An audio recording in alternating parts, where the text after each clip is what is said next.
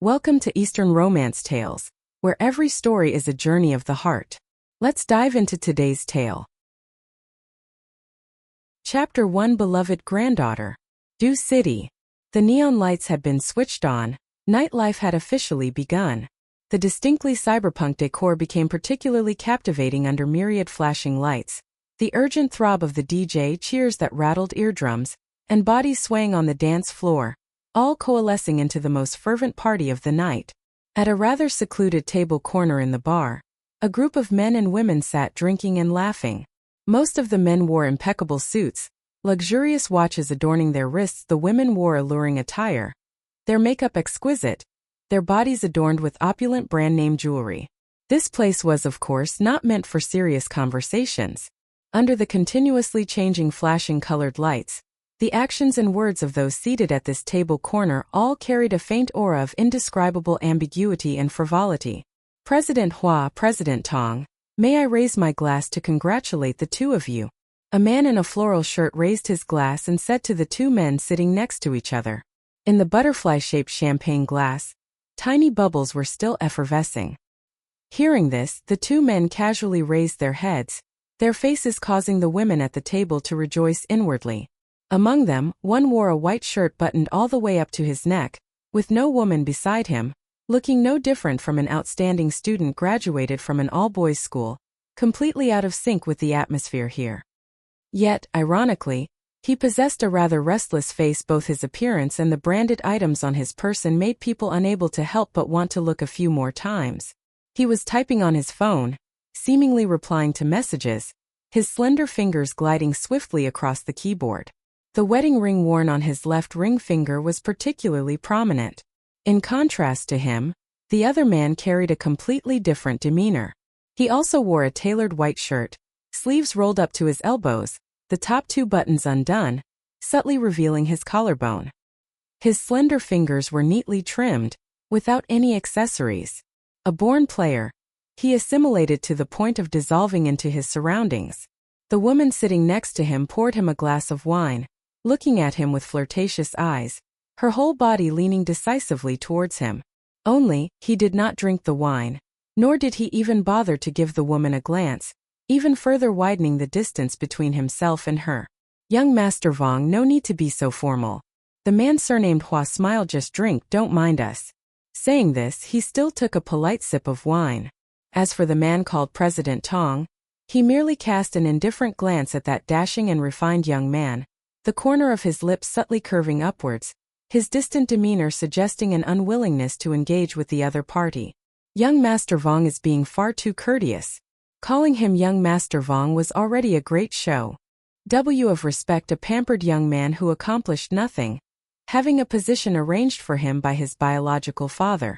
He had specifically chosen this place to entertain them tonight, but it was clear he had chosen the wrong venue. The man called Young Master Vong cast a signaling glance, and a beautiful woman with a slender waist sensually swayed to sit beside Hua Nian. Her sweet voice capable of drowning one. President Hua, Nana, shall we have a drink together? Sweet words from a beautiful woman's lips always concealed traps within her speech. Lay too many vague implications that everyone implicitly understood.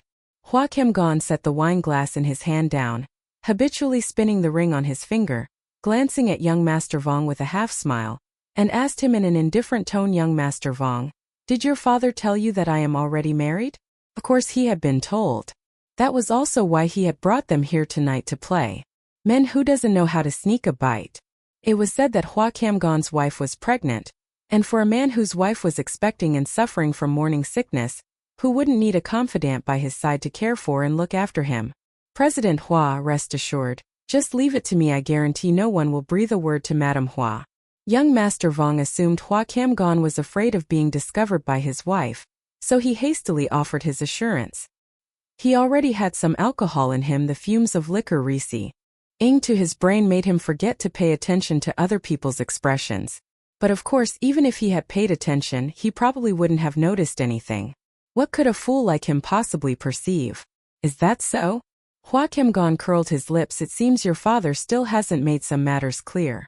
Young Master Vong was stunned upon hearing this. Before he could react, he heard the other party add another sentence regarding our bilateral cooperation, We will reconsider. No, President Hua, didn't we already reach an agreement? At this moment, young Master Vong realized he had just shot himself in the foot, and hastily chased the woman away.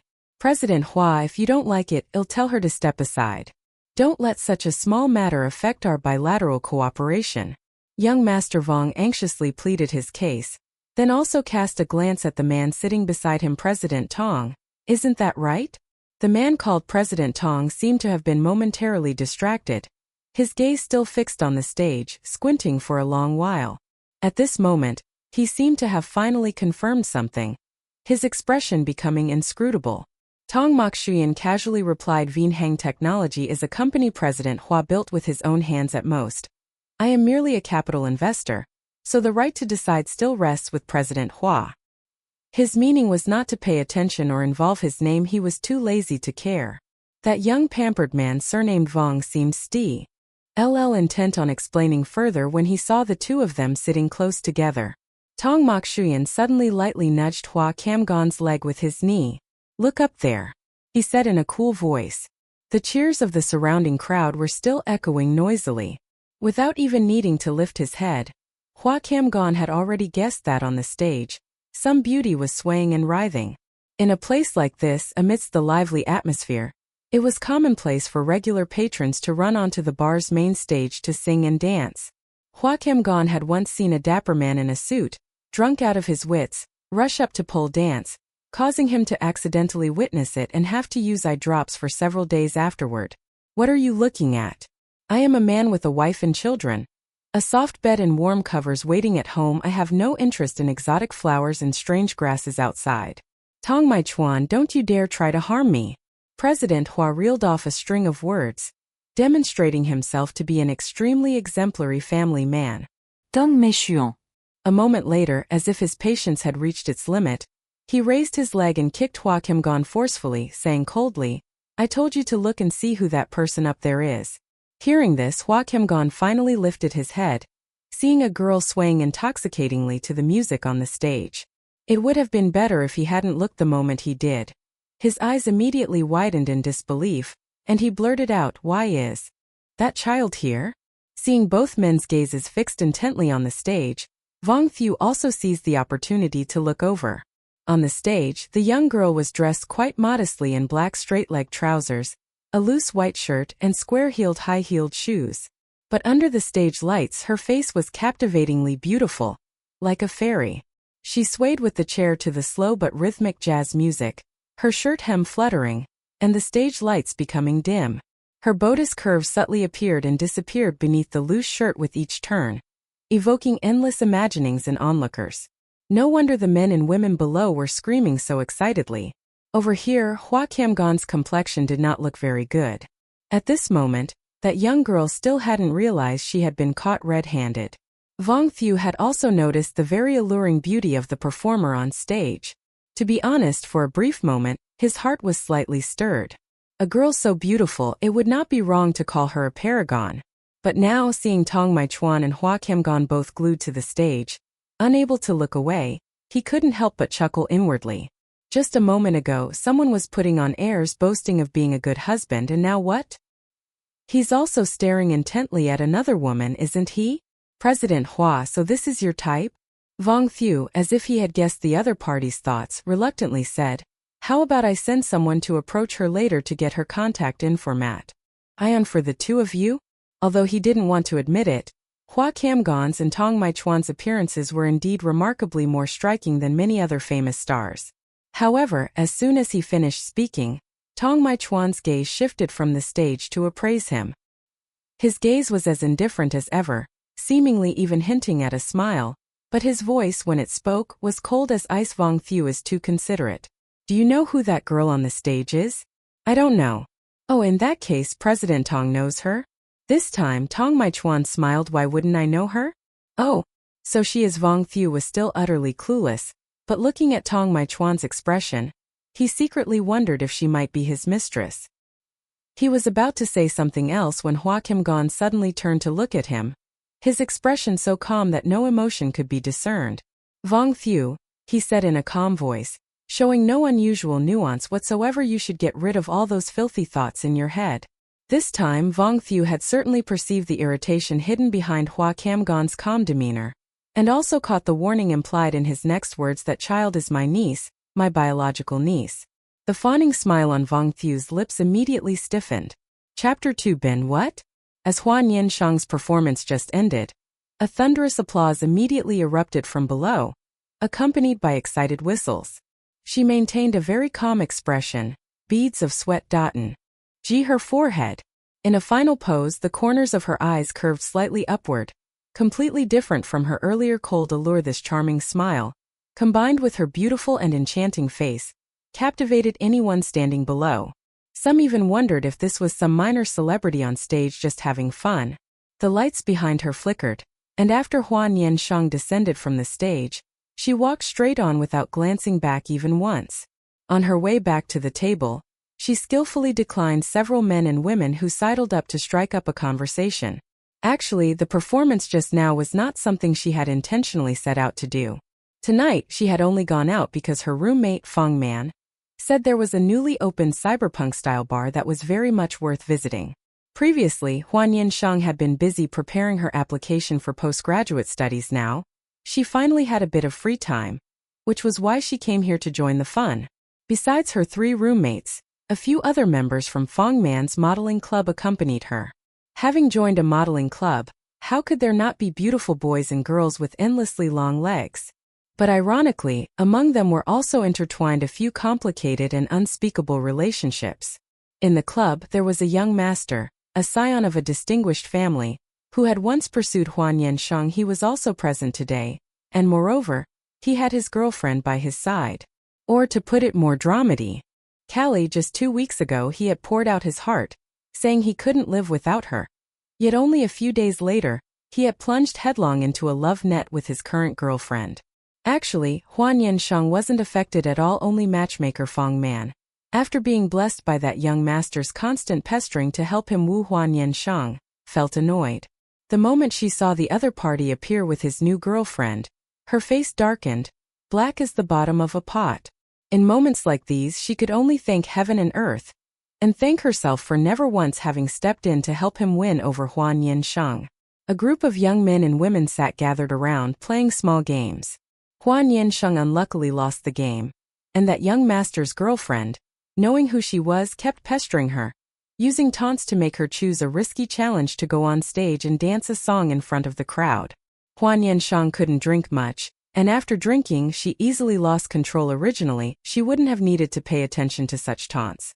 But that girl continuously used subtly sarcastic remarks, implying she was a coward who didn't dare to play, so in the end she agreed, as it wasn't a difficult challenge anyway. The only thing was, her agreeing to accept the challenge, which was very easy for her, could only be described by others in one phrase: utterly shocked. Everyone present here knew that Hua Nian Sheng was born with a face possessing a strong artist icy quality, yet she had plunged headfirst into the giant pit named the Science and Technology block, becoming a genuine polytechnic girl. Throughout her several years of university, she had never appeared in any artistic performance or joined any flashy, superficial club at school. Day after day, she immersed herself in the vast world of science and technology, and for several years, she had always been the cold flower on the high mountain of Du University. Hua Nian Sheng stood up, removed her outer coat. Underneath was a neat and serious white shirt. The admission list for postgraduate studies at Du University had been announced today. She had gone to school to meet her supervising professor to discuss some matters, so she was dressed somewhat formally, and on her feet, she wore a pair of black square-heeled high-heeled shoes. This outfit could not dim her beautiful looks. On the contrary, it made her stand out remarkably in this place. She casually threw back a nonchalant "just you wait," then gradually blended into the crowd, and then appeared on stage with the performance just now. Her demeanor on stage exuded a strange charm, completely different from her usual self. By the time Hua Nian Sheng returned to her seat, the most excited cheers were coming from her 3 roommates. She hadn't even reached her destination when she heard their voices. The boys sitting nearby, who were not at all familiar with her, also excitedly shouted, "For you, big sis, we are crazy for you, big sis. We are infatuated for you, big sis, would run our heads into a wall." The most spirited, perhaps, was the lung-shattering cry of her roommate, Trin Van Tin, "Big sis, take me." Hua Nian Sheng, Is it necessary to be so over the top? Oh, my darling Nim Sen, why do you dance so well yet never told us girls? Heavens, the school's magnificent gala, yet you didn't participate. What a pity. Trin Van Tin took Hua Nian Sheng's small hand, rubbing it over and over. So many golden words and precious thoughts just poured out endlessly, her expression no different from a loyal puppy to its owner. Hearing this, Hua Nian Sheng was stunned. Then she lowered her head, looking down at her newly emerging little fan from above, raising her hand to lift Trin Van Tin's chin, lowering her voice. So, darling, have you been enchanted by this sister here? Trin Van Tin had her soul swept away by Hua Nian Sheng's dance, not even caring how much teasing there was in her words. The person sitting next to her, Deep DM, also couldn't help but look up at Hua Nian Sheng. Her fluffy black curly hair, white shirt paired with black trousers, combined with that indifferent attitude and smile, exuded the aura of a worldly romantic wanderer. From then on, her dream lover's ideal image now had a concrete face. Hua Nian Sheng was still teasing her roommates, while the boys on the other side kept staring at her, dumbfounded. The thoughts of the rich young master, which had just temporarily quieted down, suddenly became restless again. His girlfriend's face turned green, and she couldn't hold back her anger. Life Wang Nin, what are you looking at? As soon as these words were uttered, the lively atmosphere was immediately shattered. Life Wang Nin was indeed that rich young master. He naturally realized his gaffe, but being exposed by his girlfriend in front of everyone like that, he naturally also felt ashamed and angry. What's wrong with you? There are so many people here, what's wrong with supporting friends a little? Supporting them like that? You looked at her as if your eyes were glued to her. Seeing the two were about to argue, the people nearby quickly intervened, but the girl, who had been patient all evening, completely refused to let go, even pointing the spearhead towards Hua Nian Sheng. What's so great about you seducing someone else's boyfriend? Is it really necessary to be so despicable? Hua Nian Sheng. Among those present, besides her three roommates, the others were not very close to Hua Nian Sheng. After hearing this sentence, her three roommates instinctively stood up, wanting to protect her. Hua Nian Sheng slowly raised her eyes. Only then did she seriously look at the other party, then let out a sneer. Who did I seduce? Without waiting for the other party to continue making a fuss, she slowly added a sentence. Only you consider him a darling. The three roommates, who were about to defend Hua Nian Sheng, there was absolutely no room for them to show their skills. All this time, Hua Nian Sheng only needed to use her mouth to kill people without a knife. How could the other party endure being provoked like that? Perhaps due to the rising alcohol fumes, she immediately gnashed her teeth, flailing her limbs, and lunged towards Hua Nian Sheng, evidently wanting to slap her beautiful face. However, she didn't get that chance. The strength that Hua Nian Sheng hadn't had the chance to display in the past 3 years finally had a place to be shown. She resolutely grabbed Du Nuoc's wrist and twisted it backward, making her grimace in pain. Hua Nian Sheng, that rich young master anxiously said on behalf of Du Nuoc, I apologize to you for tonight's incident. Please forgive her. Du Nuoc was his girlfriend. Hearing that, Hua Nian Sheng also stopped escalating the matter, and immediately let go of her hand right in front of everyone. The noisy commotion at their table had already attracted the staff's attention. If they continued to make a scene, security would surely come to escort them out. As soon as she let go, Du Nuoc quickly lunged into her boyfriend's arms, as if she had learned a lesson. Hua Nian Sheng let out a breath, being senselessly targeted by someone. Who wouldn't be annoyed? She glanced at her roommates and whispered, see? Your big sister is cool, right? Hua Nian Sheng. Just then, a male voice suddenly pierced through the noisy crowd and reached Hua Nian Sheng's ears, startling her. Not just her alone, others also heard this call, instinctively looking towards where the sound came from. Hua Nian Sheng slowly turned her head to look back, catching sight of a very familiar figure, then slightly looked askance, immediately recognizing another person who was no less familiar. Beside the person who had just called her was the man she hadn't seen for many years. He now looked even more captivating. The moment she caught his gaze, her entire body suddenly froze as if turned to stone. A moment later, before everyone, Hua Nian Sheng forced out a smile that looked distorted, even uglier than crying uncle. Why are you here? Standing a few steps away, Su Jinyan scoffed. If I weren't here, how would I know my niece is now so fully fledged? Can anyone understand the feeling of being caught red-handed by one's guardian? Partying at a bar in the middle of the night? Thanks for asking. Her body was sitting in the car, but her soul was already hanging high in the clouds. 10 minutes later, Su Jinyan arranged for the driver to take his niece's 3 roommates back to school.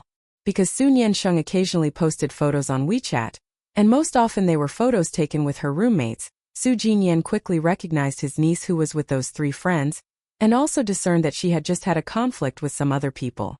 Although he was seething with anger, Director Su still didn't forget to protect his family upon leaving. He only arranged for a car to take Su Nian Sheng's friends back. And precisely because of his now both the uncle and niece had to hitch a ride in someone else's car. To express his anger and make his unruly niece realize her mistake, Su Jinyan sat in the front passenger seat, leaving her to sit in the back seat to reflect thoroughly.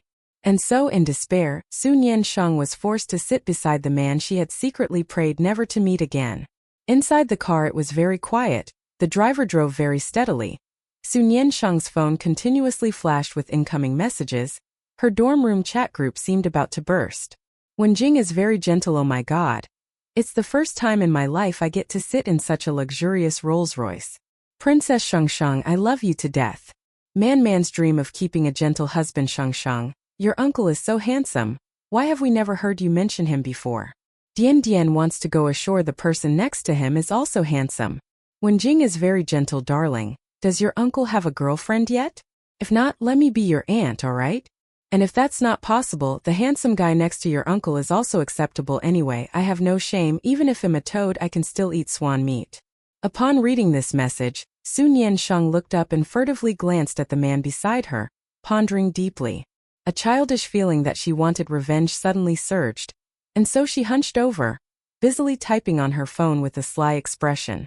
Shengsheng, endless thanks for asking. I already have an aunt. My uncle is now an old man. Stop lusting after him. Shengsheng, endless. As for that other person, you all can forget about him. According to the extensive observation and research of reporter Little Su, it's highly likely this person is not interested in women. Fabricating stories was pretty amusing. As soon as these 2 messages were sent, the hearts of the 3 youthful maidens immediately shattered. Su Nian Sheng was still planning to fabricate a few more sentences, doing her utmost to discredit those around her in the chat group. Just then Zheng Wenjing sent a voice message. For a moment Su Nian Sheng accidentally forgot the extremely quiet atmosphere inside the car. At this moment her hand was faster than her brain, and she pressed play. The next second, Zheng Wenjing's sincere and earnest voice rang out very clearly through Su Nian Sheng's phone, reverberating throughout the car. If he's already a fated man who cannot be obtained like that, he might as well just get bent then. The atmosphere in the car immediately froze. Su Nian Sheng panicked, fumbling to stop the voice message, then furtively glanced sideways with a guilty conscience. Just then the man beside her, who had been resting with his eyes closed, opened his eyes, caught her furtive glance, and spoke in a deep voice. Bend what? Chapter 3: A modern person's greatest wish to erase chat history. Meeting those indifferent eyes, Su Nian Sheng's mind went blank for a moment. In that moment it seemed as if something surged in her mind, but also as if there was nothing at all. It felt as if everything had already been predetermined. This man's eyes always possessed a mesmerizing power. Whenever he stared at someone, it easily caused people to develop the illusion that in his eyes, there was only them. But that was not the focus. From the moment she met this man again, all memories of the past she wanted to forget suddenly flooded back like a cascade. Su Nian Sheng was so embarrassed that it felt as if her toes were about to dig out an entire luxurious Barbie mansion right on the spot. She seriously thought, or should she kill him to silence him? What does bend mean? Just then Su Jinyan, who was sitting in front, turned his head back. His eyes, which somewhat resembled Su Nian Sheng's, stared at his niece. What kind of people are you associating with outside? Su Nian Sheng. The man beside her still didn't avert his gaze. It seemed as if he was also waiting for her answer. By some miracle, Su Nian Sheng suddenly found herself strangely calm under the gaze of these 2 men. Perhaps she thought that at this critical moment, her spirit could not lose out. She spoke calmly, decisively, and quite quickly. It's just a 2D character, that's all.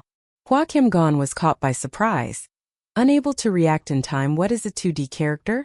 Hua Nian Sheng spoke in one breath. They are outstanding men who possess both talent and beauty, but in reality they are not real. Want abs? There are abs. Want chest muscles? There are chest Muscles need gentleness, there is gentleness need coldness, there is coldness want to cling, there is clinging can go up to the living room, can go down to the kitchen. She spoke rapidly as if rapping. Hua Kim-gon nodded as if it were true. Yes, that's right. How do you know your uncle is also such a person? Hua Nian Sheng seriously replied, my conscience does not allow me to agree with that. The man sitting beside her heard that and immediately burst out laughing. However, that laughter was quickly drowned out by Hua Kim-gon's voice. As shame turned into anger, Hua Nian Sheng, your uncle advises you to think carefully before speaking. It looked as if he was about to lecture Hua Nian Sheng a lesson full of love and positive energy. Hua Nian Sheng. Even if the heavens offered themselves at a lower price and came down here, 2D characters would still be invincible. In reality, how could any man meet such sky-high standards? Not a single one. Hua Kim-gon warned his niece not to talk nonsense, to focus on her studies well, and to stop playing those silly games. I have my own books to read, uncle, you just take care of yourself and that will be enough. A girl who had already passed her exams to enter graduate school like her knew no fear. Hua Kim-gon was so angry he burst out laughing. You've grown your wings, haven't you? Tell me the truth, lately your aunt has been engrossed in playing some dating game. Is it because you paved the way? Hua Nian Sheng was silent, the expert. Cyan on her face, very indifferent, as if it had nothing to do with her. It was true that she had introduced that game, but the player was not her, but Trin Van Tin. She was a bottom-tier writer of adult novels with a soft and lovely appearance but a profoundly dark soul inside. Every day, she had to play a few rounds of dating games to enjoy the pleasure of a harem. Gradually, Hua Nian Sheng was also affected to some extent, enjoying a few national sweetheart characters herself. Hua Kim-gon clearly had strong opinions. You can play by yourself, but why ruin your uncle's wife too? Hua Kim-gon's resentment not only stemmed from jealousy, but also because his wife not only played by herself but also downloaded the game onto his phone. Every day, President Hua had to seize the opportunity to log into the game and complete daily missions for his wife, regardless of whether he was at the company or elsewhere. One time an assistant walked in, coincidentally saw the boss playing a dating game, and immediately looked at him with an extremely complex gaze. President Hua at that time truly felt that his reputation had been severely damaged. What was that just now? Finally, Hua Kim-gon returned to the main point. Do you have any conflict with a classmate? What is the relationship between you and that young man dressed like an idiot? His meaning was precisely that young man named Lai Fuang Nin. Hua Nian Sheng's expression was very calm. She replied, there is no relationship whatsoever. Rock. Hua Kim-gon glanced at his niece through the rearview mirror in the car for a moment, not knowing what he was thinking in his heart, seemingly struggling for a very long time before deciding to speak. Hua Nian Sheng, listen carefully. Those flashy men out there, especially those who constantly target university students like you, are mostly scammers who want to take love or money. A person like you who doesn't even know how to use Gouda maps is precisely the easiest target to be scammed. Hua Nian Sheng. University students also have self-respect. She was truly angry. She quietly looked at the person in front, then retorted, I only like people with beautiful faces and good figures. If I want to be scammed, they must also meet my standards, right? Hua Kim-gon sneered, so you can't be tricked, can you? If there's anyone to blame, it's the Hua family for giving you this adorable face. So now you're smug as can be, aren't you? Hua Nian Sheng. He seemed to be praising her? Not entirely sure, she should listen a bit more to see. Hua Kim-gon felt that during Hua Nian Sheng's growth, his understanding of this niece seemed insufficient. Now a sudden interest sparked, wanting to learn a little more about her aesthetic preferences. So tell me, what truly constitutes beauty? Like your uncle, perhaps? Hua Nian Sheng was an honest girl. Though her uncle's face truly was handsome, having looked at it for over 20 years, it had simply become familiar. Just normal. Hua Kim-gon did not hear the desired answer. Then President Hua again curled his lips and snorted, Hua Nian Sheng, I see you seem to be missing something. Missing what? A beating. Hua Nian Sheng. She sniffed, uncle, that's called domestic violence. Hua Kim-gon, let me show you what real domestic violence is. The only thing was that they were still sitting in the car at that moment, one in front, one in back, both buckled into their seatbelts, so his threats were merely empty words. Hua Kim-gon abruptly changed direction, not intending to let his niece be in peace. This little brat is quite picky now, isn't she? Even the person sitting next to you can't catch your eye? Want abs or pectorals? He has them all. Hua Nian had no idea what earth-shattering things this niece had once done behind his back. Ever since getting into the car, Hua Nian Sheng had always deliberately avoided looking to the side, but the person sitting beside her was truly too captivating. Now, the consequence of deliberately not looking was her rebellious youngest uncle directly giving a hint. Pectorals too, huh? In that case, her eyes would be hard to control. The more she tried to avoid, the more she couldn't help herself. Alright then, just one quick glance. The white shirt on Tong fundamentally could not conceal his physique. With just one light glance, Hua Nian Sheng felt as though she could see through everything. Hua Nian Sheng, oh, peak perfection. Just as she hurriedly averted her gaze, the man beside her suddenly spoke, "What are you looking at?" Even after more than 3 years, Tong Mokshuyan's voice remained deep and warm. Precisely the standard bad boy voice Hua Nian Sheng often encountered in novels. Anyone who heard it would think he carried romantic intent within, as easily addictive as rum. Hua Nian Sheng reflexively retracted her gaze and subtly moved towards the car door. Nothing at all. The spot she had just been staring at did not align with the core values of socialism. Moreover, Tong Mokshuyan had long been on her blacklist. She felt it best to have minimal interaction with this person. When she was young and impulsive, this face had made her infatuated. But now Hua Nian Sheng had experienced much, becoming a seasoned veteran.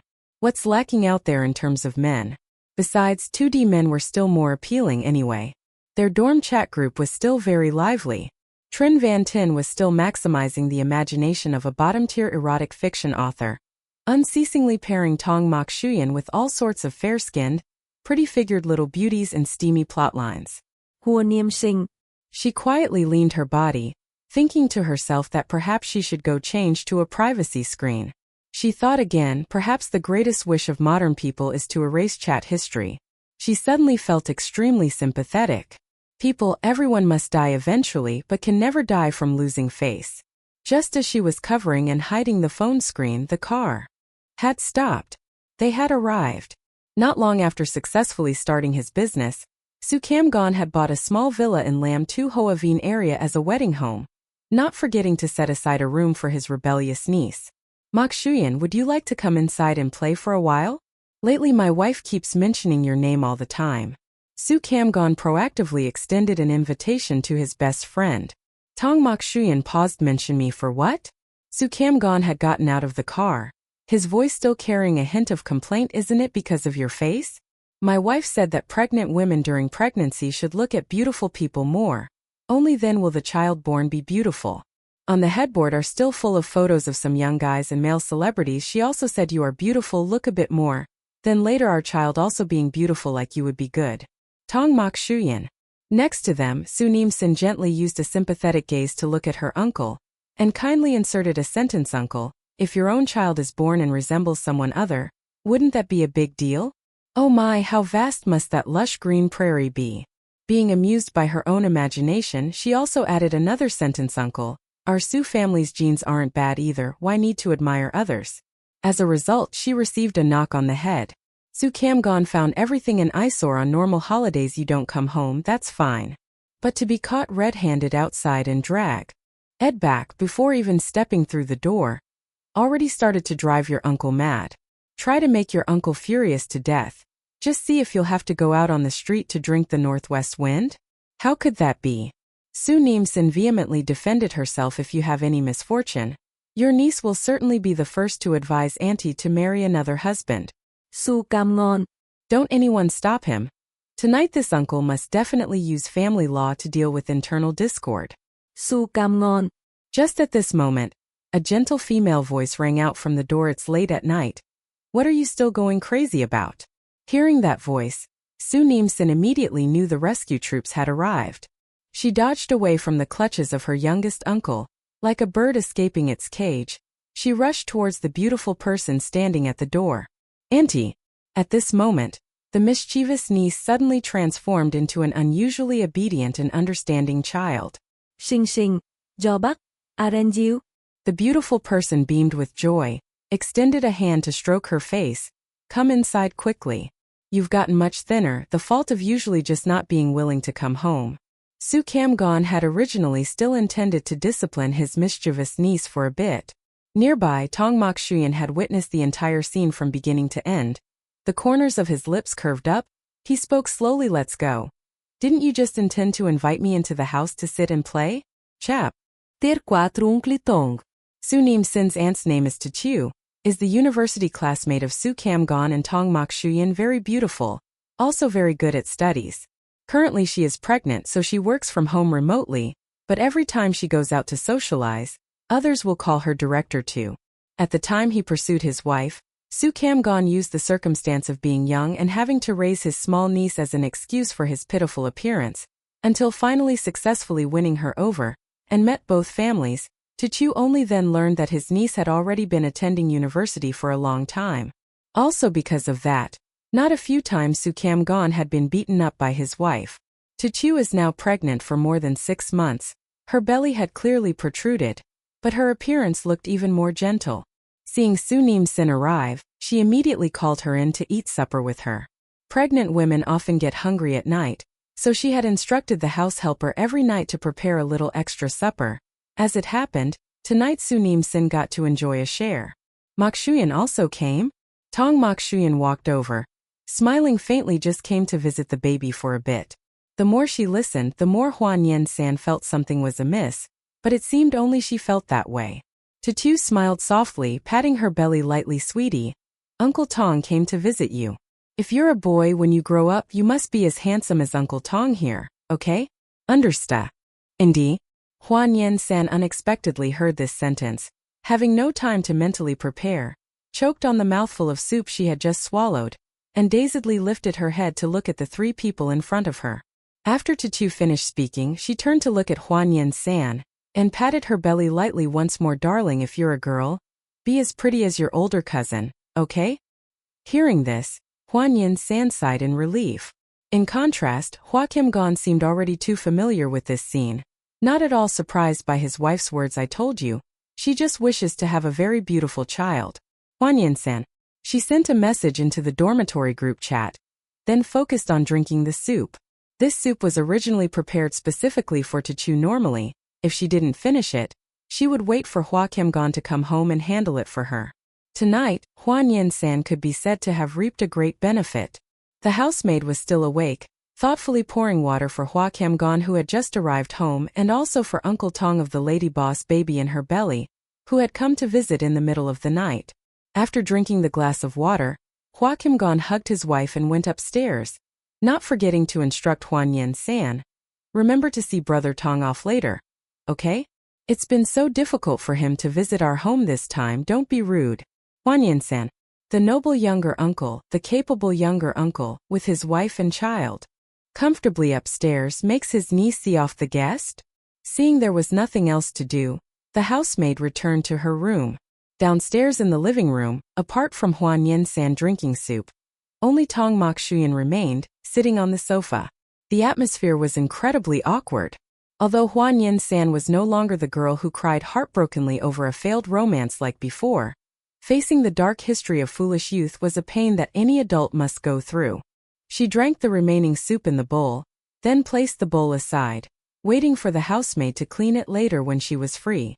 The problem now was how she could tactfully send away the guest sitting on the sofa.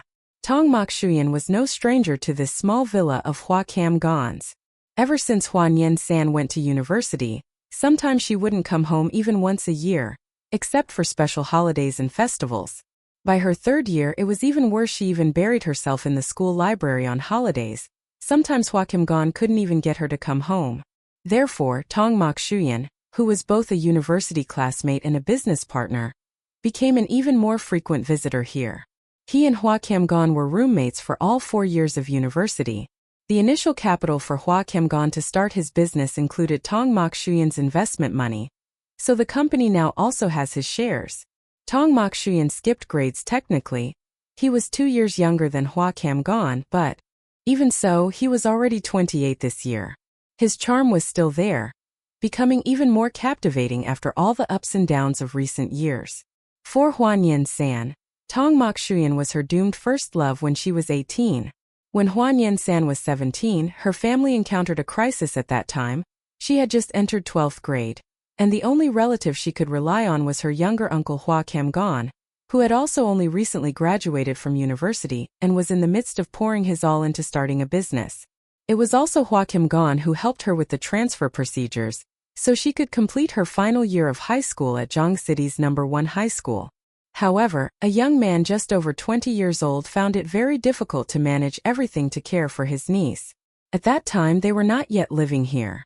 Hua Nian had run around everywhere, managed to buy a small 3-bedroom apartment, about 100 square meters, near Zhang City's #1 high school, and gave Hua Nian Sheng a decent amount of pocket money, hired an additional housemaid to take care of the cooking and household chores, while he himself worked tirelessly, often leaving early and returning late. At that time he was in the career development stage, often so busy that Hua Nian Sheng could live in the same house for a whole month without seeing her uncle. Normally by 7 in the morning, Hua Nian Sheng was already at school, returning home only after self-study Yours ended in the evening, and upon arriving home, quickly showered and went to bed. Hua Nian usually returned home after midnight, reeking of alcohol, and would collapse into sleep upon arrival. By the time he woke up, Hua Nian Sheng was already at school again. Before leaving for school, she would thoughtfully prepare some honey water for her uncle and put it in a thermos. During that period of time, the 3rd bedroom in the house was prepared by Hua Nian for Tong. He was a business partner and also Hua Nian's close friend from university, occasionally dropping by to stay overnight. In reality, a young girl living in the same house with 2 men had many inconveniences. Hua Nian himself wasn't skilled at caring for others. It was just that at that time, the uncle and niece could only rely on each other to live. It was only much later that Hua Nian Sheng learned Tong was a true blue rich scion. His family had enough capital for him to take risks even if he failed. During those few years the online financial market grew frighteningly strong, and Hua Nian was not Tong only investment target. Even now, Hua Nian Sheng still remembered vividly the day her uncle brought her to that apartment. Hua Nian opened the door in the living room. A young man was sitting on the sofa, wearing a striped polo shirt paired with simple black pants. His outfit was very ordinary but possessed an air of elegance. The other person saw Hua Nian airing, pulling Hua Nian Sheng's pink suitcase, and raised an eyebrow slightly. "Oh, is this our niece?" At that moment Tong already possessed something very attractive, causing Hua Nian Sheng, standing behind her uncle, to unexpectedly glance at him, her heart unconsciously beating 2 extra beats. But that was merely a very ordinary initial impression. At that time Hua Nian Sheng had not yet escaped the pain of losing both her father and mother, and her eyes was a dull gray color, without a single ray of light. Hua Nian scolded the other person, saying, "Get lost, what niece? Don't just claim relatives haphazardly. An only child in the family, and you still want to claim relatives all over the place." Afterwards he turned to introduce to Hua Nian Sheng, "This is Tong, my university roommate. Later, he'll occasionally drop by to stay over. You can just call him Uncle Tong." "Uncle Tong?" the young man protested in a very pleasant-sounding voice. Hua Nian snorted, "You're my friend, what more do you want? Do you want to climb up and be my elder, perhaps?" But his niece betrayed her uncle brother Tong. Hua Nian. Tong smiled, a beautiful smile. He said, "Hua Nian, you see, this little girl's discerning eye is much better than yours." Hua Nian. Seeing Hua Nian Sheng still had the mood to confront him, this made her youngest uncle feel much more at ease. Throughout that 12th grade school year, Hua Nian Sheng had always called him Brother Tun. Currently, Hua Nian Sheng slowly walked to the side of the sofa in the living room. Tong was bowing his head, his right hand with slender fingers gently pinching the bridge of his nose, unable to hide his weariness. On him was a faint scent of men's cologne, mixed with a hint of alcohol. He must have drunk quite a bit tonight. "Uncle Tong, let me see you to the door." Like a clap of thunder in a clear sky, she suddenly spoke. Tong action of pinching the bridge of his nose suddenly stopped. He lifted his head to look at her. "Repeating the address just now, Uncle Tong?" His voice was deep, very masculine. If she heard a voice like this online, Hua Nian Sheng would probably leave a comment along the lines of, "After hearing you speak, I already want to get pregnant." Hua Nian Sheng was stared at by those deep eyes. Her breathing seemed to halt for a few seconds. Afterwards, she tried to maintain a calm expression, saying very naturally, "You are the same age as my uncle. What's the problem with calling you Uncle Tong?" Not giving him a chance to retort, she continued anyway. You're not a young man fresh out of your 20s anymore. If you truly don't like me calling you Uncle Tong, then I'll just call you General Director Tong like others do. Perhaps Tong Mokshuyan could never have imagined that in just 3 short years, he had gone from Brother Tong to Uncle Tong. The little girl who once seemed fragile, weak, and easily hurt now also knew how to speak sharp words to him. Suddenly thinking of something, he burst out laughing, saying, "All right, then you see me to the door." Hua Nian Sheng. Does he really want to accept this appellation? Tong Mokshuyan walked ahead, with Hua Nian Sheng following 2 steps behind him. Just as they reached the door, when Tong Mokshuyan stepped outside, Hua Nian Sheng quickly spoke first, "Good night. Uncle Tong, take care." Afterwards, she decisively slammed the door shut. Standing outside, Tong Mokshuyan looked at the tightly closed door, the corner of his mouth slightly curved upwards, his mood seeming very good. This little girl also holds a grudge quite well. Chapter 5, Junior Sister Male? From last night, when her youngest uncle grabbed her neck and dragged her back, Hua Nian Sheng's life immediately entered a mode of luxurious enjoyment. The skill of the maid whom Hua Kamgon had spent a fortune to hire was truly not something the school cafeteria could compare to. Every time Hua Nian Sheng ate it, she became enchanted anew. Recently, for the prenatal education of the baby in her womb, Tutu had pasted all kinds of photos of handsome men and beautiful women throughout the house wherever Hua Nian Sheng looked. She found it pleasing to the eye. It could be seen that her aunt was also a typical beauty fanatic back then. Hua Kamgon being able to pursue and win his wife was probably due in no small part to that face of his. "Are you very busy with your studies lately?" Tutu asked. UNMC. And shook her head, stuffing a small steamed bun entirely into her mouth. Her cheeks puffed out and quite free. "I heard your uncle say that the postgraduate admission list is already out. If you're not busy with studies, then come home and stay a few more days." Hua Nian Sheng shook her head. "I can't. Aunt, I have to go back to school the day after tomorrow." This wasn't an excuse, but rather she already had an appointment with her advisor. That day, when she met him, he had said that after the National Day holiday, he would take her to tour the laboratory. Hua Kamgon, sitting beside her, who had originally been concentrating on his meal, suddenly lifted his head to look at his niece once. He looked no different from a young father gazing at his daughter, who had now grown wings and feathers and no longer cared to come home. Hua Nian Sheng glanced at the clock. "Uncle, eat quickly, or you'll be late for work now." Hua Kamgon sneered, "I am the boss, who would dare to fire me?" Hua Nian Sheng Hua Nian Sheng. Nevertheless, in the end, he finished his breakfast, took his phone and left for work. Before departing, he did not forget to embrace his wife once, completely disregarding the single Hua Nian Sheng as a human being. Being at home, of course, had its own joys. Hua Nian Sheng sprawled out all day, holding her phone, not letting go, until 2:30 in the morning before she finally drifted off to sleep, still clutching her phone, utterly unrestrained. Waking up the next morning, her dark eye circles made the 2 adults in the house look on in utter fright. Hua Kamgon sneered, "What time did you sleep last night?" Hua Nian Sheng, her face pale, let out a long yawn before replying, "Students on holiday, staying up late is a common occurrence, isn't it? Back in university you stayed up all night playing games and even got beaten for it, remember?" Hứa Cẩm Ngôn Hua Cam Ngon. When the niece living in the same house knew too many of her uncle's dark secrets, that was the time to unceremoniously usher her out and let her fend for herself. Thus Hua Nian Sheng voluntarily packed her bags and left home, not because her youngest uncle had driven her away, but because she chose to go. Hua Kamgon arranged for a driver to take her back to school, and midway even transferred her a sum of money. Hua Nian Sheng chuckled happily, clicked to accept the transfer, then sent him a sticker saying, "Thank you, boss." What happened a few days ago at the bar actually did not leave Hua Nian Sheng with too many negative emotions. If compared, it was still far less shocking than meeting Tong Mokchuan again after 3 years. That man, handsome he truly was, but regrettably, his unrequited devotion was entirely contrary to Comrade Little Hua's current view on love. A good horse does not turn back to graze on old grass. When she returned to the dormitory, her roommates had developed a strong curiosity about Princess Xianxin's family background and social connections. Trịnh Văn Tĩnh sâu 1% internet. in tống mạch xuyên tong mạch chua an.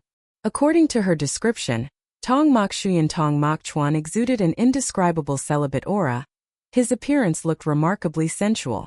Coupled with little Hua's deliberate badmouthing, Trin Van Tin creative zeal surged like never before. Who knew how many stimulating scenes she had added to this character's plot? Hua Nian Sheng spread her hands. Wise people do not fall into the net of love.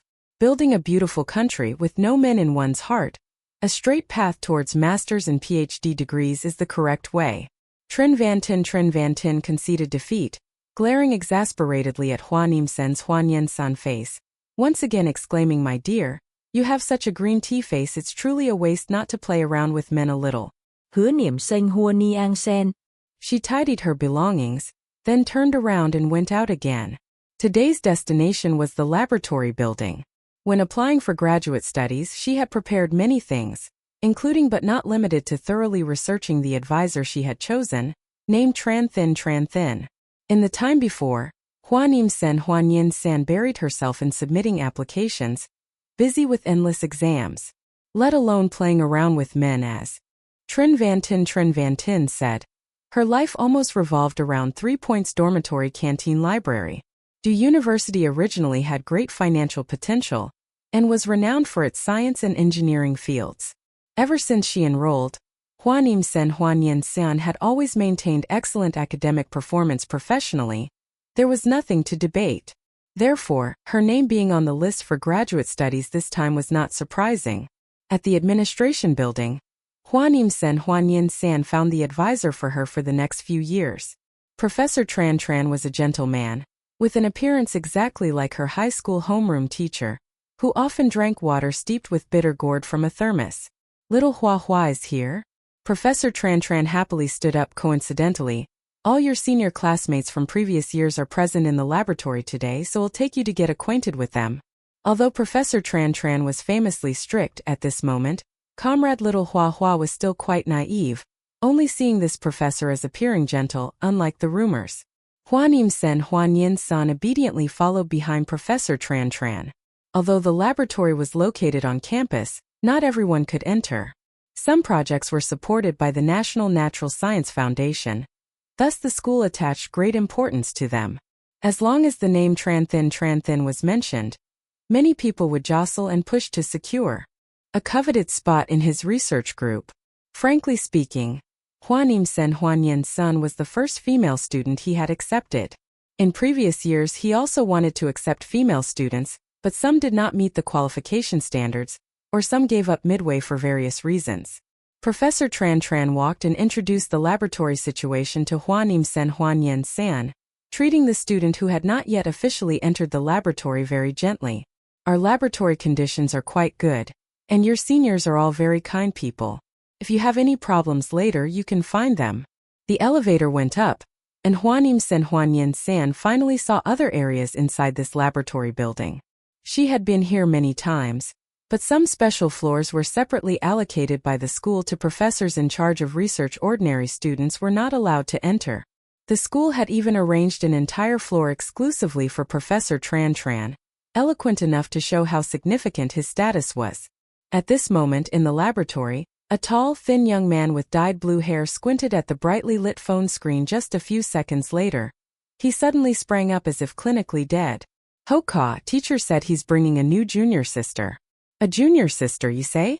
A person not far away, with a face clearly showing a lack of sleep and still immersed in the world of data recording, suddenly lifted their head, their expression full of bewilderment, then suddenly became excited as if just waking from a dream. "Is the junior sister a male?"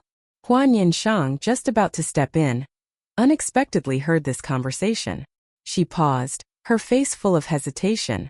However, Professor Tran, completely unaware, still wore a kindly smile. "You see how enthusiastic your senior brothers are." Hua Nian Sheng. At this moment the two young men in the laboratory had also noticed. Seeing the young girl walking behind the professor, their expressions underwent a process from confusion to astonishment, then excitement. Hua Nian Sheng was not them, so she didn't fully understand the arduous years of these senior brothers.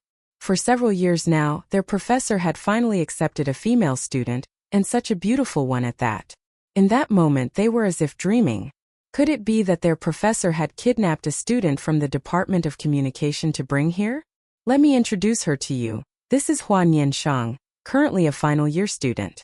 You all get to know each other, exchange contact information to facilitate future exchanges. Alright, where are the others? Zhang Shu and Xie Han said they went to find Assistant Jiang to discuss equipment issues for the next quarter. The green-haired one answered casually, their eyes sparkling as they looked at the young girl who had just stepped in. Professor, is this junior student a direct student from our university? Professor Tran did not answer directly. If there's anything, you all discuss it among yourselves. I'll go check how you've recorded the data. Having said that, he immediately went to check their work. Hua Nian Sheng was scrutinized from head to toe by the two people, whom she could consider her direct senior brothers. A long while later, the black-haired senior brother, wearing black-rimmed glasses, leaned down and asked quietly, hey little sister, tell me the truth, how did old Tran the exploiter coax you into coming here? The other green-haired senior brother, while watching, shook his head, muttering, such a beautiful girl. Why would she jump into this pit? Hua Nian Sheng. Chapter 6. The boss is the past I want to forget. After preliminary introductions, Hua Nian Sheng learned that the green-haired guy in front of her was named Mu Shijia, while the one with the gentler appearance was named Hoke Chung. Both were second-year graduate students.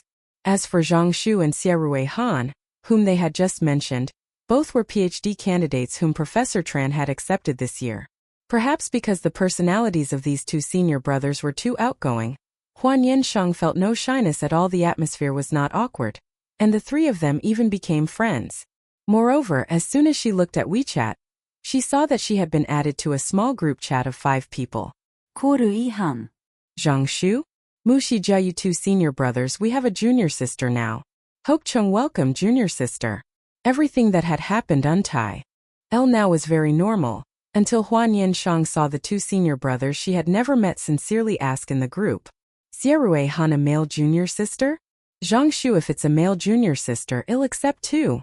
Hua Nian Sheng. They truly were a group of strange, peculiar individuals. The more she looked at these senior brothers, the stranger they seemed. Even that kind, Buddha-like professor, in her eyes, gradually began to appear distorted. Professor Tran was completely unaware that, in just a short time, his reputation had been utterly ruined. Today he found no errors and thus didn't scold any students. Furthermore, having just taken on another student, even the usually disheveled blue-haired young man seemed considerably more pleasing to his eyes. I won't chat with you all any longer. Professor Tran glanced at the group of students he both loved and loathed. I'm taking your junior sister to discuss upcoming matters. You all just continue with your work. Upon hearing this, the blue-haired young man could no longer muster a smile. After a long moment, he looked earnestly at Professor Tran. Professor, perhaps you could take on a few more junior brothers and sisters? The suggestion was met with a glance from the professor. Hoke Thua stood beside him, looking on with a sympathetic expression, before diligently resuming the recording of experimental data. Hua Nian Sheng, meanwhile, followed the professor into his office. Xiaohua, Professor Tran set his thermos aside, pulling a stack of documents from a drawer. His demeanor exceptionally friendly. These are some materials I've printed out. Take a look when you have time. And if there's anything you don't understand, you can ask me or your senior brothers. Hua Nian Sheng suddenly fell silent. She hadn't even officially entered the lab yet, but she already sensed the terrifying nature of this professor. Yes, thank you, Professor. Hua Nian Sheng calmly accepted the thick stack of documents. Then Professor Tran took out another set of documents. This was the main topic he wanted to discuss. Xiaohua, your graduate studies are now completely sorted. Your final year is still long, so there's no need to rush into the lab. Would you be interested in an internship? An internship? It wasn't that Hua Nian Sheng didn't want to go, she simply hadn't had the chance to arrange it yet. Judging by Professor Tran's attitude, it seemed he even took care of securing internships for his students. This company collaborates with our lab. Your senior brother Hoke Thua also interned there previously, and the benefits aren't bad. If you're interested, I'll introduce you to them. Hua Nian Sheng bent her head to look at the company name on the document. It wasn't unfamiliar, she often saw it online. It was a prominent company in the burgeoning field of new electronic products, backed by a large conglomerate, and among the internship options it was almost the absolute best choice. Hua Nian Sheng knew she had no reason to refuse, so she oddly accepted the professor's kind offer. All right, go home and prepare a resume, then send it to me. I'll forward it to the person in charge there. If there are no issues, you can start working right away. Even the interview process could be bypassed. Hua Nian Sheng began to wonder just how deep the level of cooperation Professor Tran had mentioned truly ran. After returning, she went online to search for the company named Han Xian, and found not a few people sharing their internship or work experiences there. Out of 10 posts, 8 praised the company, while the remaining 2 stated that the company had too many workhorses selling their lives, and that it was very difficult to get accepted. In that moment, Hua Nian Sheng suspected the company had hired a troll army to spread positive reviews. The dormitory room door suddenly opened, and Fuang Man stepped in, her face stormy. The other 3 looked over and naturally saw her angry expression. Fuang Man stood 1.75 m tall, and in high heels she could reach nearly 1.8 m. Coupled with her boss lady aura and Euro-American style makeup, she boasted a social media account with over 6-figure followers. Looking at her fanbase data, it was uncertain if she could charm men, but she definitely stole the hearts of women. Going out with her, her roommates always felt incredibly secure. What's wrong, my dearest man? Trin Van Tin lifted her head from her desk and asked. The other 2 also looked over. I'm absolutely furious. Bastard Lai Fuang Nin actually dared to ask me for Sen Sen's WeChat.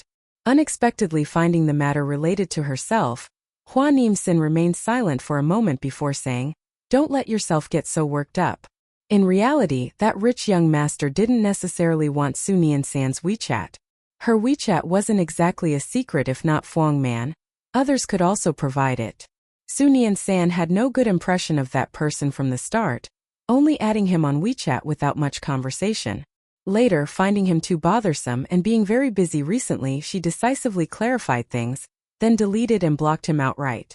This time he sought Fuang Man to ask her to relay a message, telling Su Nian San to unblock him. Fuang Man was so furious that she pointed directly at his face and scolded him for a long time. Not to mention scumbag, he didn't even deserve the word scum. Compared to Fuang Man, who was utterly furious, Su Nian San, clearly the one involved, appeared remarkably calm. She pondered for a moment, then told Fuang Man, next time if he comes looking for you again, just say I like girls. Fuang Man. For some reason, the anger from just now suddenly vanished. A moment later, she burst out laughing. Indeed, only you could think of that. Su Nian San blinked once. If he doesn't believe it, I'll randomly choose a lucky person to be my darling. Hearing this, Trin Van Tin's eyes lit up brightly. Darling, choose me, am extremely sweet. Su Nian's uncurved her lips very well. When she smiled, her curved eyes were very captivating. Trin Van Tin covered her chest with her hand for a moment, then took out her phone to look at a few photos of handsome guys saved on it before gradually calming down. How terrifying, she was almost swayed. Heaven knows, living for 3 years with these utterly exquisite roommates, she had to rely on so much willpower to hold firm. The field of science and technology inherently has a gender imbalance. Although there have been improvements in recent years, overall there are still more males than females. What's more, she had encountered 3 such beautiful roommates. Trin Van Tin, my ancestors' graves must have emitted green smoke in a past life. Su Nian San sent her resume to Professor Tran.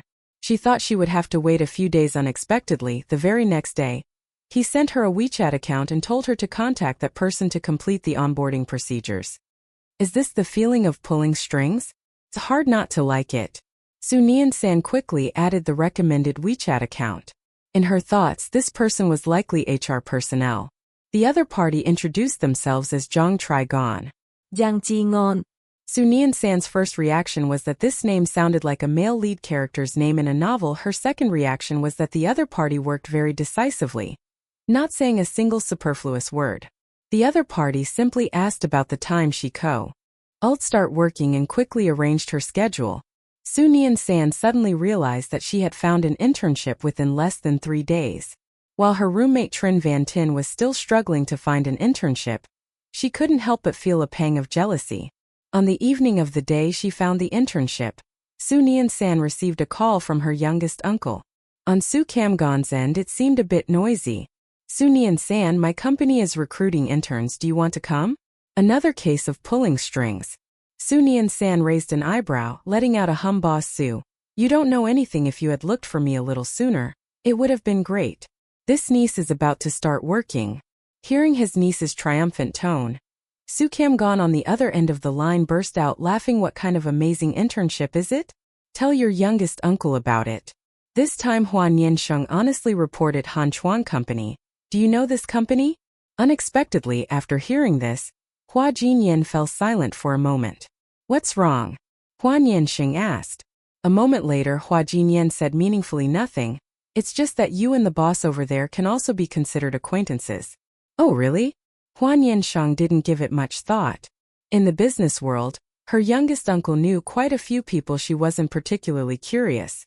After hanging up the phone, Hua Nian Sheng sent a message on WeChat asking Trin Van Tin if she wanted to consider the internship Hua Jinyan mentioned. She didn't say it was her uncle's company. As it turned out, Trin Van Tin sent a voice message saying that she had already applied to this company a long time ago. The interview was scheduled for next Monday, and she also complained that the competition was very fierce. It seems that Boss Hua's company was doing very well. Hua Nian Sheng didn't worry much. The time after her postgraduate admission was indeed quite comfortable. Since she would be studying at this same university, she had fewer things to worry about. On Monday, while Trin Van Tin was still sluggishly preparing for her interview, Hua Nian Sheng had dressed neatly to report to the company. She felt good about everything, even sending Trin Van Tin a flying kiss before leaving the house.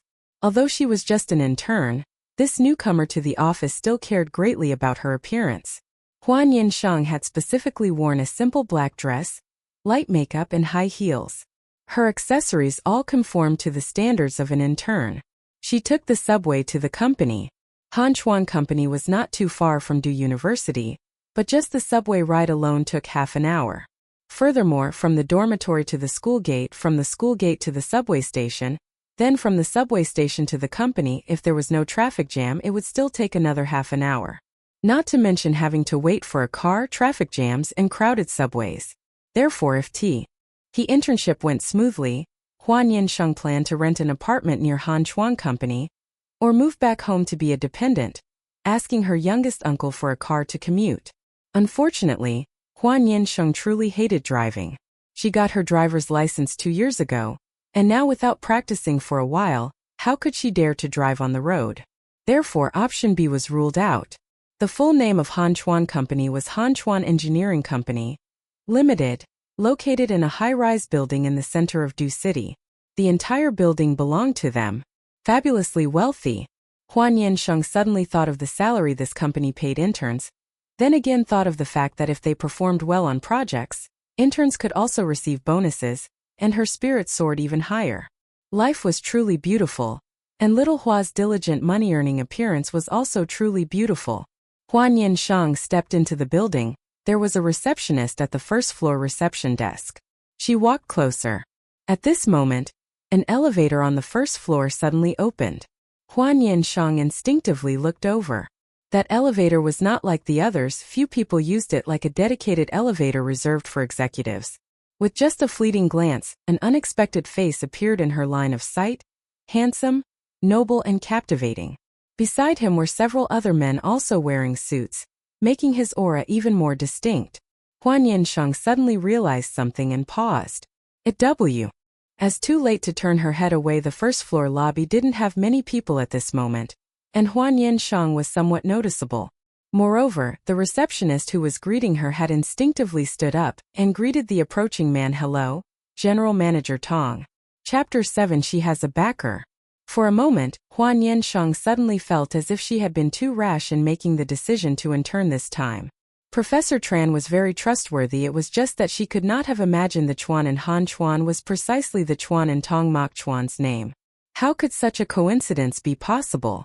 Who would ask who the boss of a company was before going for an internship?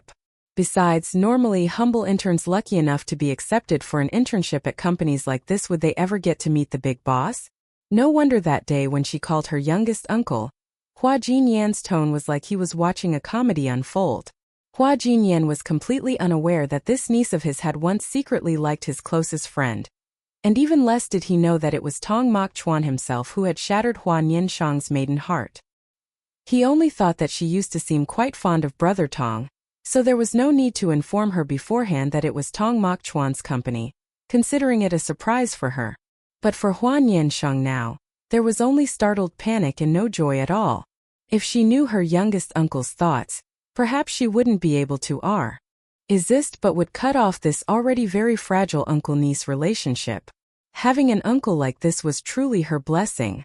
At this moment, Hua Nian Sheng didn't utter half a word, pretending not to know Tong Mok Chuan. However, after Tong Mok Chuan nodded in greeting to the receptionist, the young man standing beside him suddenly stepped forward, his gaze directed at the young girl in front of him. "Excuse me, are you Hua Nian Sheng?" Hua Nian Sheng was taken aback. "Yes, that's me. May I ask who you are?" I am Jiang Jingan. The other party introduced himself, not forgetting to also introduce his boss. "This is General Manager Tong, the General Director of our company." Jiang Jingan. "Is that the HR guy?" Before Hua Nian Sheng could react, she was met with Tong Mok Chuan's captivating eyes, half smiling, half unsmiling. When her maiden heart was still full of fluttering emotions, she had once meticulously studied these eyes of his. But later she discovered that whether a pair of eyes was beautiful or not also depended on whose face they were on. Meeting him again a few days ago, realizing that Tong Mok Chuan had become even more handsome after several years, Hua Nian Sheng still felt comforted. At least reality had proven that her taste in men back then was not bad at all. "President Tong, hello?" Hua Nian Sheng herself felt this acting performance of hers was quite successful, and also reassured herself that a small intern girl like her, what kind of relationship could she possibly have with a big boss like him? "Hello." The deep voice resonated right in front of her, easily stirring up old memories in Hua Nian Sheng's heart. A man like this, it was truly difficult for one not to feel a stir. Little Hua, even now, was still a naive country girl, completely without resistance to such handsome faces. But thanks to a few years venturing in the online world, experiencing the tempering of hot boys on the internet, she had now become even more superficial. Meeting a handsome man, naturally one had to seize the chance to gaze a few more times. Tong Mok Xian did not know what she was thinking in her head, only chuckled softly, his attitude unclear whether he was playing along with her or not. "Here to register for the internship?" he asked. Hua Nian Sheng nodded in a daze. However, the matter of a small intern was not so significant that the big boss himself had to show up. The young man beside him spoke up. "I have arranged for the person in charge to show you around the company. They will be down shortly. Please wait a moment." Having said that, the entire group marched off with a flourish, leaving only Hua Nian Sheng alone. Not long after, a woman, a true office professional, stepped out from another elevator. She wore red lipstick, a fitted white suit, and on her feet, quite high pointed-toe high heels, yet she strode confidently and swiftly. Her gaze, as it swept past, immediately locked onto Hua Nian Sheng. Taking a few more steps closer, her red lips parted. "Hua Nian Sheng, right?" "Yes, that's me. Follow me." This person arrived quickly and turned to leave just as decisively. Hua Nian Sheng immediately followed obediently behind, looking no different from a little bride. "My name is Lam Huyn, and I'm in charge of this batch of interns. Just call me Sister Huyn." Only while going upstairs, through Sister Huyn's words, did Hua Nian Sheng learn that the charming HR guy named Zhang Trigon in her impression was actually Tong Mok Xian's special assistant, and also a member of the company's senior management. Hua Nian Sheng began to ponder, as an intern who got in through the back door, she truly didn't know how big the door Professor Tran had opened for her actually was, that the person directly receiving her was the big boss, particularly trusted right-hand man. Recalling the HR guy's attitude, the other party had been very polite. Hua Nian Sheng's first impression of Lam Huyn was that she was a strong and decisive woman, who worked swiftly. She quickly took her to sign the internship contract, and then arranged a desk for her to sit with the other interns. Hua Nian Sheng's internship position was related to network maintenance. The faces around her were all unfamiliar and young, all interns like her, but they had registered a week before her. They were already familiar with the work and had started to get into the swing of things, while only she seemed a bit idle. Lam Huyn did not assign work to Hua Nian Sheng but ONL gave her an employee handbook and a few compressed project document files, instructing her to study them on her own first. Hua Nian Sheng opened the handbook, scanning through it. The procedures and solutions mentioned therein were not very difficult for her. A morning passed quite smoothly. By noon, a girl sitting next to her proactively started a conversation with Hua Nian Sheng. "Hi, I'm Li 2Q, also an intern from this batch." The girl was dressed elegantly, leaning slightly towards her, her eyes looking directly at Hua Nian Sheng. "Hi, I'm Hua Nian Sheng." Nian as in remembering forever, never forgetting, Sheng as in harmonious sounds of Shang and Kan. As she spoke, Hua Nian Sheng quickly glanced at the other person's meticulously painted fingernails, secretly praising her aesthetic taste. "Why are you only registering today? Didn't Han Chuan's intern recruitment round already end a while ago?" Li 2Q asked probing questions, looking at her with meaningful eyes. "Or were you busy with something before, which is why you arrived late?" Hearing her ask that, the others immediately turned their attention.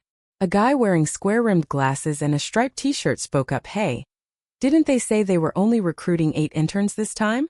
According to what they had heard, this department had 4 people plus 4 others sent to intern in another department, totaling exactly 8 people. But today, with the addition of Hua Nian Sheng, that number would be raised to 9. Also because of this unexpected addition, Hua Nian Sheng naturally became an eyesore. Earlier, Lam Huin had also said that from this batch of interns, the company would select 3 people to be officially hired if their 6-month internship process was smooth and favorable enough. This meant that by around April next year, the results would be announced, and then, if they successfully graduated, the chosen individuals would officially become employees of Han Chuan. 8 chosen from 3 was already a very fierce competition ratio now. Another person had suddenly appeared. Hua Nian Sheng could somewhat understand the atmosphere at this moment. They were destined to be competitors. I was introduced by an acquaintance." Observing her colleague's expressions was also very interesting, and Hua Nian Sheng also had a little thought arise. She certainly couldn't compete for one of those 3 official recruitment spots, but that didn't mean she had to be overly kind to anyone. Li 2Q had probably never seen anyone dare to openly admit they came in through the back door so casually. Her expression momentarily froze, then she felt her heart become truly complex. A person who could come in through the back door. It was possible their connections with someone in this company were not small at all. Waiting until April for the results, how great would her advantage be then? Not only her alone, the 3 remaining young men also had many thoughts in their heads. A young man, why? Such a bright face in the group actively smiled and said, "Hua Nian Sheng, because you just arrived today, so this afternoon let's all go eat a meal together, shall we? Hang Chuan has a canteen for staff. Benefits are very good." Hua Nian Sheng had completely adapted to life in the office, conveniently sharing her joy in her dormitory chat group. After a period of silence, her chat group immediately became lively. When Jing very gently nasty. Man's dream of raising a gentle husband nasty. Tian wants to get ashore nasty. A series of silent memes lined up long as if simultaneously accusing her small malice in the most silent way. On the other side, after a busy morning negotiating with partners, a certain CEO Song returned to his office. Assistant Jiang placed the thoroughly organized documents on the boss desk. Just as he was about to leave, he was called back. "Assistant Jiang, is the girl from this morning the intern introduced by Professor Chan this year?" Assistant Jiang was stunned for a few seconds, then immediately replied, "Yes, that's right, she's his newly admitted postgraduate student, still in her final year. The professor wants her to come here to train for a few months and then she will return to school." Although she did not go through the usual interview process, Professor Chen's laboratory always had a rather close cooperative relationship with their company. As a student of Professor Chen, under normal circumstances, even with an interview, she could still easily get this internship spot. To be precise, Hua Nian Sheng wouldn't even be considered to have used backdoor connections. Lacking ability is what is called using backdoor connections, while having ability is called introducing talent. This issue had been mentioned by Assistant Jiang to the boss before, but it was originally just a small matter. He thought the matter was settled. Who would have known that Song Mokchuan would then add another sentence? "Send her resume over for me to see." Assistant Jiang? But a good employee would never question the boss' actions. Assistant Jiang, with extremely high execution ability, quickly sent Hua Nian Sheng's resume to Song Mokchuan. Coincidentally, at that moment, Song Mokchuan's phone rang. The incoming call displayed the name Hua Jinggan. Hello, Song Mokchuan, have you met the new intern at your company yet? Hua Jinggan's slightly teasing voice rang out on the other end of the line. Song Mokchuan was silent for a moment. You already knew? Hearing that, Hua Jinggan immediately knew for sure that he had met Hua Nian Sheng, and laughed. The girl said that after being accepted into postgraduate studies, she was very free. I had intended to send her to intern at Hang, but she said the professor had arranged for her to go to Hangchuan, so I decided not to tell her. So was the girl shocked to see you? Back then, she would always sweetly call you Brother Song. Now she gets to intern under you, she must be very happy. Right? Rarely was Song Mokchuan so silent. Hearing these sentences, the corners of his mouth subtly curved up. Remembering the WeChat account that had blocked him for 3 years, he subtly chuckled with a hidden meaning. Is that so?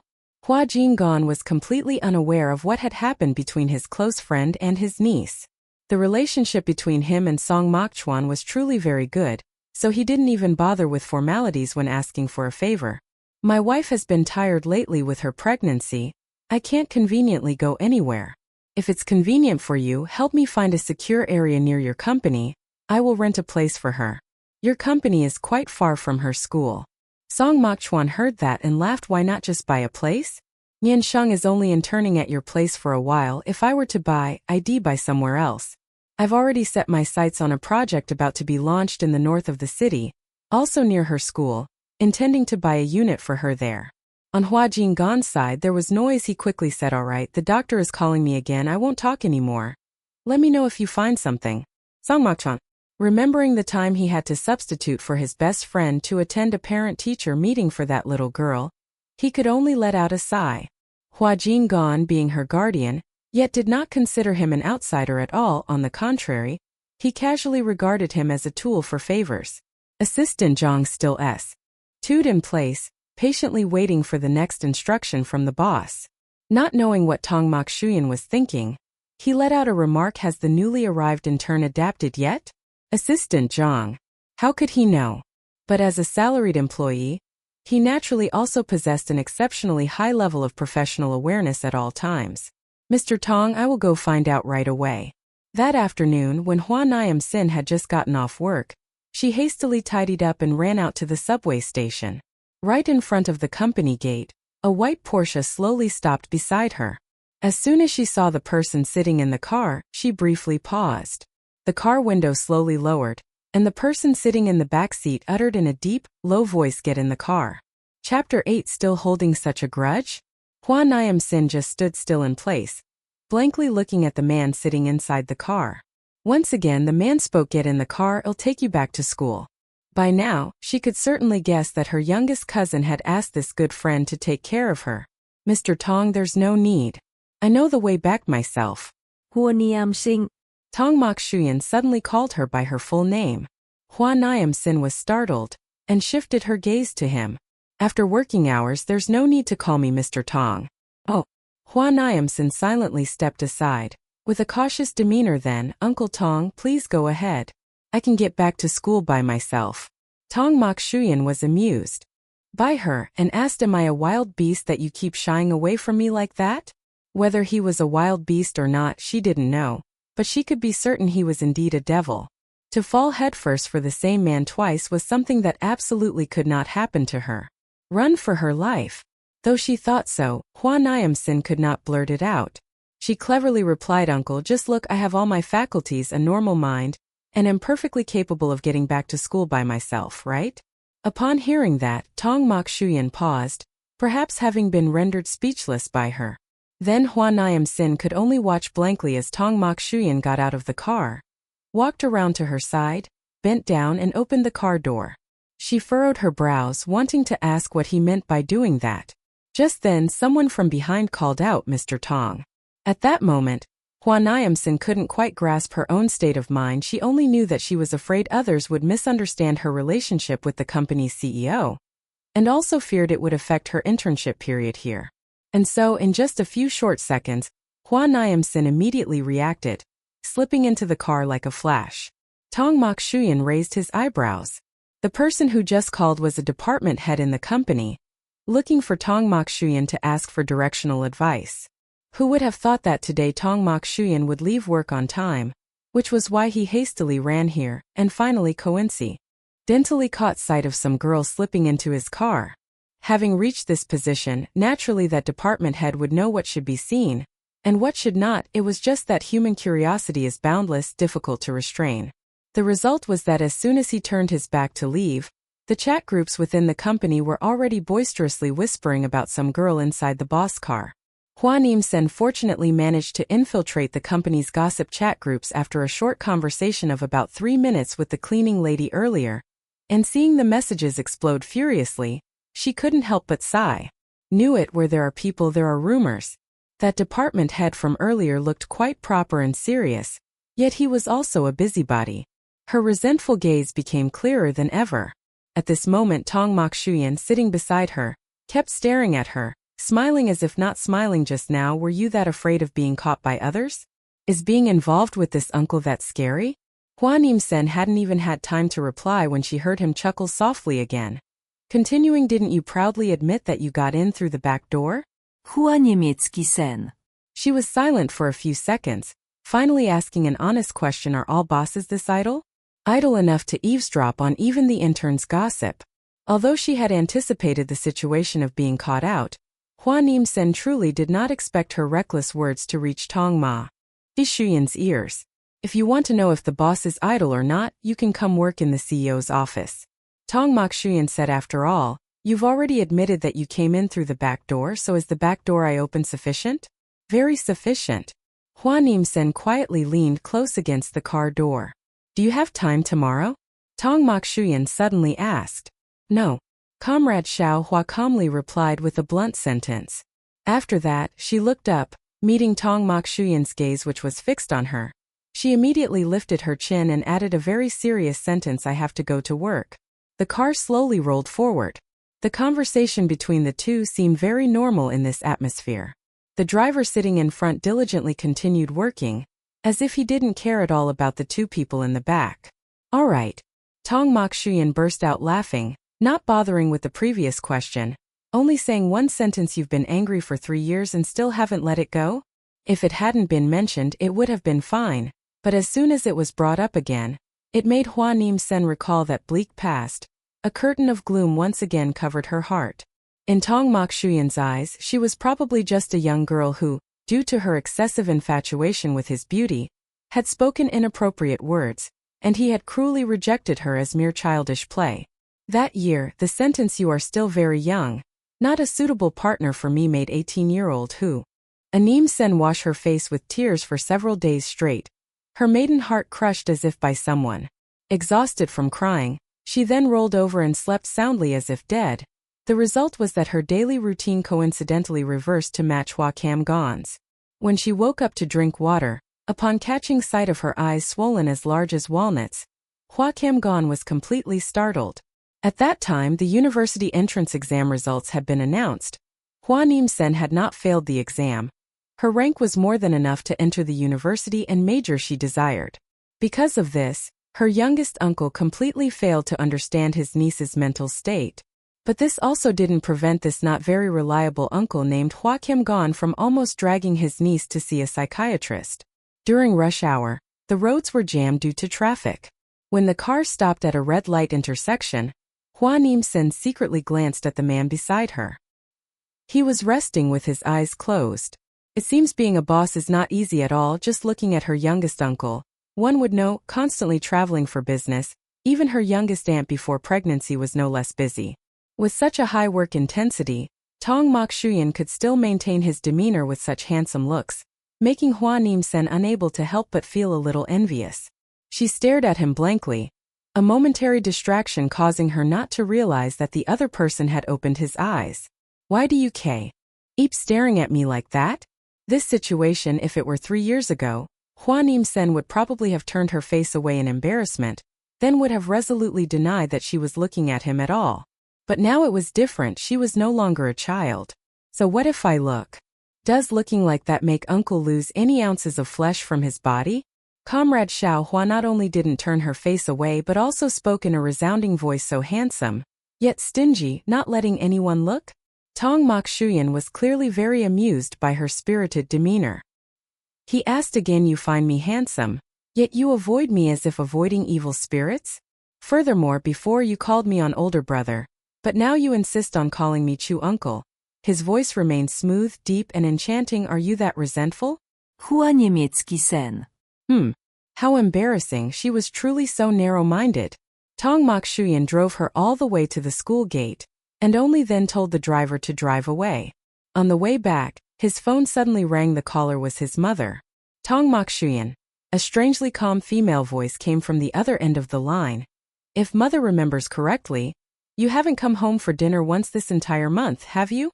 Tong Mokshuyan raised a hand to rub his temples, feeling a slight headache. Mother, I've been a little busy lately. I'll come home in 2 days. Oh, the woman on the other end of the line said casually, you don't need to come home then. You're free. In 2 days, go have dinner with Uncle Chin's daughter.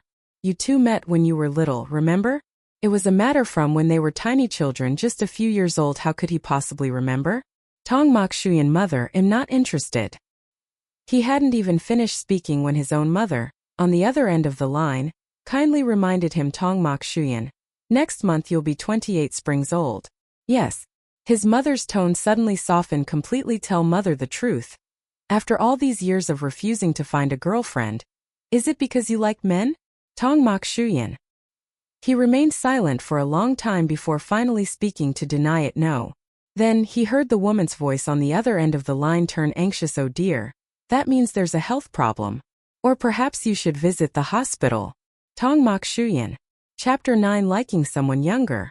The first day of her internship ended, and Hua Nian Sheng felt a mix of joy and apprehension. Colleague relationships were insignificant, but the fact that her boss was the very person she had confessed her feelings to before was truly too incredible to believe. If asked whether Hua Nian Sheng still liked Tong Mokshuyan, the answer would definitely be no, for the hormones of modern people could not sustain affection for that long. However, no longer feeling affection did not mean she didn't care. Deep down, Hua Nian Sheng could only hope to minimize her contact with Tong Mokshuyan as much as possible. She was a anal person, but she also clearly understood Tong Mokshuyan's appeal. One could not, or at least should not, stumble twice in the same place. Hua Nian Sheng returned to her dormitory with a weary expression, greeted by the curious gazes of her roommates. My dearest Sen, did you stir everyone up on your first day of internship? She replied modestly, no, not at all. I just performed at a normal level. Hua Nian Sheng's relationships with her colleagues were complicated, not bad, just not yet close, and coupled with individual competition, their concern for each other remained purely superficial. This wasn't a major problem. In this day and age, once students leave the university lecture halls, how many can truly maintain the same closeness they once had? Aside from those living in the same dormitory, if they met on the street, they might not even greet each other.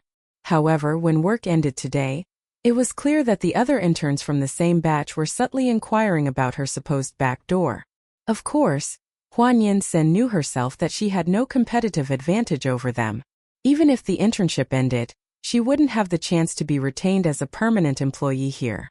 But for the others, a colleague who supposedly came through the back door clearly created no small amount of additional pressure, yet at the same time it also spurred them to redouble their efforts.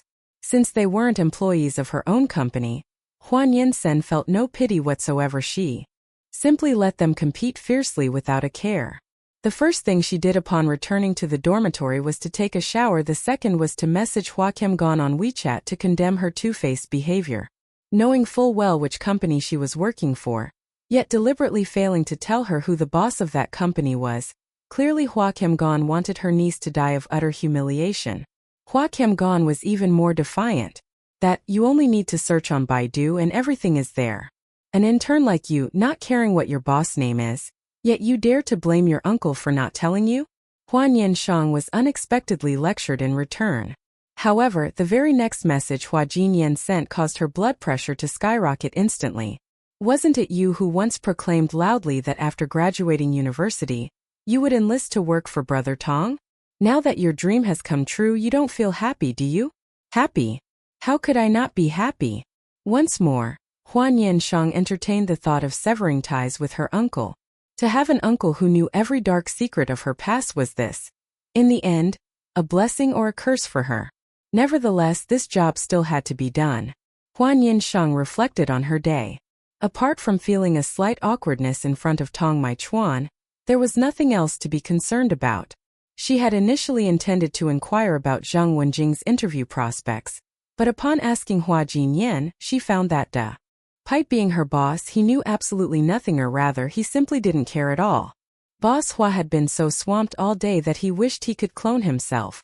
Ever since Su Xiao's pregnancy began to show more prominently, Hua Jinyan had made it a point to leave work promptly each day, rushing home to dote on his wife and child. How could his subordinates possibly dare to report such trivial matters concerning an intern to him? Upon realizing she couldn't rely on Hua Jinyan, Hua Nian Sheng evinced no particular reaction. Though Zhang Wenjing was typically a touch scatterbrained, her performance in specialized subjects invariably topped the class. She usually lacked a certain drive. Yet when it came to the art of only leaping once the water reached her feet, no one could rival her. Early on the second morning, Hua Nian Sheng once again rose early to prepare for work. Today she eschewed a skirt in favor of a brand new pair of jeans, adorned with an asymmetrical pattern on the leg. She paired them with a short white shirt, applied light makeup, and slipped on white sneakers before heading towards the subway station. Her three roommates, unable to rouse themselves fully, merely poked their heads out to watch Hua Nian Sheng, who brimmed with vitality. The sight instantly reminded Hua Nian Sheng of a popular WeChat sticker featuring a Peking kitten. Her friends looked exactly like three little felines seeing off their human servant, as she ventured out to earn money for they are fish. The thought, as it flashed through her mind, brought a soft chuckle to Hua Nian Sheng's lips. Her gaze upon those three little heads softened considerably. "I'm off to work, my darlings." No sooner had the room door closed than the three small heads instantly withdrew. Kitten retracting head.jpg. Today, Hua Nian Sheng was officially assigned her tasks. They were by no means difficult. Anyone possessing a level 2 computer skills certificate could manage them. True to her habit, Hua Nian Sheng completed the document assigned by Lin Xian in approximately 10 minutes, while others still grappled with processing theirs. However, Hua Nian Sheng possessed an exquisite understanding of the art of killing time. She remained unhurried and composed, drawing out the process for another 20 minutes before finally sending the document to Lin Xian. Yet, she waited in vain for a reply. Perhaps the other party was preoccupied, or perhaps they were meticulously reviewing the document sent by the new intern herself. Li Sijio, seated nearby, tilted her head. Catching sight of Hua Nian Sheng leisurely scrolling through her phone, she couldn't help but falter for a moment. Indeed, having a colleague like Hua Nian Sheng in the company was truly a feast for the eyes. Beautiful? She was beautiful. Youthful? She was youthful. However, having only just met yesterday, Hua Nian Sheng had openly admitted to pulling strings to get in so candidly, in fact, that it made Li Sijio wonder if she might be the company's princess. Yet, their boss was a man barely in his 30s and only son. While the intricacies of his love life remained obscure, he certainly couldn't have a daughter this old. They were rivals, and not just the two of them but three other young men as well. Li Sijio was the sole female candidate who had managed to endure through countless rigorous interview rounds. She was well aware of society's prejudices against women in the workplace, particularly in a professional field where female talent abounded, yet male power still held sway. But at Hangchuan, true capability held significant sway. The young men who had likewise secured intern positions were by no means inferior. Moreover, each possessed distinct advantages in terms of family background and personality. Thus, Li Sijio couldn't help but ponder if Hua Nian Sheng was already predestined for selection. What then were her own chances of securing a permanent position? For this reason, she often found herself unable to curb the impulse to observe Hua Nian Sheng a little more closely.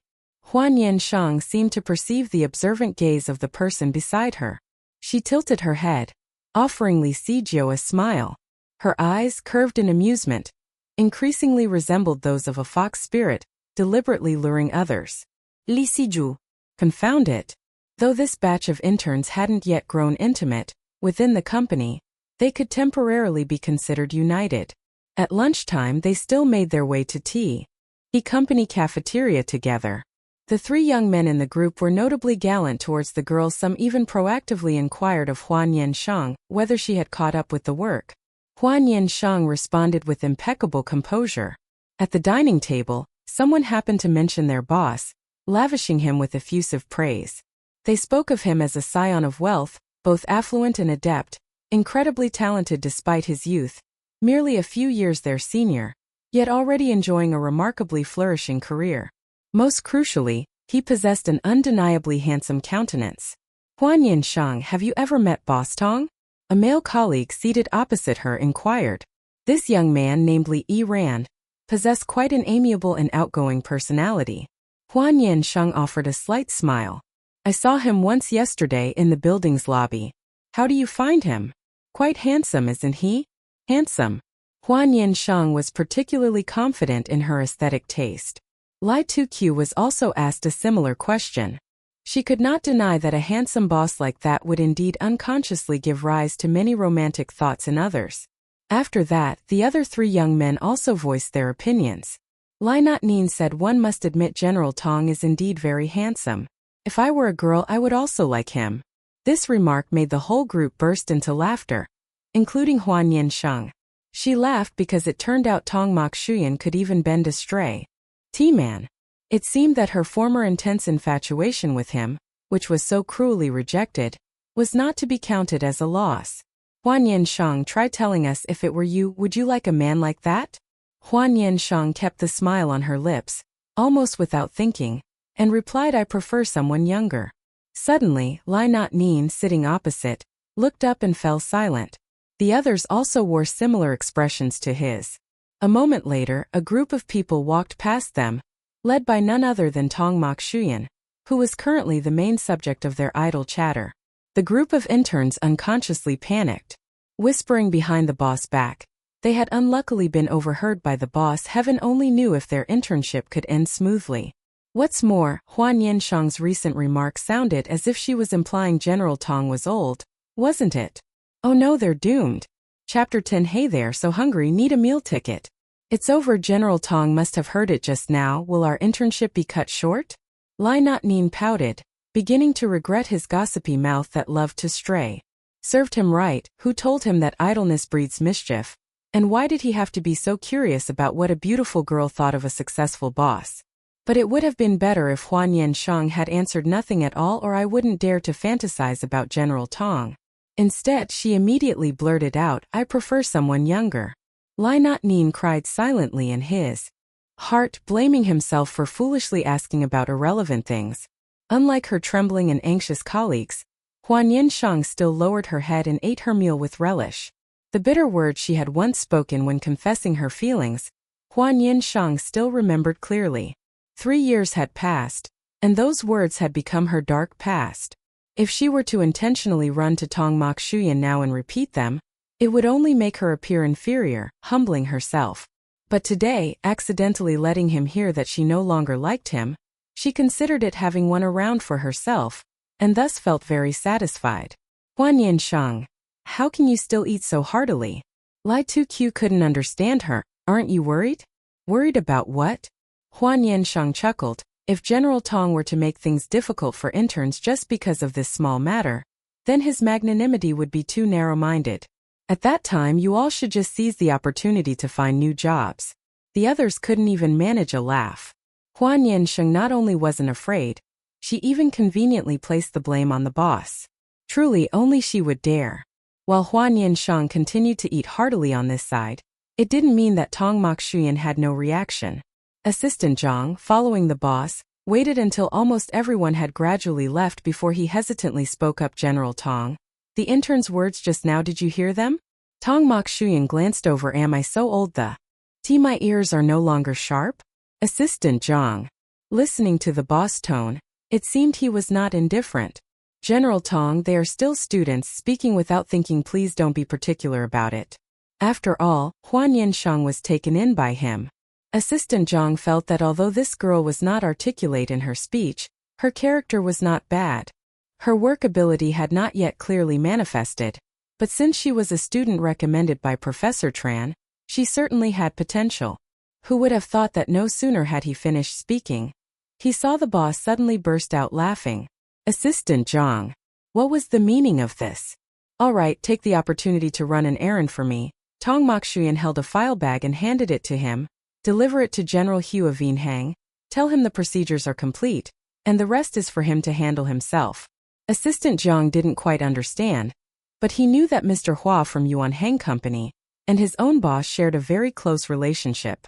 He took the document folder, giving it a slight shake, and discovered something else nestled within, resembling a key. But as a professional assistant, he didn't indulge his curiosity. He simply seized the midday break to rush to Yuan Hang Company. The moment Hua Jinyan saw Assistant Jiang, he immediately teased, "Oh, Assistant Jiang, so free today? Or have you finally come to your senses, no longer want to work for that fellow Tong, and wish to jump ship to my company?" Assistant Jiang. This kind of joke was no fun at all. If his boss happened to overhear, he would truly lose his livelihood. Assistant Jiang put on the humble demeanor of an employee. "Mr. Hua, you're merely joking with me." Hua Jinyan replied, "Joking? Who's joking? The salary I pay is certainly higher than his. Next time you can use this fact to negotiate a raise with your boss." Assistant Jiang. Truly a good person. "Mr. Hua, this is the document Mr. Tong asked me to bring to you. He also has a message he wishes for me to relay." Assistant Jiang began, briefly lost in the imagined future of a salary raise, before suddenly recalling his professional duty. After a moment of internal struggle, he decided to fulfill his role as an employee diligently. Mr. Tong said, "Your own affairs, go handle them yourself, don't abandon your responsibilities like that." Hua Jinyan. It was a perfectly normal sentence, yet no matter how it was heard, it carried a distinct scent of complaint. Hua Jinyan opened the document folder. Inside was a house rental contract, beneath which was a signature, flowing like a dragon flying and a phoenix dancing, bearing the name Tong Maichuan. He remained silent for a long while, before finally telling Assistant Jiang to return. The moment Assistant Jiang stepped out of the office door, he immediately called Tong Maichuan. "Tong Maichuan, are you out of your mind? You found the house, you signed the rental contract, and the girl is even work. ING at your company. Just wait until after work. Then you take her to see the house. Wouldn't that be simple?" The person on the other end of the line spoke with a lazy drawl. "If I were to take her, she might not necessarily agree to stay. And don't tell her that I found the house for her." Hua Jinyan detected something unusual. "What's wrong? Did that girl Hua Nian Sheng quarrel with you? She's quite gutsy, isn't she, daring to argue even with her boss? Truly a descendant of the Hua family." Tong Maichuan replied with a cryptic sentence, "Indeed. Amidst the entire world, to brazenly criticize her boss as being old-fashioned, edenly she would dare to do such a thing. That's your niece regarding her move, go handle it yourself," Tong Maichuan said. Hua Jinyan, however, didn't hold back. "We're like brothers. During Tet, when I visited your house to wish you well, your aunt even said she considers me her second son. Just think of Hua Nian Sheng as a niece with whom you share no blood relation, and everything will be fine." Tong Maichuan.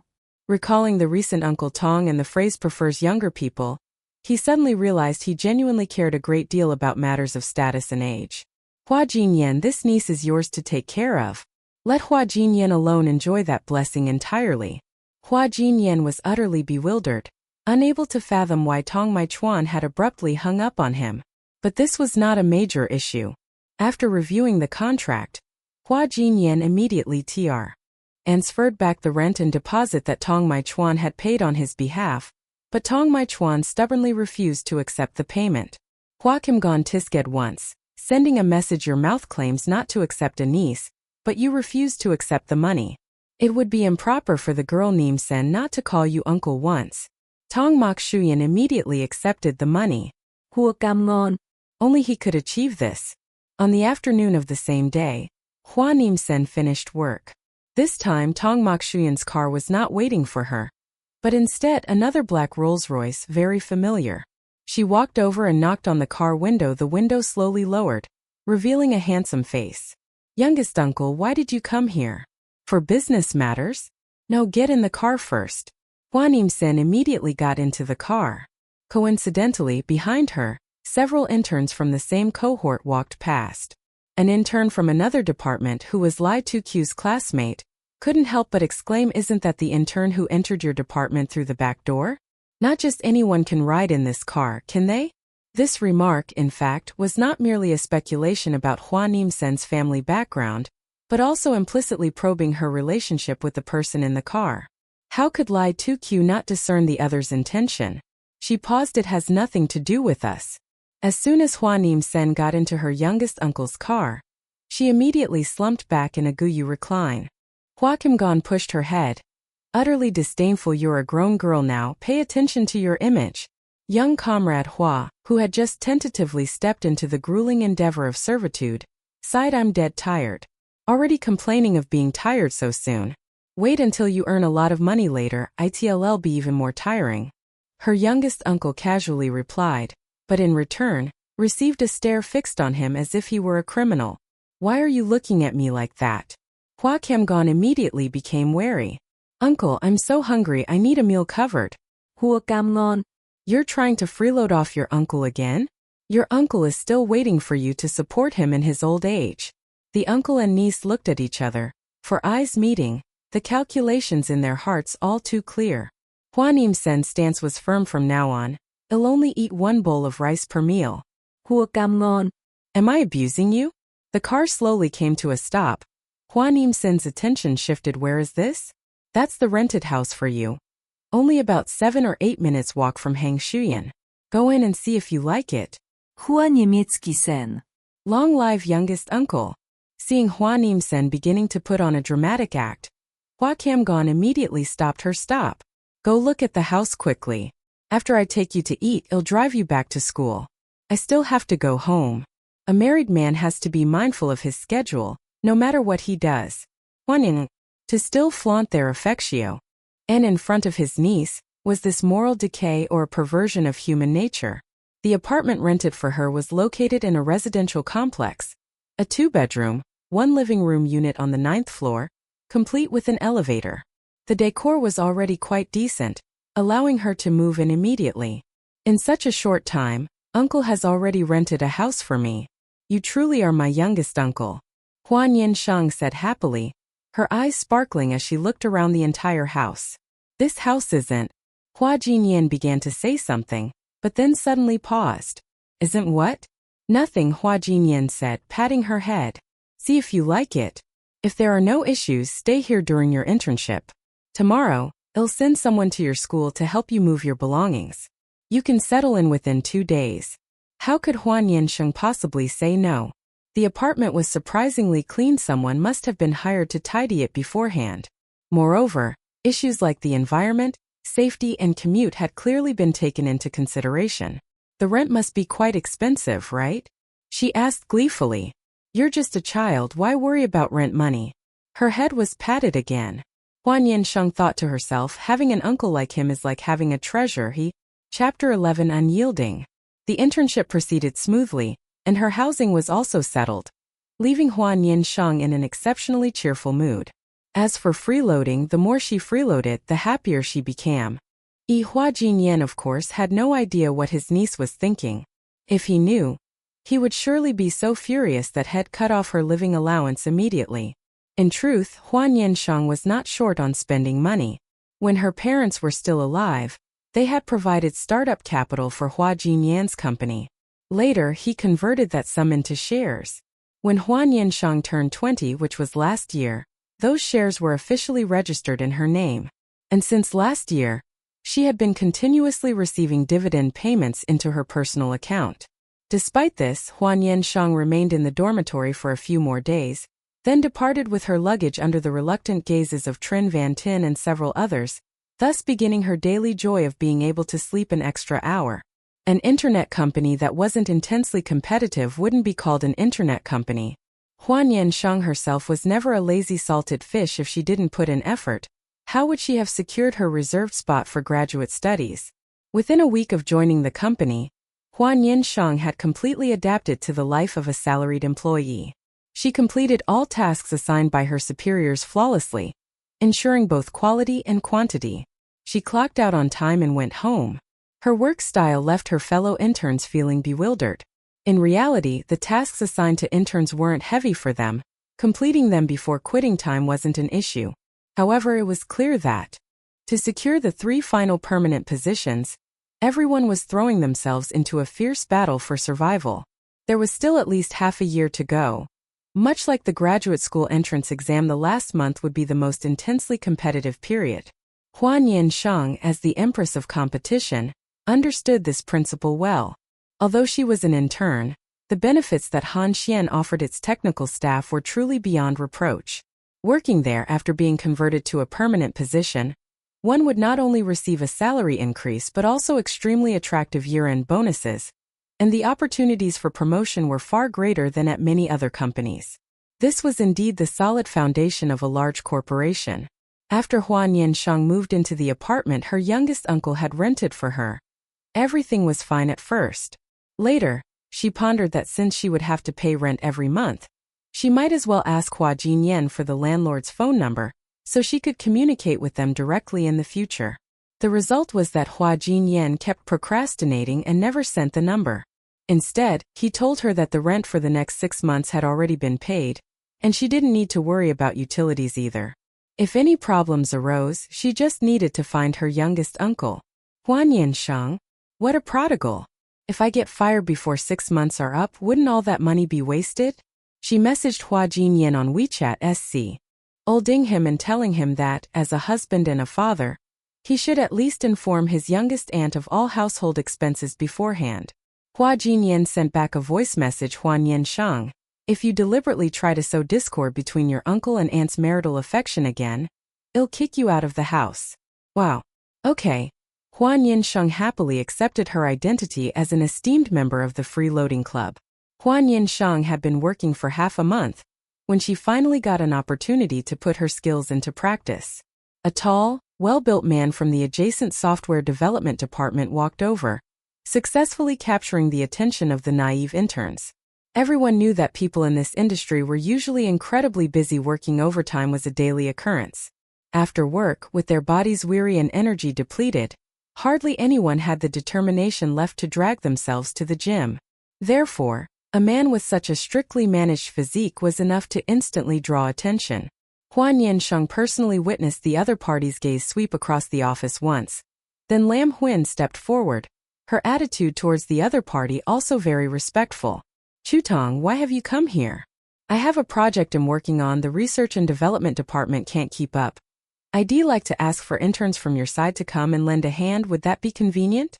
Of course it's convenient. Lam Huin naturally could not refuse. She turned BA.CK and said to a few people, everyone please temporarily stop what you're doing and follow Tong over there. Everyone knew that interns were like bricks, moved wherever they were needed. The research and development department at Han Chuan was particularly valued. One could say it was the core soul of the company. Upon arriving there, Hua Nian Sheng discovered that besides them, there were also 4 interns from other teams waiting. Each person find a computer, while form groups and work opposite each other. Tong said, sweeping his gaze across the 9 people. She didn't know if it was an illusion or not. Hua Nian Sheng felt his gaze lingered on her a little longer. Throughout the entire afternoon, the interns didn't even have the presence of mind to bicker with each other. They finally understood why the research and development department favored keeping an eye on a brand new intern group like them. It was simply because testing a software required countless rounds of testing, and this job was only suitable for restless spirits with an enthusiastic work ethic. Hua Nian Sheng frequently noticed that Tong's gaze lingered on her. She didn't even dare to entertain the slightest thought of laziness. While working, she thought to herself, wondering if she knew him? Or did he know her and she didn't realize it? It wasn't until work ended that Hua Nian Sheng dragged her tired body with an expressionless face downstairs, feeling her brain completely drained. She wasn't okaying where she was going, and inadvertently bumped into someone else. Sorry. Before her words were finished, she looked up and was suddenly stunned. The handsome face of Tong Mok Chuan appeared magnified before her. Tong.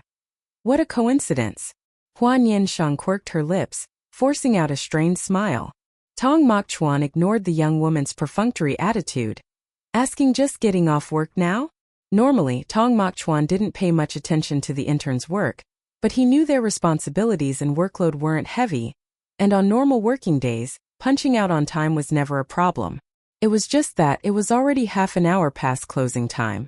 Hua Nian Sheng still retained some rationality, knowing that Tong Mok Chuan was not only her failed confession target from before, but also her boss now. Today, Tong of the Research and Development Department assigned a task. Hua Nian Sheng reported in a dry voice. Oh, that Chu Tong. Tong Mok Chuan suddenly chuckled meaningfully. He must care about you a lot, right? Care.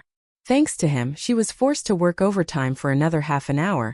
She really couldn't even manage a smile. But Tong Mok Chuan's meaningful remark successfully piqued Hua Nian Sheng's curiosity. Want to know? The man in front of her quirked his lips into a smile. Have a meal with your boss, and he'll tell you. The ancients had a saying, poverty does not change one's heart, power does not inspire fear. Tong mạch chua. In seafood, high-end. Hua Nian Sheng. Yes, President Song. A dozen minutes later, the two sat in a restaurant not far from the company. Hua Nian Sheng felt uneasy. President Song, it's too close to the company here. If by chance others see us, would it? Haven't we already booked a private room? Song Mok Shuyan lightly smiled, reminding her what's wrong. Work is over. Does calling me on also make your tongue burn? Hua Nian. Indeed, it was very hard to say. The two words President Song reek of money, don't they? Hua Nian Sheng said. Her voice full of sincerity. Just hearing them makes one utterly enchanted. Song Mok Shuyan no longer saw the all-consuming impulsiveness like 3 years ago in the little girl's eyes. He chuckled. So I should thank you, shouldn't I? Hua Nian Sheng immediately seized the opportunity. Oh, no need. Song Mok Shuyan, do you still want to know more? Hua Nian Sheng's almond-shaped eyes immediately widened, and she lifted her head to look at him. President Song. Then President Chu. He is Professor Tran's student. After graduating with a master's degree, he came to Han Shuyan to work. Song Mok Shuyan slowly said. He probably heard that a junior sister from his alma mater was coming for an internship, so he's taking special care of you. Hua Nian. This kind of attention, forget it. Song Mok Shuyan looked at the little girl frozen in place and asked, what, you don't like your senior brother Chu's attention? No. Hua Nian Sheng ofere. A strained smile. It's that I feel I'm not blessed enough to receive it. Chapter 12. Can't you find a girl you like on this earth? Hua Nian Sheng, with a mournful expression, transformed her indignation into an appetite, eating with great relish, even letting out a very indelicate burp. The two didn't eat much, but Song Mok Shuyan, after 3 years, had once again invited the little girl to dinner, and when ordering, he had ordered a bit too much, unable to finish it all. Hua Nian Sheng sat regretfully, gazing at the hairy crabs and large lobsters, almost untouched. Without managing a household, one wouldn't know the cost of living, but any adult with common sense should understand that this was truly too wasteful. Song Mok Shuyan seemed to know what she was thinking, and he called the waiter. Please pack this up for me.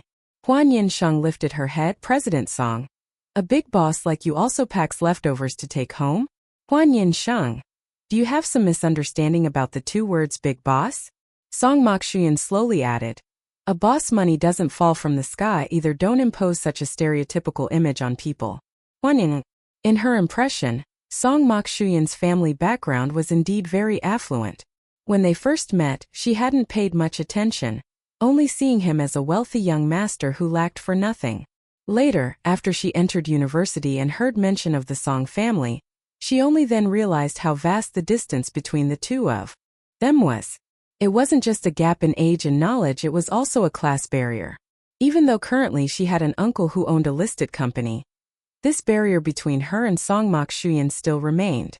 For there were also differences between listed companies themselves, and the capital backing Song Mok Shuyan was far more complex than its outward appearance. What are you lost in thought about? Song Mok Shuyan asked her. Do you want anything to drink?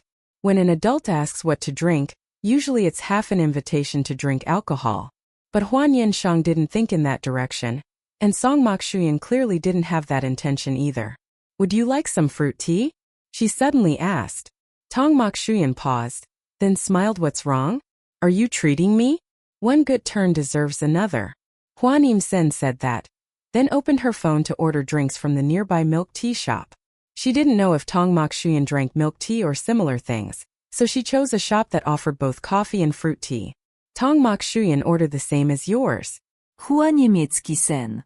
I rarely drink it, so just choose according to your taste. 10 minutes later, each person held a cup of fruit tea as they walked out of the milk tea shop. Tong Mok Shuyan was also carrying a bag of seafood, packed from the restaurant earlier, and though it was quite nicely packaged, it was undeniable that it was their leftovers. Hua Nian Sheng humbly asked Mr. Tong, what do you intend to do with it? Are you talking about this? Tong Mok Shuyan lifted the bag of food, Your uncle is still working overtime and bringing this over as a late-night meal for him. Just one sentence successfully rendered Hua Nian Sheng silent. A long moment later, she managed a difficult smirk. The bond between you two is truly strong. It was unclear if he heard the hidden meaning in her words. He simply smiled faintly. Let's go. I'll take you home. Hua Nian Sheng had just been treated to a full meal by her boss. How could she dare let him take her home again now? Mr. Tong, I live very close by. It's just a few minutes walk, Hua Nian Sheng said, afraid he wouldn't believe her, and tiptoed to point at the apartment complex next door. Over there, my youngest uncle helped me rent a unit. Tong mocked Shuyan, as if he didn't understand her words, simply gave an and said, I'll take you over there. What's the point of a pickup drop-off for just a few minutes walk? Hua Nian Sheng quirked her lips. Mr. Tong, there's no need to go to such trouble. Tong mocked Shuyan suddenly gave a tsk, just eaten and drunk to your fill, and now you're turning your back on me already? Hua Nian Sheng truly couldn't understand what was wrong with Tong mocked Shuyan anymore. 3 years ago, after her failed confession to him, they had tacitly agreed to keep their distance. Now, although she worked at his company, ultimately, maintaining a moderate politeness between them was quite enough. The road home only took a few minutes, and Hua Nian Sheng didn't want to argue further and waste words, so she resignedly walked a few more steps with Tong mocked Shuyan, finally smiling as she bid her boss farewell. As for Tong mocked Shuyan, he turned his car around and drove to Hang Technology. The CEO's office still had its lights on, and Hua Qian was glued to his computer screen, the clicking of the mouse and keyboard echoing. Being a boss was indeed not easy. Tong mocked Shuyan stepped in. It was after work hours, so even the announcement was skipped. You're here. Hua Qian looked up, saw the bag of food Tong mocked Shuyan placed on the table, and revealed a touched expression truly worthy of being good brothers, knowing I still haven't eaten dinner. Tong mocked Shuyan calmly admitted, my leftovers, packaged to bring to you. Hua Qian opened the bag and exclaimed, oh, seafood is it? Eating so luxuriously? It was said to be leftovers, but in reality when it was packed, hardly any chopsticks had touched it. Tong mocked Chuan even instructed the server to warm it up first before packing it, so now it was still piping hot. Where is all the staff? Hua Qian replied, they finished work, just left a little before you arrived. At this moment he suddenly noticed the glass of fruit tea in Tong mocked Chuan's hand. Since when did you start drinking these frivolous, cloyingly sweet drinks? It's quite delicious actually, Tong mocked Chuan said. Delicious, you say? I don't believe it. A defiant voice spoke up, unless you let me try a sip. Order it yourself. Tong mocked Chuan did not stay long, exchanging a few words before immediately leaving. This time, he did not return to his private apartment but went back to the Tong family home. Before even entering the door, he already heard his mother's deep sigh. Husband, our son still refuses to date even now. Tell me, do you think he might have some physiological problem? He wished he hadn't come back. Father, mother, I'm home, Tong mocked Chuan announced, then bent down to change his shoes.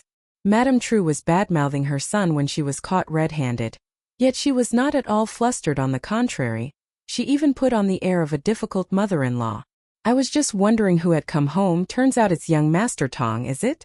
Lost his way out there for so many days and finally found his way back home?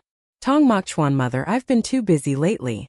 Madame True sneered, yes, you're the busiest one. Tong mocked Chuan, mother, please spend less time scrolling online. Mr. Tong, who was watering flowers nearby, pretended not to hear anything, not wanting to become one of the targets of his wife's attack. Told you to date, but you refuse. Don't like blind dates either. If you don't like girls, then say so early. Your father and mother are not yet so old that they cannot withstand this shock. Tong mocked Chuan, I don't like men. That's truly strange then, Madame True carefully appraised him. Your face is good-looking, family conditions are good, Jean. Are perfectly fine. Even if you don't know how to court girls, there should still be people courting you, shouldn't there? Back in high school, you received love letters your father and mother pretended not to notice. Who would have thought that you'd already be 28 years old and still single? What's going on? Can you not find someone you like on this earth? Madame True is a lawyer still not retired, occasionally taking on a few cases. Verbal sparring with a crowd is a trivial matter for her, let alone scolding her grown son, who was big-headed and clueless about his own place. Tong mocked Chuan opened his mouth to clarify, But his mother elegantly stood up and handed him a business card. 3:30 tomorrow afternoon at Bao Lai Restaurant, Uncle Tan's daughter. If you still stand people up again, I will give birth to a second child for you to raise yourself, boy or girl, anything is fine. Mr. Tong was watering flowers? Chapter 13, Eavesdropping on the Boss. An ordinary day began with Hua Nian Sheng stepping her left foot into the elevator, and ended with her meeting that CEO Chu. Her living close to the company seemed, to some extent, to have nurtured her own spirit of competing to the very end. But she hadn't expected that arriving too early also carried the risk of meeting a leader in the elevator. Good morning, CEO Chu. Chu Tuibok looked at this junior, nodding contentedly. His gaze made Hua Nian Sheng's scalp tingle and prickle with goosebumps. Last night, she had intentionally inquired for news from her senior brothers, her sworn rivals. When those people heard she had run into Chu Tuibok, they replied with 2 words. Mu Shijia, take care. Hua Cheng, take care. Zhang Shu, take care. Xia Tuiham, take care. Those seemingly ordinary 2 words had cast a layer of gloomy mist over Hua Nian Sheng's heart. She had to admit, this graduated senior brother was truly the king of the diligent. Hua Cheng had also interned at Hangchuan, and had offered the most sincere advice to his junior sister: stay a little away from the king of diligence. Hua Nian Sheng, it's too late. The moment she stepped out of the elevator door, Hua Nian Sheng heard Chu Tuibok's voice ring out. Hua Nian Sheng, come to my office for a moment. That CEO Chu assigned her a small task to fix a bug. But it was precisely this small task that made Hua Nian Sheng remain glued to her computer for 3 hours straight without moving. Lam Huin, as the direct supervisor of their group of 5 interns, had dropped by to check twice throughout this process before returning. Hua Nian Sheng, it's past 12 already, want to go downstairs for a bite? Lynot Ran suddenly said. Only then did Hua Nian Sheng lower her head to check the time. Most of the people around them had already left, with only Lynot Ran still sitting quietly in her spot. She pinched the bridge of her nose, then stood up. Let's go. The food in the company's canteen was as plentiful as always. After finishing their meal, Lynot Ran said she wanted to buy an ice cream, and Hua Nian Sheng followed along. She was looking down at her phone when suddenly someone nudged her arm with an elbow. Hua Nian Sheng, quick, look inside there. Isn't that CEO Tong? Hearing that, Hua Nian Sheng immediately raised her head, and through the transparent glass wall, clearly saw a man and a woman with extremely striking appearances inside. The woman wore a long blue dress. Her demeanor and attire were both very fashionable and exceedingly beautiful. As for the man sitting opposite her, his shirt sleeves were rolled up to his elbows, his facial features sharp, and his long slender fingers were holding a silver knife and fork, looking both aloof and captivating, making it hard for people to look away. He was indeed a very charming man. Is CEO Tong on a blind date? Lynot Ran casually uttered a remark. The 2 words blind date fell into Hua Nian Sheng's ears, successfully shattering her illusions for a moment. In her impression, a man like Tong Maichuan was always the ideal archetype in the hearts of the fairer sex. How could he possibly go on a blind date? Lynot Ran continued, saying the girl sitting opposite him looks so familiar, doesn't she? She seems to be some rich young lady. Hua Nian Sheng grasped the key point. Why do you even care about the upper class? Hearing this, Lynot Nin suddenly realized he had revealed something. He smiled awkwardly occasionally. One must also find an opportunity to cut down a few decades of weary struggle. Hua Nian Sheng understood immediately. She sent him a sentence. I believe you, my friend. Lynot Nin had a decent appearance, the good boy type. Who knows, perhaps he truly had a knack for rich ladies. Director Tong has also reached marriageable age. I wonder what kind of person our future madam will be? Lynot Nin prattled on beside her, saying that many wealthy families all engaged in commercial marriages, and Tong Mokshuyan was probably unable to escape it either. The more she listened, the sadder Hua Nian Sheng felt. Her youngest maternal uncle built his career from scratch, becoming a rising star in the business world. She herself was not too ordinary. As long as she wanted, she could also step into that wealthy class. It was just that prestigious families did not leave any good impression on Hua Nian Sheng.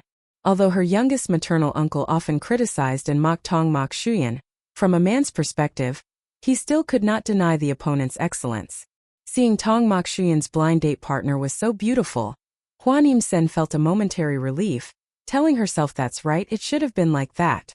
But relief was relief. Her inherent instinct for curious gossip remained unshaken.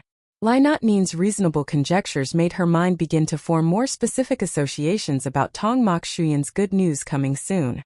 Hua Nian Sheng secretly thought, with the relationship between her maternal uncle and Tong Mokshuyan by the time of the wedding, she might even have to sit in the front row. The impulsive confession of her youth at this moment became even more unimportant. Thinking of this, she let out an unprovoked sigh, as if commemorating her past youth. Hua Nian Sheng, why are you sighing? Nothing, I want to earn money and also want to save 10 years of struggle. Earning money was the rightful principle of the world. Hua Nian did not understand her innermost feelings, but indeed, the words she spoke were not wrong at all. He himself completely agreed. In an instant, Hua Nian Sheng's internship period had passed 1 month. From her initial unfamiliarity, she gradually got used to the work, or perhaps it was due to her solid professional skills, which made the initial rumors of pulling strings seem like a joke. Tong Mokshuyan did not always appear at the company. Occasionally, he would disappear for a few days, then reappear within their sight. It seemed being a boss was not easy either. When it was time to be busy, he was still busy. In November, when the weather began to turn cold, Hua Nian Sheng received a call from her supervising professor. Professor Tran said there was a set of documents that needed to be delivered to Tong Mokshuyan, asking if she had time to come and get them. Running errands for the professor was actually a very small matter. Moreover, Tong Mokshuyan was also an investor in Professor Tran's laboratory. Based on the flaw-tearing attitude of a few senior students towards this director Tong, when Hua Nian Sheng joined the laboratory, he naturally also became her big boss. One day before going to the general director's office, she had contacted Assistant Zhang via WeChat, asking if Tong Mokshuyan would be in the office the next day. Normally, an intern should not inquire about the whereabouts of a superior, but because Hua Nian Sheng had a mission on her, Assistant Zhang was very understanding. In the past, Hoke Thua, when interning here, had also run errands for professors quite a few times. Therefore, after contacting his boss, he gave Hua Nian Sheng a specific time frame, telling her to come to the general director's office within that hour. Thinking back later, this document could actually have been delivered entirely through Assistant Zhang. It was just that at the time, neither of the two people communicating thought of this. Hua Nian Sheng arrived at the general director's office the following afternoon, near quitting time. At that moment, her colleagues were engrossed in work, completely unaware that someone had left her seat. The secretary of the general manager's office had probably been instructed by Assistant Zhang beforehand, welcoming her with a very gentle attitude, telling her to wait a moment in the reception room, as Director Tong was still entertaining guests downstairs. Hua Nian Sheng had originally only wanted to hand over the documents and leave quickly. Hearing this, she immediately fell silent, then sat alone in the reception room playing on her phone, openly being lazy. In the middle of it, the secretary even politely brought her a cup of coffee. Too polite, she was still wearing her employee badge around her neck. While waiting, Hua Nian Sheng finished her cup of coffee and placed it on the table, then took out her phone again, preparing to play a round of games. At this hour, she wondered which guest Tong Mokshuyan was entertaining. She leisurely finished a game, then suddenly heard a conversation between two people coming from outside the reception room. Just as she was about to stand up, she heard voices resonating right near the door. Tong Mokshuyan, am I not beautiful enough? If you are too lazy to maintain a romantic relationship and only want to keep a physical one, I can still be by your side for a while. A female voice rang out. The door to the reception room was about to be pushed open. Hua Nian Sheng unexpectedly heard such a statement, one enough to kill and silence someone. In that moment, her mind was completely blank. By the time she reacted, it was already too late. She took a quick step, crouched down in front of the desk, and immediately after, the man and woman outside the reception room pushed the door open and entered. Hua Nian Sheng curled herself up under the table, hugging her chubby body. Director John, Tong Mokshuyan's calm voice rang out, I am very sorry, but my upbringing does not allow me to only maintain a physical relationship with a woman. That is an extremely rude act. I respect your choice and I also hope you respect your partner. Tong Mokshuyan seemed to have grown all too accustomed to handling matters such as these. Hua Nian Sheng suddenly remembered that the other day, Hua Nian had mentioned the beautiful girl dining with Tong Mokshuyan seemed to be surnamed Tan. So, who exactly was this Director John? In that instant, A sudden curiosity blossomed within Hua Nian Sheng. It seemed Tong Mokshuyan's personal life was exceedingly colorful. But at that very moment, she grew even more fearful that she hadn't hidden herself well enough, and simultaneously began to ponder why she had felt the need to hide in the first place. She truly was mad. The woman's voice was utterly seductive upon hearing her own words. She let out a soft chuckle. Director Tong, life is fleeting. Don't you comprehend such a simple truth? The sharp click of heels against the floor confirmed Hua Nian Sheng's suspicion. The woman had likely advanced closer to Tong Mokshuyan. In this circle, to still find a man who follows his kidneys first, then his heart like you is truly a rarity, John Lu said with a smile. What I detest most is the kind of man who wants me to give my entire heart, but if that person is Director Tong here, then I might just try. Such a tone, even Hua Nian Sheng, a woman herself, felt her own non-existent third leg was on the verge of rising. Could it be that Tong Mokshuyan was incapable? But in the very next second, her heart clenched anew. Tong Mokshuyan seemed compelled by the woman's actions to retreat a little, drawing ever closer to Hua Nian Sheng's position. Tong Mokshuyan still maintained his fundamental courtesy, and spoke with an air of indifference. Director John, if we are no longer discussing cooperation today, then I must regrettably see my guest out first. As his gaze swept across the transparent glass coffee table, and he noticed an empty coffee cup resting upon it, he paused for a brief moment. John Lu spoke with a hint of regret. If Director Tong does not harbor such intentions, then let us indeed discuss cooperation first. And then Hua Nian Sheng's magic no longer held sway. Tong Mokshuyan walked straight towards the spot, but just as he was about to draw a chair, he caught sight of a small corner of a floral dress peeking out from beneath the table. Tong Mokshuyan. He turned his body, and as if nothing were amiss, picked up the folder of documents in his hand, saying, Director John, let us move over there to speak. John Lu. Though she did not comprehend, she nevertheless obeyed Tong Mokshuyan's suggestion. Both of them settled beside each other on the sofa to discuss business, maintaining a distance that was neither too far nor too close. Approximately 10 minutes later, the two stood and exchanged handshakes. Tong Mokshuyan, happy cooperation. John Lu gazed at the exceedingly courteous man before her, a pang of regret and her heart, yet she still uttered, happy cooperation. After the woman had departed, Hua Nian Sheng heard the life-claiming footsteps advancing steadily, step by step, until the office chair shielding her was pulled away. She then raised her head, finding herself confronted by the man towering above her. Hi, Director Tong, what a coincidence. Tong Mokshuyan. He leaned down, placing his hand beneath the table, the back of his hand pressing firmly against its underside. Come out, be careful not to bump your head. He uttered the sentence in a tone that suggested, the child is already foolish, don't bump into things anymore lest you become even more foolish, and it seemed as if he also let out a soft sigh upon finishing. Hua Nian. It must be said, her reaction just now was truly not very clever. Waiting until she had crawled out from under the table, Hua Nian Sheng awkwardly extended the document bag in her hand. Tong Zong. I came to deliver documents for Professor Tran. Tong Mokshuyan did not take it, instead looking at the little girl in front of him with an inscrutable gaze, and calmly asked, how much did you hear just now? Like a warning before silencing a witness. Hua Nian. She was guilty. Chapter 14, Calling by Name Directly. In front of the boss, Hua Nian Sheng seriously self-reflected on her shameful eavesdropping behavior, simultaneously raising 3 fingers, asserting that during that period, she had suddenly experienced ringing in her ears, hearing nothing at all. Tong Mokshuyan sat on the swivel chair, his gaze resting on the small face in front of him, trying to appear obedient. In his hand he was twirling a black fountain pen, its body engraved with gilded characters. While Hua Nian Sheng was self-reflecting on her mistakes, her eyes were inadvertently drawn to that skillful and beautiful hand. Her gaze sparkled as it followed the moving fountain pen. What were you hiding from just now? Tong Mokshuyan asked her. Hua Nian. A reflexive behavior of the brain, how could one state a specific reason?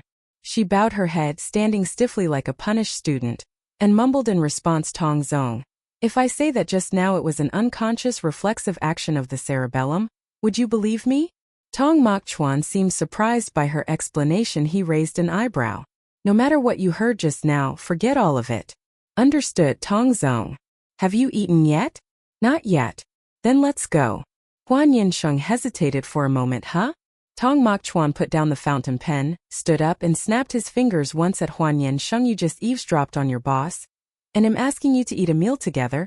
Is that so unpleasant? Hua Nian Sheng immediately changed her expression. Not unpleasant at all. It took Hua Nian Sheng a moment to remember who Jianzong was just now. She had seen that charming and elegant woman on a financial magazine. When asked about her private life, Miss Jian stated that she was quite free-spirited and unconstrained. Yes, it was her, almost a great role model on Hua Nian Sheng's life path. But that was not the main point. Hua Nian Sheng secretly glanced at Tong Mok Chuan walking ahead. Such a beauty, yet he remained as firm as a rock. Could it be that he had some unspeakable problem? Stepping out of the reception room where not many people remained, Hua Nian Sheng was forced to accept the truth that the secretary had already left work, completely forgetting that a poor girl, namely herself, was still in the office. Tong Mai Chuan then said, Secretary Vong messaged to say you were in the reception room, but I didn't check my phone. Therefore it led to the scene just now. Tong Mai Chuan had clearly been completely unaware that the secretary had arranged for someone to be in the reception room. Hua Nian Sheng was still pondering another matter, her curiosity surging at this moment, the desire to understand expanding more than ever before. She did not clearly hear what Tong Mai Chuan said, her expression evidently deep in thought, naturally failing to notice that Tong Mai Chuan was at that moment glancing at her. She merely lowered her head, only to discover the person beside her had stopped, and she reflexively looked up. His eyes curved slightly, carrying a hint of a smile. What are you dazed about? Hua Nian Sheng hadn't had time to react. I was thinking about Ms. Jian Lu. As soon as the words left her lips, she knew something was amiss, but regret was already too late. Why are you thinking about her? Tong Mai Chuan seemed utterly bewildered. Hua Nian Sheng honestly replied, she's beautiful. Even a person as beautiful as that he doesn't like, is he even human? But of course, Hua Nian Sheng dared not utter this question aloud. But Tong Mai Chuan seemed less than agreeable with her words. He instructed, don't be too superficial when judging people. Hua Nian, not superficial at this age. Did he expect her to wait until she was 70 or 80 years old to be superficial? Perhaps there was something wrong with the sort of person who wasn't superficial like Tong Mai Chuan. It wasn't that he necessarily disliked people in general, but it was very possible that he disliked women. He didn't like people like her, didn't like the elegant, dignified, high-born lady of the afternoon, nor did he like the exceptionally talented and alluring CEO Jian. So could it be he liked men? Tong Mai Chuan was evidently unaware that the girl beside him, much like her mother, spent too much time online, leading her to see same-sex love everywhere. He stared at the expression on Hua Nian Sheng's face, as if she had just grasped the truth of life, then suddenly froze, instinctively feeling that something was amiss. Actually, on the evening the little girl had confessed her feelings 3 years ago, he ought to have had some premonition. It was just that at the time he hadn't paid too much mind, believing Hua Nian Sheng was merely momentarily interested.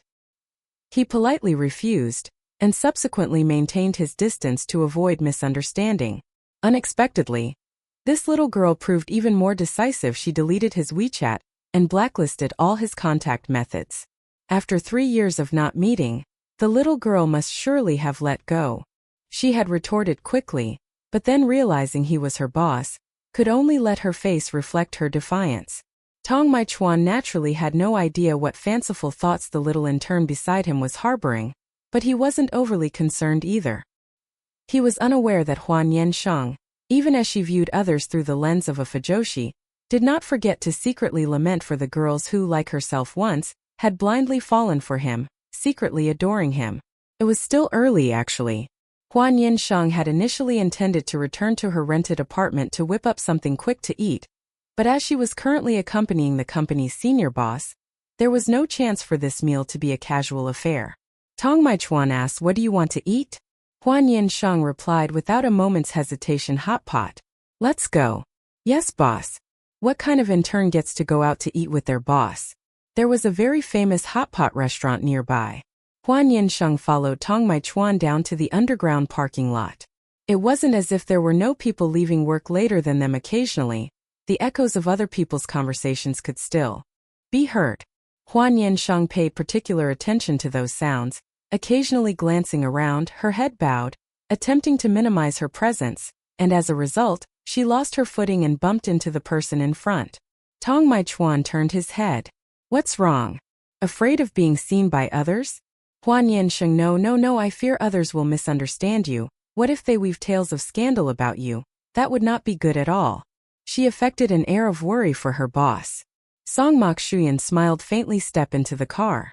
Hua Nian Sheng quietly settled into the front passenger seat, buckling her own seatbelt. Song Mok Shuyan also got into the car, and just as he was about to step on the accelerator, his phone rang. His movement paused for a moment. After a dozen seconds, the screen displayed an incoming call, and he ultimately answered it. Hua Nian Sheng originally had no intention of eavesdropping, but because the car was too quiet, the voice from the other end still drifted into her ears. Song Mok Shuyan, what exactly was your intention going on that blind date today? The Qin family told your mother that their daughter sobbed uncontrollably the moment she returned. What wonderful thing have you done now? I had already stated it was merely a meal, with no agreement to pursue a deeper acquaintance. Song Mok Shuyan's voice rarely revealed such a trace of resignation. Hua Nian Sheng silently widened her eyes. That familiar thrill of front-row eavesdropping. D returned. So the daytime meeting had indeed been a blind date. It had to be said, Song Mok Shuyan's luck with women was rather impressive today alone. She had witnessed individuals of exquisite beauty and unparalleled charisma. What a pity. Whether you agree or not is your own affair. They came with hearts full of expectation to meet you, only for the result to be that the young lady returned in sorrow. Is this how your parents raised you? Where is your polite demeanor? Song Mok Shuyan seemed to let out a sigh. Polite demeanor serves no purpose here. Better a sharp pain than prolonged agony. Mother, you ought to understand this better than I. You haven't even tried to get to know her. How can you claim you dislike her? The woman on the other end of the line seemed utterly vexed. Now you refuse to explore, but later you will be the only one to regret it. To Song Mok Shuyan, such admonishing words held absolutely no persuasive power. He did not even blink once. After ending the call, he glanced to his side, seeing Hua Nian Sheng sitting ramrod straight, as if she had temporarily gone deaf again. Yet that did not prevent the corner of her mouth from curving upwards, more difficult to restrain than an AK rifle. Find it amusing, do you? Hua Nian Sheng, who felt a pang of guilt for her front-row eavesdropping, instantly snapped back to her senses. No, not at all. Song Mok Shuyan said nothing, gazing straight ahead, focused on his driving. Hua Nian Sheng mused to herself, no matter how wealthy one might be, the pressure to marry remained inescapable. Song Mok Shuyan was utterly unaware that a mere few-minute phone call had significantly softened his image in Hua Nian Sheng's mind. The hot pot restaurant was exceptionally crowded. Song Mok Shuyan led Hua Nian Sheng inside. After the server inquired a few things, despite the absence of available tables, they were led into a private room. Hua Nian Sheng? She had originally intended to tell him to patiently queue for a moment or switch to another restaurant, but now she suddenly fell silent. Song Mok Shuyan pulled out a chair for her, explaining, the owner of this establishment is somewhat acquainted with me. This room is not typically used to receive outside patrons. In other words, it was reserved for entertaining acquainted patrons such as themselves. Hua Nian Sheng, of course, did not understand the true extent of the little acquaintance Song Mok Shuyan spoke of. After they ordered, even during such a peak time, the dishes were served with remarkable speed. She quickly transformed into a silent meat dipper. It had been a very long time since she had last enjoyed a hot pot meal out like this. Truly a pitiful creature. Song Mok Shuyan, who originally did not possess much of an appetite, found his gaze fixed on the young woman beside him, eating with increasing relish, and the chopsticks in his hand began to move with unconscious frequency. Hua Nian Sheng was the type of person who, when eating absolutely had to order a drink. Not long after, the server brought a cold can of Coca-Cola. She raised her hand, popped it open, inserted the straw, quickly took a large gulp, and her entire being from head to toe felt comfortable.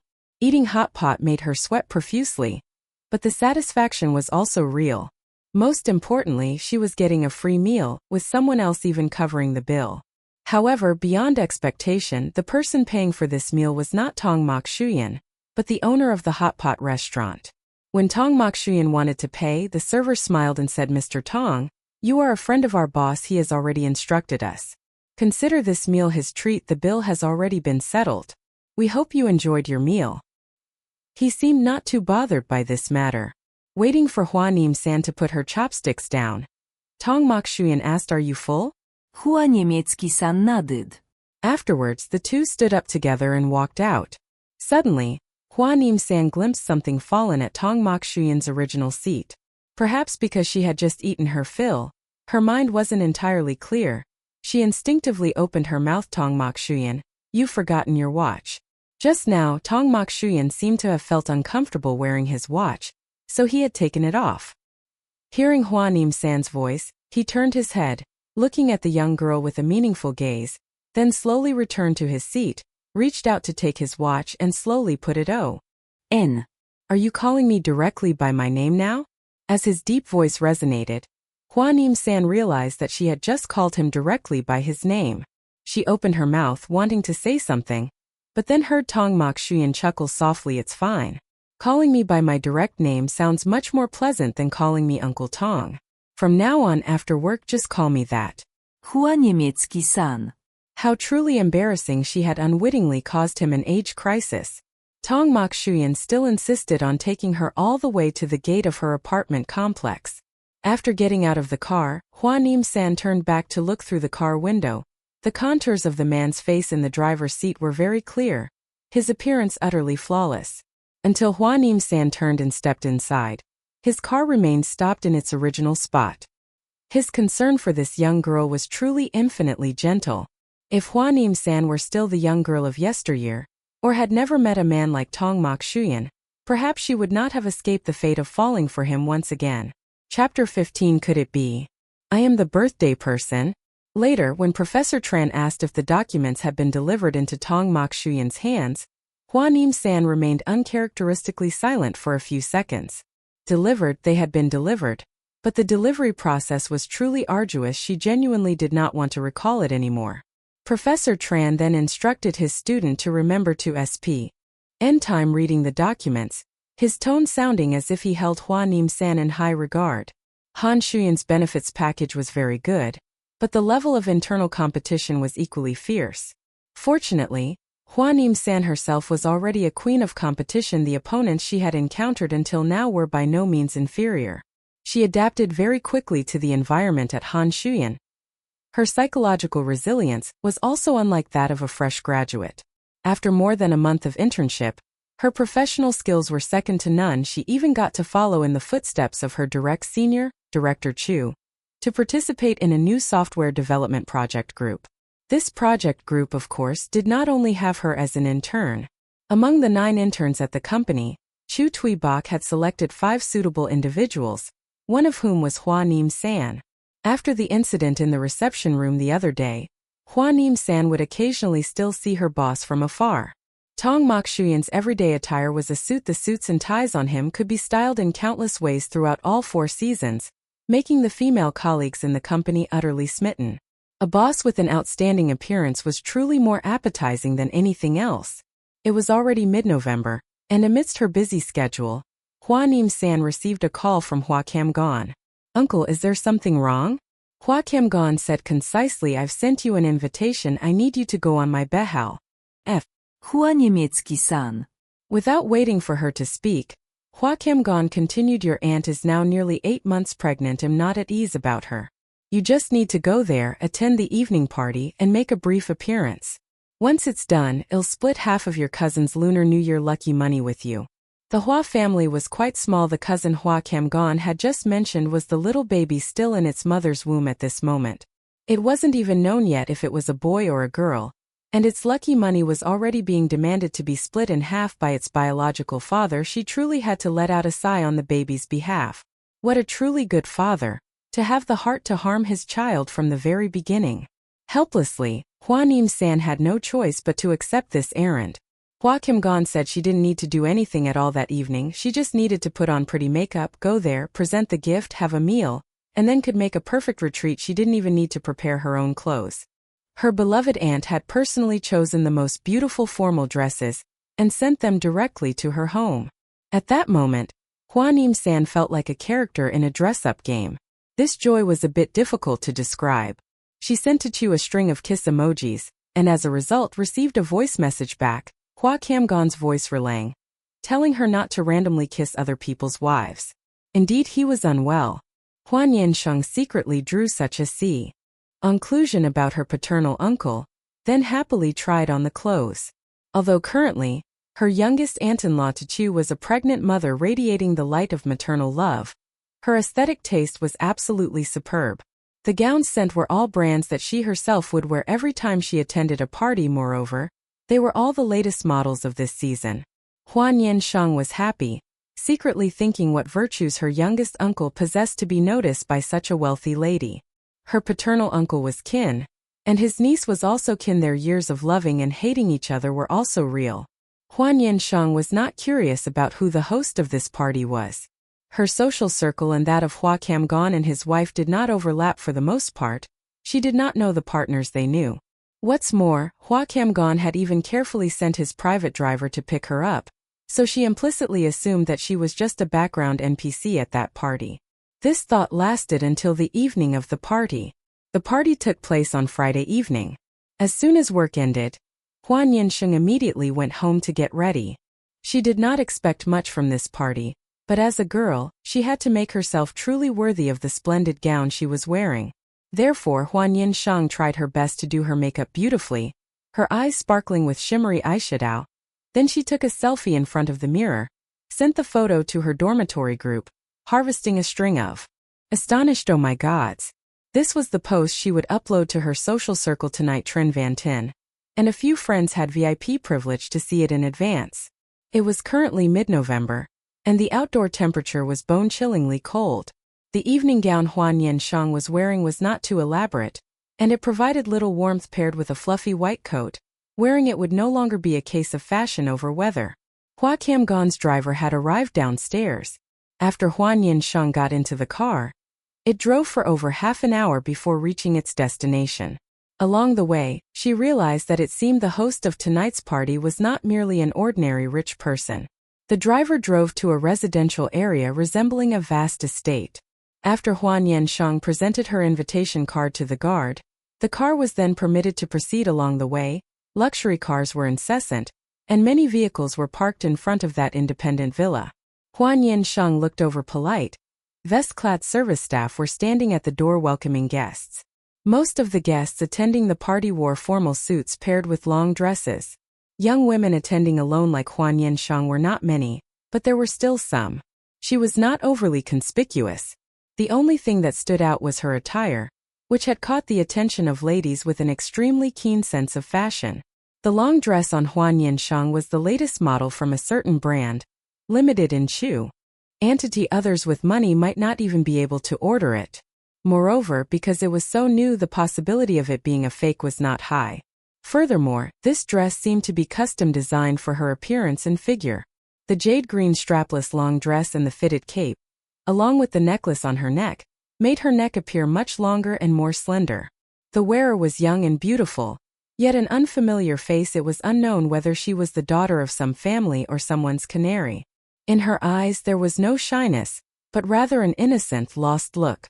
Until this moment, Hua Nian Sheng still did not know who the host of the party was, only that it was a birthday party. She handed the invitation card and the gift Hua Kamgon had prepared to the service staff, then conveniently took a cocktail from a tray, found a secluded corner, took out her phone and began playing the role of an NPC. If it weren't for the inconvenience of wearing a dress, she would have even wanted to cross her legs. The young girl, having been in too much of a hurry to eat dinner, quietly nibbled on small cakes in the corner. This scene completely fell into the eyes of a few rich young masters on the second-floor balcony. "Brother, look, there's this interesting girl," a cheerful male voice rang out, pointing to the slightly dimly lit spot opposite and saying, "She seems to have truly come to feast at the party." Tong Mok Shuyan's gaze followed in that person's direction. Recognizing who the other party was referring to, his eyes suddenly softened a little. He smiled faintly but said nothing. "This girl, I wonder who brought her as a companion. She looks truly beautiful." The person found her more and more interesting the more he looked, then turned his head and asked, "Does anyone know her? Does she have a boyfriend yet?" Tong Dikon was a well-known playboy. He had only graduated from university a year ago, working as a nominal manager at the Tong Corporation, surrounded by women all year round. He was Tong Mok Shuyan's younger cousin. Seeing that no one claimed to know her, he thus assumed that the girl was a female companion brought by someone. Having a boyfriend wouldn't matter among their circle. How many possessed lofty morals? Thinking this, he intended to carry the whiskey glass in his hand downstairs to strike up a conversation. The sycophantic young masters beside him excitedly cheered and bet on how long it would take young Master Tong to win over that young girl. But just as Tong Dikon was about to take a step, the host of the party, who was also his rarely speaking older cousin, suddenly spoke up. Tong Dikon, come back here. Tong Mok Shuyan today wore a dark red suit, tied with a black tie. His appearance was naturally the most charming among the gentlemen present. He merely leaned against the railing, holding a clear, long-stemmed wine glass in his hand, gently swirling it. His long, slender, and distinctly jointed fingers were especially beautiful to behold. Tong Dikon instinctively stopped, turned his head to look at Tong Mok Shuyan's expression, then awkwardly said, "Brother, do you know her?" Tong Mok Shuyan was unsure what he was thinking. A few seconds later, he raised his eyes and gave a soft hum. An intern at my company. An intern? Protecting an intern to such an extent? Just as Tong Dikon and the others were about to relax and tease that a mere intern wasn't worth it, they heard Tong Mok Shuyan's next sentence. She is the biological niece of CEO Hua from Yuan Hang. Why don't you try to provoke her? This remark successfully caused the playboy Tong Dikon's expression to stiffen. They had only just met this girl, but her reputation had been heard of for a long time. Previously, CEO Hua from Yuan Hang Technology Company had resolutely cut off a nearly successful business deal because a partner had spoken some inappropriate words about his niece. As a result, that young master of the Wang family was beaten several times by his father as soon as he returned home. His credit cards were also blocked, and to this day he still dared not return home. With that kind of protecting his niece as if his own life, how could those who weren't afraid of death like them dare to trifle with someone else's niece? How could they contend with Hua Kim gone? Brother, I understand now. Tong Dikon dejectedly led the others away. How could he not see that Tong Mok Shuyan was finding them annoying? Hua Nian Sheng did know that someone was watching her from the second floor, nor did she know that her paternal uncle, who was currently busy with his wife and children by his fireplace, had once offended others because of her. She played on her phone for a long time without seeing the host of the party come out to greet guests in the living room. There were all sorts of social interactions, and she couldn't even distinguish who the main character was. Just at this moment, a figure in dark red entered her line of sight. Tong Mok Shuyan, holding a wine glass, was chatting cheerfully with a middle-aged man clearly older than him. Every gesture of his was very polite, perfectly suited for occasions like this. One could even say he was proficient. Not only middle-aged men, but also young and beautiful ladies were attracted to him. Hua Nian Sheng secretly sighed in her heart about her boss charm. Then she lowered her head, her fingers quickly touching the Candy Crush Saga game screen on her phone. After an unknown period, a shadow fell before her. Hua Nian Sheng unconsciously looked up, meeting a pair of smiling eyes. The phone just happened to display the words "challenge passed successfully." Hua Nian Sheng exited with satisfaction, then revealed a slightly surprised expression. "Mr. Tong, you're here too?"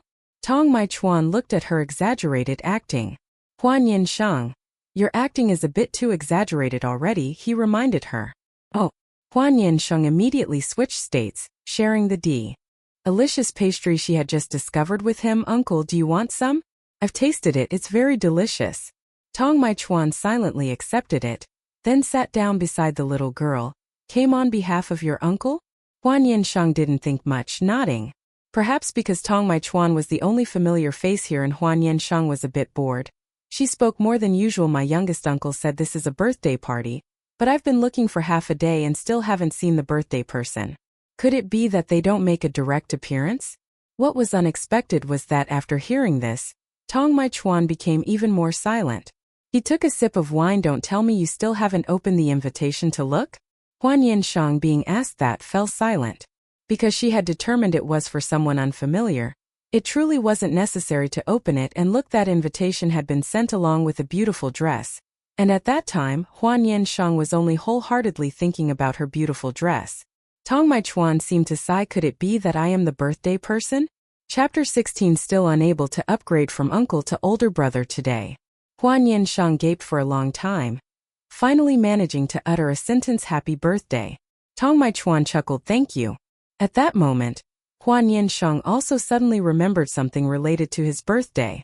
The year she was in 12th grade, it seemed there was such a day when she finished her long and tedious evening self-study session and returned home.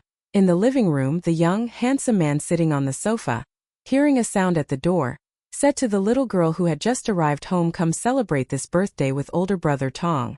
That evening was a rare one where Hua Jinyan was also present at home, but because he had been working continuous overtime for a full week, by the time his niece returned home, he was already in his bedroom, sleeping soundly. In the living room, Hua Jinyan's good friend invited his niece to eat birthday cake. Tong Maichuan asked with a smile, Nian Sheng, do you have any wishes? I'll help you make one. Hua Nian Sheng said she wanted to get into a good university.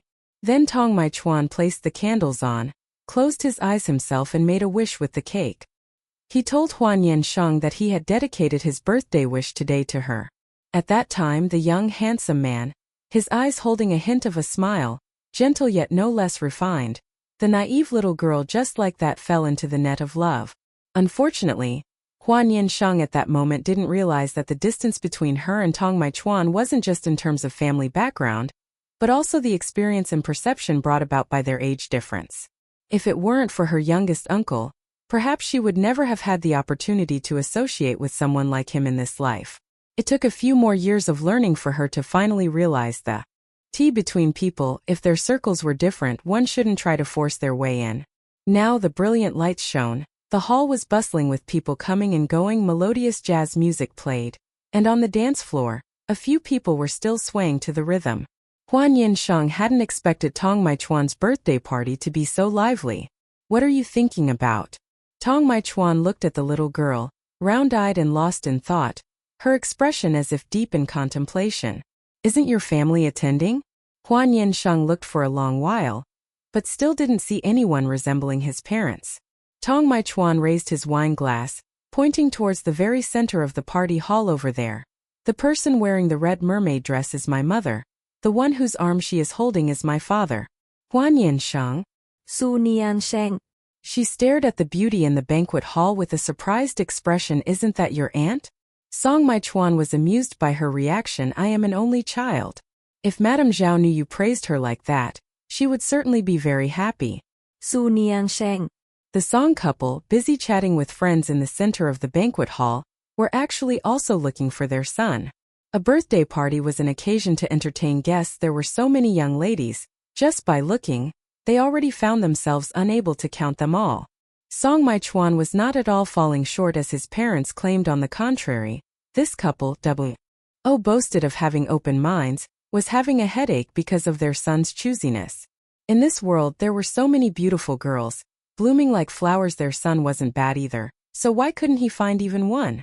Seeing the Song couple's gaze about to land on this inconspicuous corner, Tong Maichuan instinctively raised his hand and turned the young girl's head away. Hua Nian Sheng. Don't stare at them anymore, a certain CEO Song said, shamelessly speaking ill of his own parents. Lately my parents really like to grab pretty girls to strike up conversations, and once they meet they talk on and on without stopping. Hua Nian Sheng hadn't even had time to react. Her gaze had unconsciously fallen back onto his face, quietly contemplating the meaning of that statement. Tong Maichuan, facing this gaze, chuckled again. Haven't eaten dinner yet? Hua Nian Sheng instincto not that. Tong Maichuan said there's food in the kitchen. Let's go, I'll take you to eat. The melodious jazz music still echoed in the grand hall. The ceiling lights had changed to a softer brightness. Hua Nian Sheng remained seated in her original spot, while Tong Maichuan had already stood up. What's wrong? Hua Nian Sheng's face was full of distress. If I eat my fill, my little belly will show. Tong Maichuan glanced at the young girl's slender waist, then looked upwards. Even with a coat covering it, her curves were still very graceful.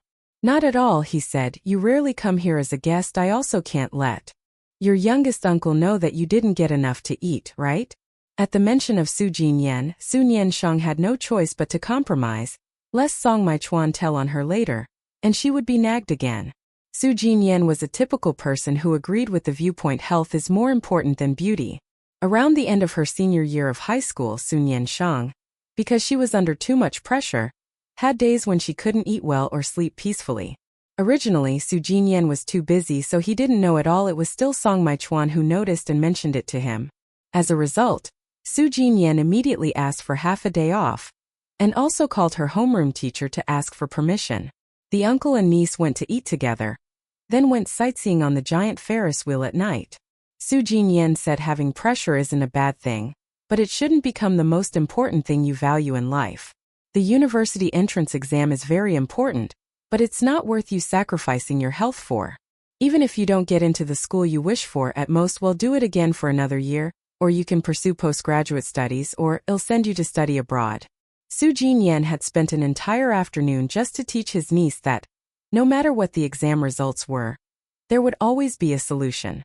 Therefore, when Song Maichuan just mentioned Su Jinyan, Hua Nian Sheng obediently stood up and followed him into the kitchen. Inside, a few Popi Lu were busily bustling about. A middle-aged man wearing a white chef's hat, the same color as his uniform, immediately walked over as soon as he saw them. "Uncle Huang, we've come over here to get some food."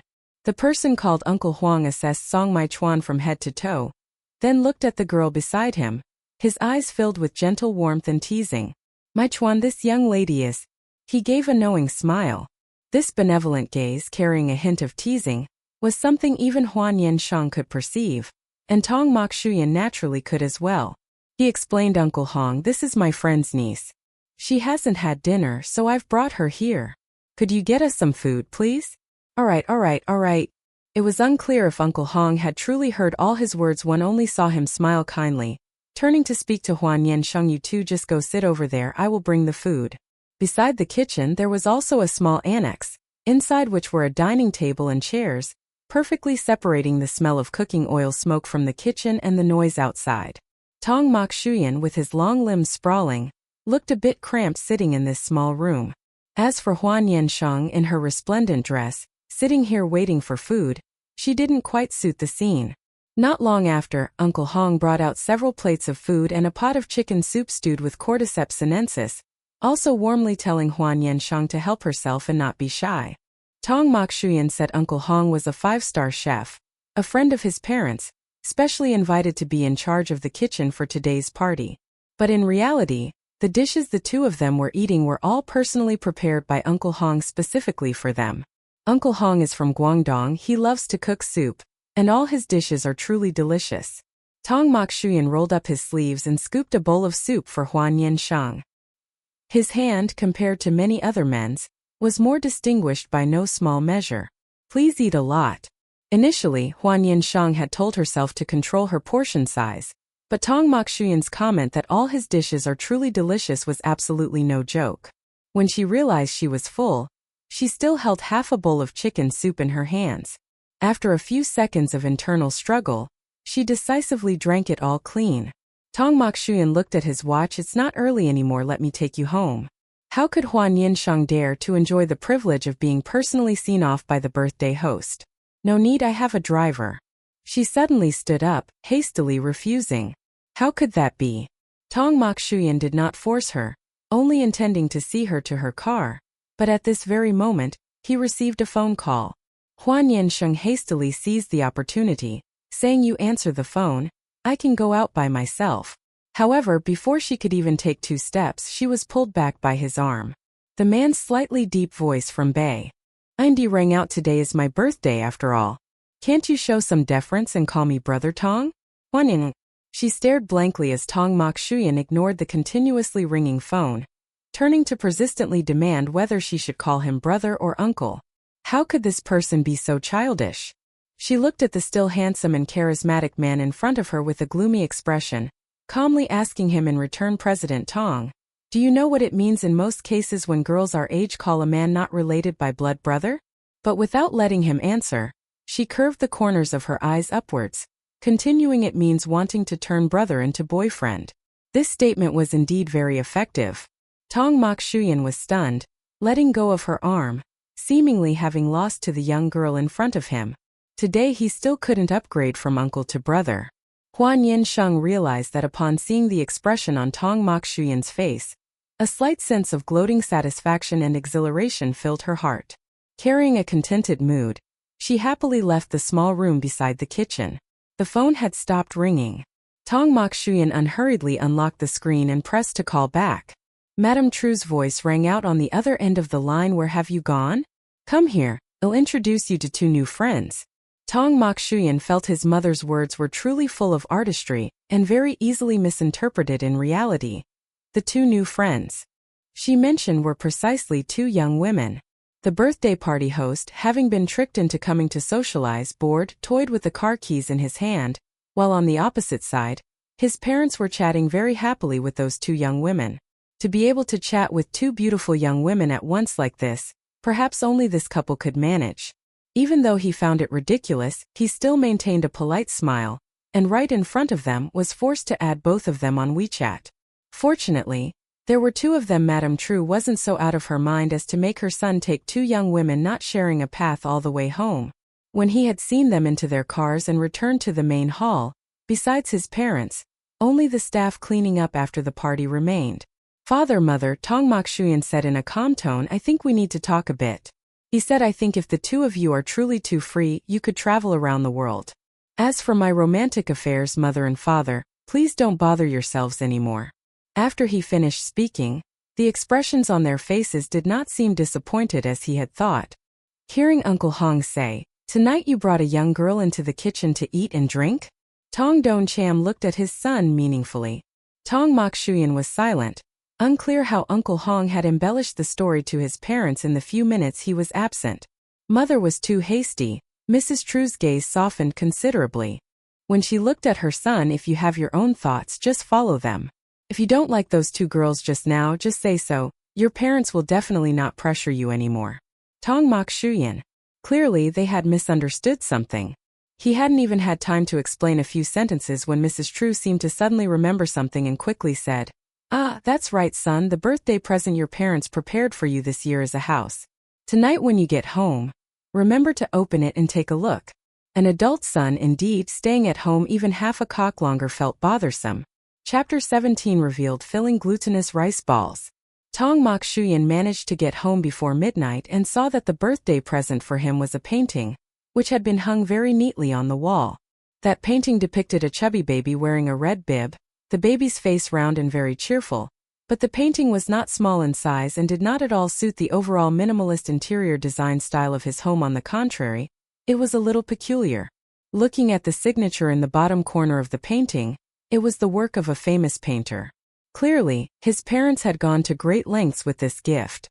According to his father, when he was Tong Mokshuyan's age now, his son was already in elementary school yet. The son upon whom he placed so many hopes was now 28 springs old, still solitary and alone. Although this son was more serious and proper Han other rich young masters who only cared for pleasure-seeking and dissipation, it was still hard to avoid making parents like them anxious.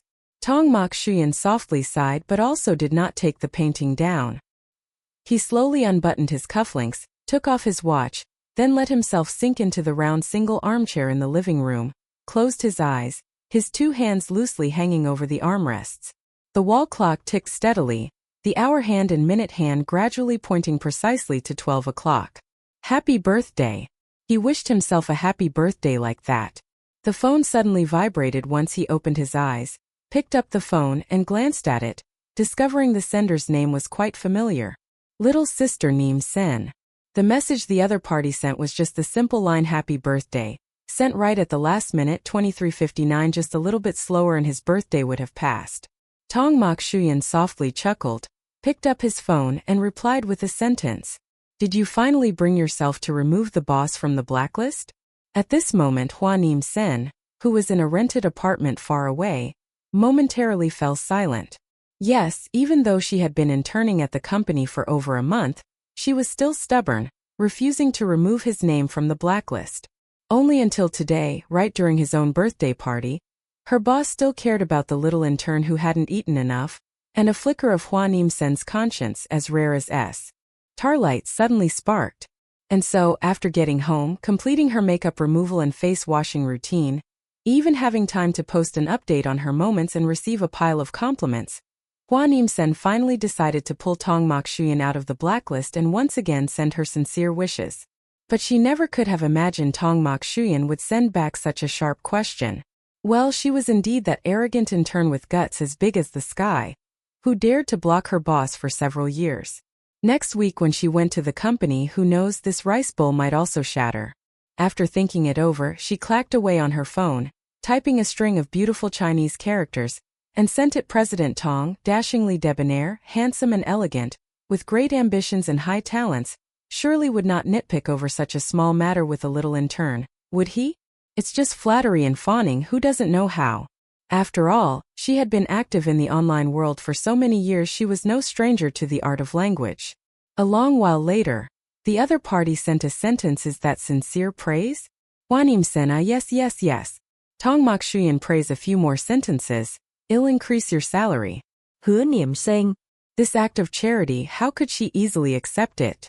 The next moment, General Manager Tong is truly worthy of the limestone as precious jade, pine as green jade, a beauty unique to one realm. No one in the world can contend with. Ash. Hua Nian Sheng lately very much liked watching classic films and TV series while eating. The line she just messaged was a classical poem that was once mentioned among the films she had watched. If she remembered correctly, it was from Ufu Shurji, at this moment used to flatter the boss, perfectly timely. The other side was silent, not replying for a long time. Hua Nian Sheng prepared to go to sleep. Before sleeping, she looked at her phone one last time. Just as the phone vibrated once, and then a message popped up. She clicked to view the message, content concise and to the point, good praise, salary increase. The joy of flattering the boss, she finally got to experience some of it. Although the relationship with Tong Mokshuyan had improved a little, that did not affect Hua Nian Sheng at all. After all, she was just a small intern. Tong Mokshuyan's words about opening a back door for her were nothing more than a joke. After pulling Tong Mokshuyan out of the blacklist on WeChat, the two people's level of interaction seemed even less. Hua Nian Sheng had no mood to lament, because after all, the boss had truly increased her salary. The money she earned thanks to sweet words of flattery naturally did not carry any psychological burden. Hua Nian Sheng's work at Han Shuyan was smooth and prosperous, just like a fish finding water. She herself already possessed many advantages. The words about asking for a back door she had said before now seemed even more like a casual joke. The benefit of a large company was that after working there for less than 2 months, Hua Nian Sheng had already filled her belly just by gossiping with colleagues. For example, the great exploit of a certain manager who once sought performance and sold themselves during their tenure. A tragic story that brought listeners to tears, only later to be blown out of proportion by his ex-wife, completely exposing everything. Even his job could not be kept. Hua Nian Sheng, after listening, felt even more motivated to work. With such fierce competition, if she still didn't try hard, sooner or later she would have to pack her bags and leave. But not long after that, an opportunity, intentionally arranged by others, found her. In the general manager's office, there was a female secretary about to go on maternity leave. Perhaps because her ability was too outstanding, Tong Mokshuyan was reluctant to replace her. But during her maternity leave, it was indeed still necessary to have someone else handle her work. Because the boss did not intend to promote anyone, nor did he intend to recruit new personnel, Assistant Zhang finally suggested choosing an intern from among the company's interns to temporarily replace the secretary's work. Hua Nian Sheng had no prior knowledge of this matter at all. After all, interns like them were just bricks, filling in wherever there was a gap. After the weather turned cold, Hua Nian Sheng returned to school once, moving almost all of her winter clothes to her rented apartment. Among them was a black and white jacket, quite uniquely designed, with its main design direction being inkwash painting, on a large white background adorned with black ink streaks, carrying a strong Chinese style that she very much liked. The next day, she wore that jacket to the company, even complimenting herself on looking very cool. Her colleagues who saw it all praised it and she liked it very much. Until noon, Hua Nian Sheng went to the pantry to make a cup of coffee, suddenly hearing a familiar voice echo from outside the hallway. Tong Mokshuyan, am I seeing things? Why do I seem to see a tangyuan with exposed filling moving around in your company? Hứa Cẩm Ngôn voice. How could there be any tangyuan with exposed filling? The two people seemed to be walking past the hallway while talking, and after Hua Nian Sheng finished getting her coffee, she returned to her seat. Hua Nian, who was next to her, suddenly asked, "Did you notice who passed by with General Manager Tong just now?" Hua Nian Sheng honestly shook her head. She didn't see. Hua Nian continued to gossip. "I heard it's General Manager Hua of Vinhong Technology. He and our boss have a pretty good relationship. He used to come over often. Turns out he's even that handsome." Lý Nhất Nhiên, why do you gossip so much? Lý Tư Cửu snort. Wrong profession. Hua Nian, taking that as an honor, said, "Don't say that. My childhood dream was to be a paparazzi. Who knew my college entrance exam scores were too high? My dad said if I became a paparazzi he would break my legs. He even seemed to take pride in it." But the gossips did not only consist of these few interns, they also included the elder sisters who had already officially started working. No matter how handsome Director Su is, it's useless, he's already married. The expressions on the faces of those female colleagues were hard to describe. Before seeing him constantly dating Director Tong, we even thought what? Tell me clearly, sister. Hua Nian Sheng had not expected that one day she would get to hear gossip about her youngest uncle through this avenue. How could she not immediately join the ranks of those eating melon? But as it turned out, just as the gossip was getting good, her superior came looking for her. Lin Xian walked over in a pair of 7 or 8 centimeter high heels, pointing at Hua Nian Sheng. "Hua Nian Sheng, follow me."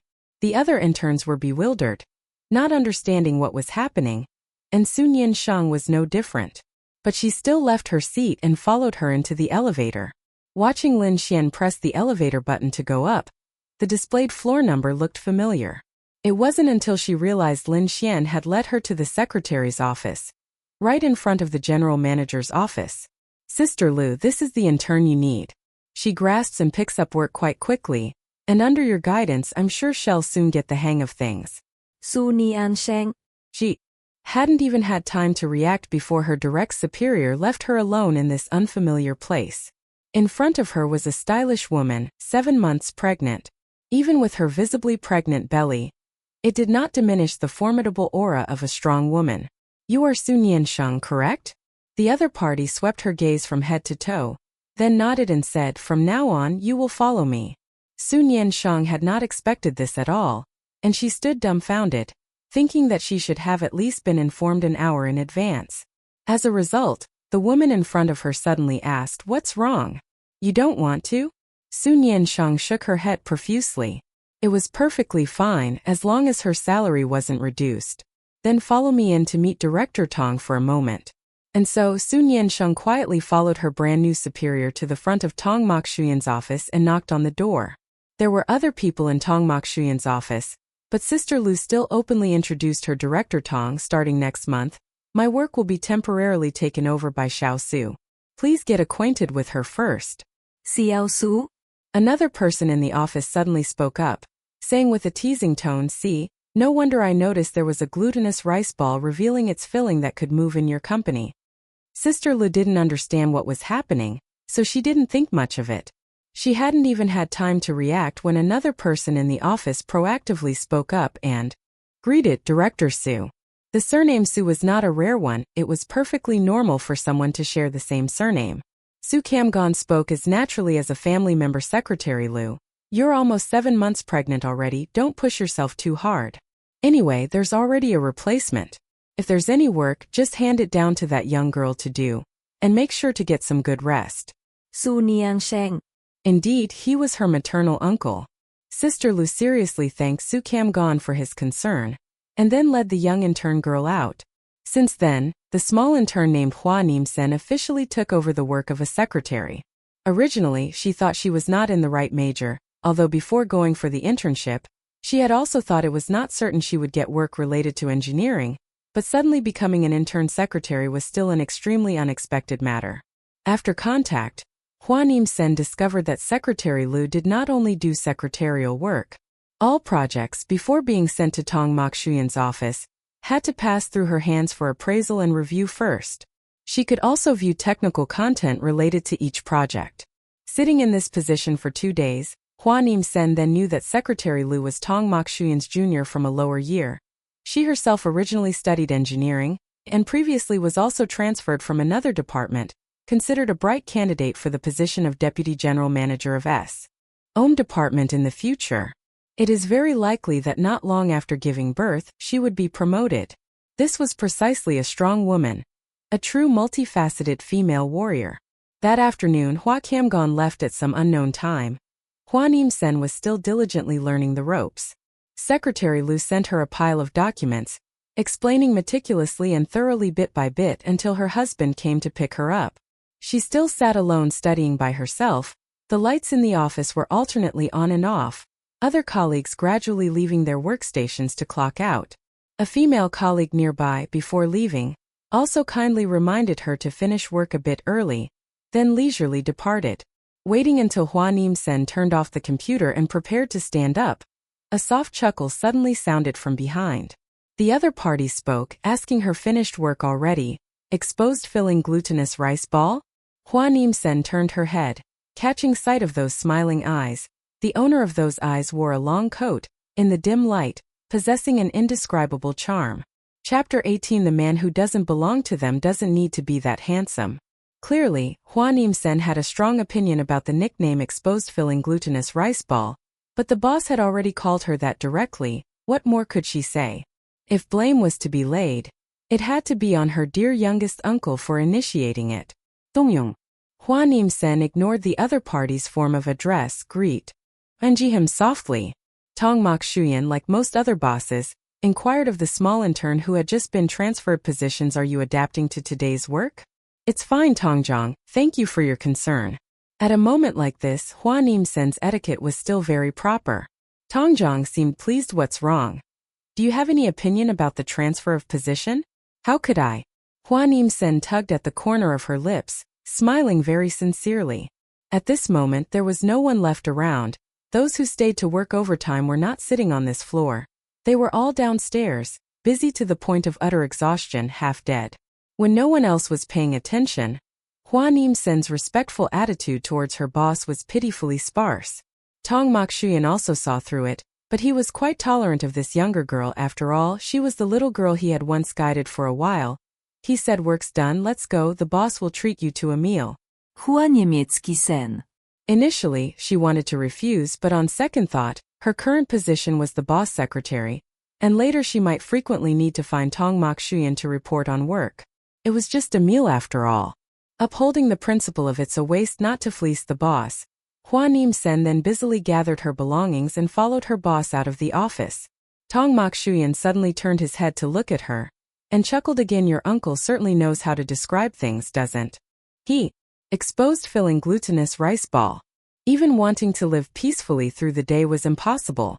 Hua Nian Sheng decided that from now on, she would swipe her uncle's card to spend every day. In the elevator, Tong Shuyan asked her if she knew why she was chosen to take over secretary less work. Hua Nian Sheng answered very honestly, is it because I want contend for next year's official recruitment spot? Tong Shuyan said that's also part of the reason. As for what other reasons there were, she truly couldn't think of any. Tong Shuyan burst out laughing. Because I gave you a backdoor entry. Inside the elevator there were only the two of them. Tong Shuyan's laughter was particularly clear, and his voice was pleasant, even more so. It was as if it were deliberate. Hua Nian Sheng.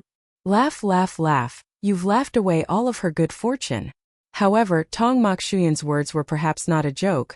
For such a large company, how simple it would be to find someone to take over the work. Regardless of the relationship between him and Secretary Liu, in reality, just one word from the capitalist would be completely capable of directly promoting Secretary Liu after her maternity leave.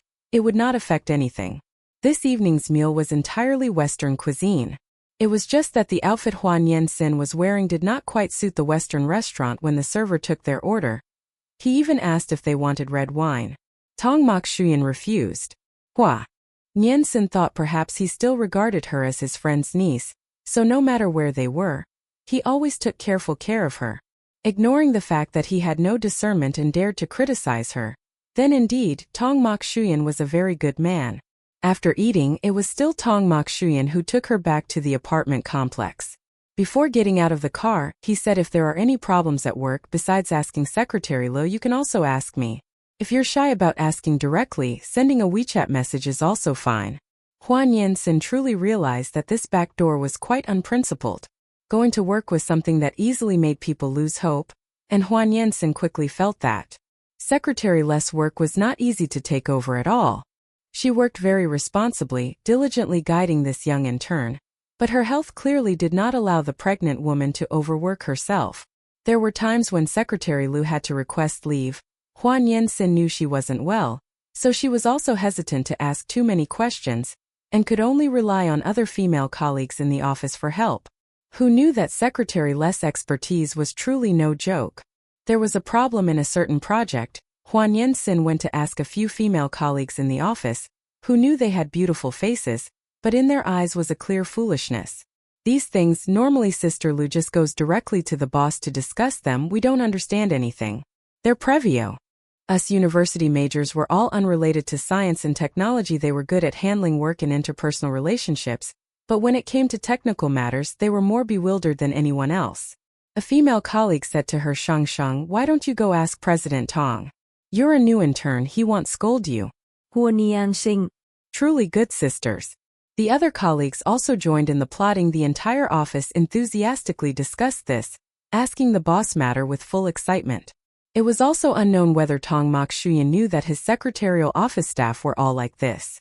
At noon, going to eat at the canteen, Hua Nian Sheng still ate with her old intern friends, chatting about daily work while eating. Very normal. Hua Nian Sheng, what kind of work are you in charge of at the CEO's office? Why do you look so worn out and haggard after just a few days? Lai 2Q asked. Everyone pricked up their ears to eavesdrop. Hua Nian Sheng shook her head once, feeling like the water in her head was about to spill out. It's nothing. Mainly just learning. So what is the work you are in charge of now considered? Secretary? Or is it still considered part of our technical department? That's a good question. Hua Nian Sheng knew the true meaning hidden in their question. If she was now considered part of the secretarial office, then she would no longer be competing with them. She shook her head. I don't know yet. I'll just have to do it first. Ly nhát nhai. What's the atmosphere like in the CEO's office? Does President Tong appear often? This guy was determined to gossip to the very end. It's quite normal, Hua Nian Sheng thought for a moment before replying. President Tong is not often in the office, he's rarely seen. Normally, Tong Mokshuyan had quite a lot of social engagements 2 days ago. He apparently even flew a trip to Germany, and her female colleagues in the secretarial office had even asked Assistant Zhang to bring some things back. Most of the interns still wondered quite a lot why, among nearly a dozen people who were interns, only Hua Nian Sheng was chosen to be transferred up to work in the general director's office. If it was said she had a backing, then how strong must the connections behind her back be to reach that far? Putting aside the rivalries and competitions behind them, the relationships among the interns were still quite good. Going to work at a company, finding a friend to eat with or not is very important. If there's no one to accompany you during a meal, the feeling of that meal is no longer delicious. Previously, she heard a classmate say that their lunch friend during the internship quit, and they even cried profusely as if they were about to be fired. Now Hua Nian Sheng understood that feeling. Because of the change in work position, she even lost her companion to go to the restroom with, feeling a bit disappointed. Ly tu ku. An excellent person who inherently always acted independently suddenly placed a question mark full of doubt. The work encountered a problem, and just waiting indefinitely was not the way. Secretary Lu was not present, and there were some matters that could not be clarified with just a few sentences on WeChat. Hua Nian Sheng, under the suggestion of the senior colleagues in the office, decided to go ask Assistant Zhang first. Originally, she had already arranged with Assistant Zhang on WeChat to talk for a few minutes. Who knew that she had only just stood next to his desk for not long, and the problem hadn't even been clearly stated yet, when Tong Mokchuan had already called him, telling him to cross-reference some work. Assistant Zhang, while answering the phone, looked up and said to Hua Nian Sheng, "Please wait a moment." Hua Nian Sheng nodded yes. Assistant Zhang's phone call did not last long. Just when he thought the boss was about to hang up, Tong Mokchuan on the other end of the line suddenly asked a question. "Is Hua Nian Sheng next to you?" Assistant Zhang was clearly startled. Only after a few seconds did he reply, "Yes, she is. Tell her to come in and see me." Hanging up the phone, Hua Nian Sheng watched as the senior colleague suddenly looked up and said to her, "General Director Tong called you in. Bring the documents with you." Hua Nian Sheng. What exactly was the matter that made the general director condescend to summon a petite intern like her? She carried a face full of doubt, embracing the documents, walking towards Tong Mac H. Chuan's office. Just then, a leader of deputy general director level or higher was walking out sadly. It was no surprise that their proposal had been rejected, perhaps even criticized. She knocked on the door, and from inside came Tong Mak Chuan's voice. Come in. Entering the room, closing the door. Tong Mak Chuan took his eyes off the computer screen and looked at her. Come here and sit. Hua Nian Sheng obediently sat down, quietly waiting.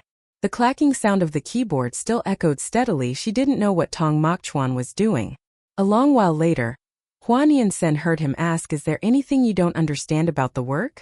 Hua Nian Sheng saw his eyes still fixed on the computer screen, and honestly uttered an Didn't I already say, if there's anything you don't understand, just ask me? Finally, he was free, and his gaze settled on her face. You've asked all the senior colleagues around, yet you're too shy to ask me?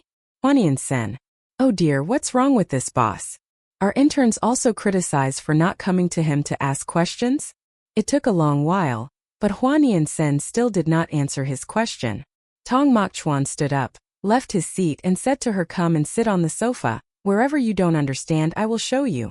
After more than 10 minutes in the general director's office, Hua Nian Sheng felt her mind had become much clearer. Tong Mak Chuan and her maternal uncle studied the same major, and are currently working in the same industry. She was also almost the same. Everything he said she could actually understand, but precisely because she could understand, Hua Nian Sheng once again recognized Tong Mak Chuan's excellence. By calculation, the two of them were 7 years apart. She wondered if, by the time she reached Tong Mak Chuan's current age, she would be able to achieve such a level. The boss is indeed a title not everyone can achieve. A sentence "tonight I'm busy" was about to escape her lips, but instead transformed into General Manager Tong, am not busy at all tonight. The opportunity to know prominent figures in the industry was too great an attraction for Hua Nian Sheng. Even if she couldn't speak to them, just meeting them once was something people yearned for. One must know that Du University had always wanted to invite Zhang Chuan back to the school to give a lecture, but due to various reasons, they had not yet been able to. Her reaction was within Tong Mai Chuan's expectations. He raised an eyebrow. Then pack your things and come with me. Accompanying Tong Mai Chuan, Hua Nian Sheng naturally could, with proper dignity, stand in the elevator reserved for leaders, going straight down to the underground parking lot. Today was truly a rare day when General Manager Tong personally acted as the driver. Hua Nian Sheng instinctively opened the back door, but General Manager Tong immediately voiced his opinion. Sit in the front. Do you take your boss for a driver? Only then did she realize that there was no driver accompanying him tonight.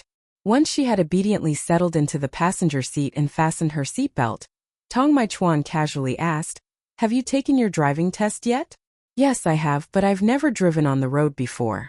Your uncle has so many cars, why don't you take one out to practice driving? Tong Mai Chuan asked with a smile.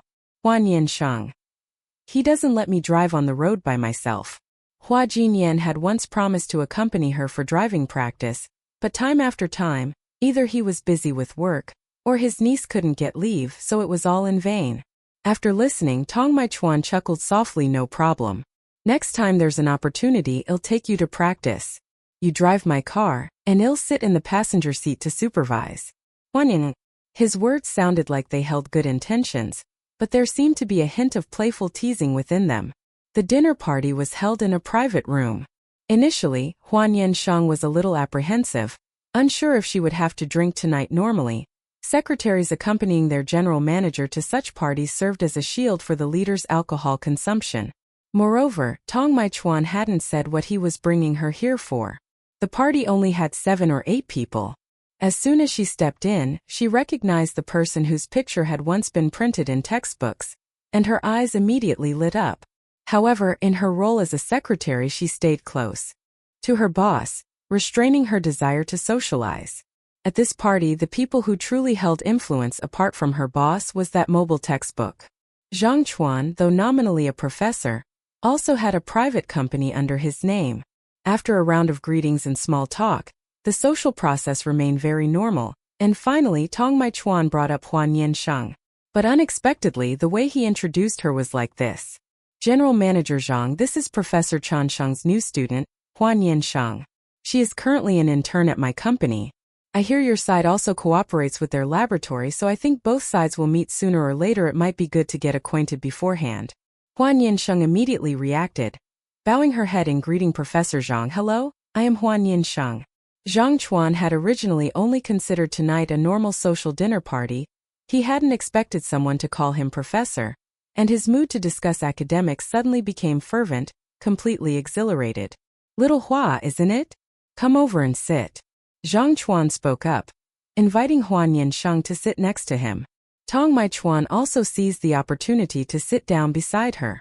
The people accompanying Zhang Chuan were naturally busy greeting Tong Mai Chuan. Their boss only seemed concerned with talking to that girl, and wouldn't the project still have to be negotiated by them? However, when glasses were raised to pour wine, Tong Mai Chuan suddenly declared, tonight I won't drink alcohol, I still have to drive later. Leaving aside what he brought the girl for, or whether she knew how to drive. But he could still call a driver, couldn't he? Yet, with his status and position, once he said he wouldn't drink, what else could anyone say? Throughout the meal, before the main course was served, Zhang Chuan ate and asked questions, probably intending to accept more graduate students next year, and thus took the opportunity to probe the abilities of current students. After the dishes were served, Hua Nian Sheng diligently ate her meal. She had originally still thought, not knowing if she still had any other tasks, but then turned her head to look at her boss. He leisurely used the communal chopsticks to pick up food for her, and said, eat a lot, don't let your maternal uncle say I mistreated you again. Everyone at the table heard this sentence, and someone immediately smiled and asked, Mr. Tong, you even know her maternal uncle? Tong Mokshuyan replied, yes, it's Mr. Hua of Heng Technology. So it was crystal clear now. Everyone immediately understood the reason why Mr. Tong personally led an intern girl to the party, and even personally introduced her to Truong Trian. It turned out she was a family member of Mr. Hua. Knowing Hua Nian Sheng's identity, their gazes towards her were also completely different. Before that, more or less, there would have been people making wild guesses, as she was clearly just an intern yet was personally proted by the boss like that. No matter how one thought, it didn't seem like an intern.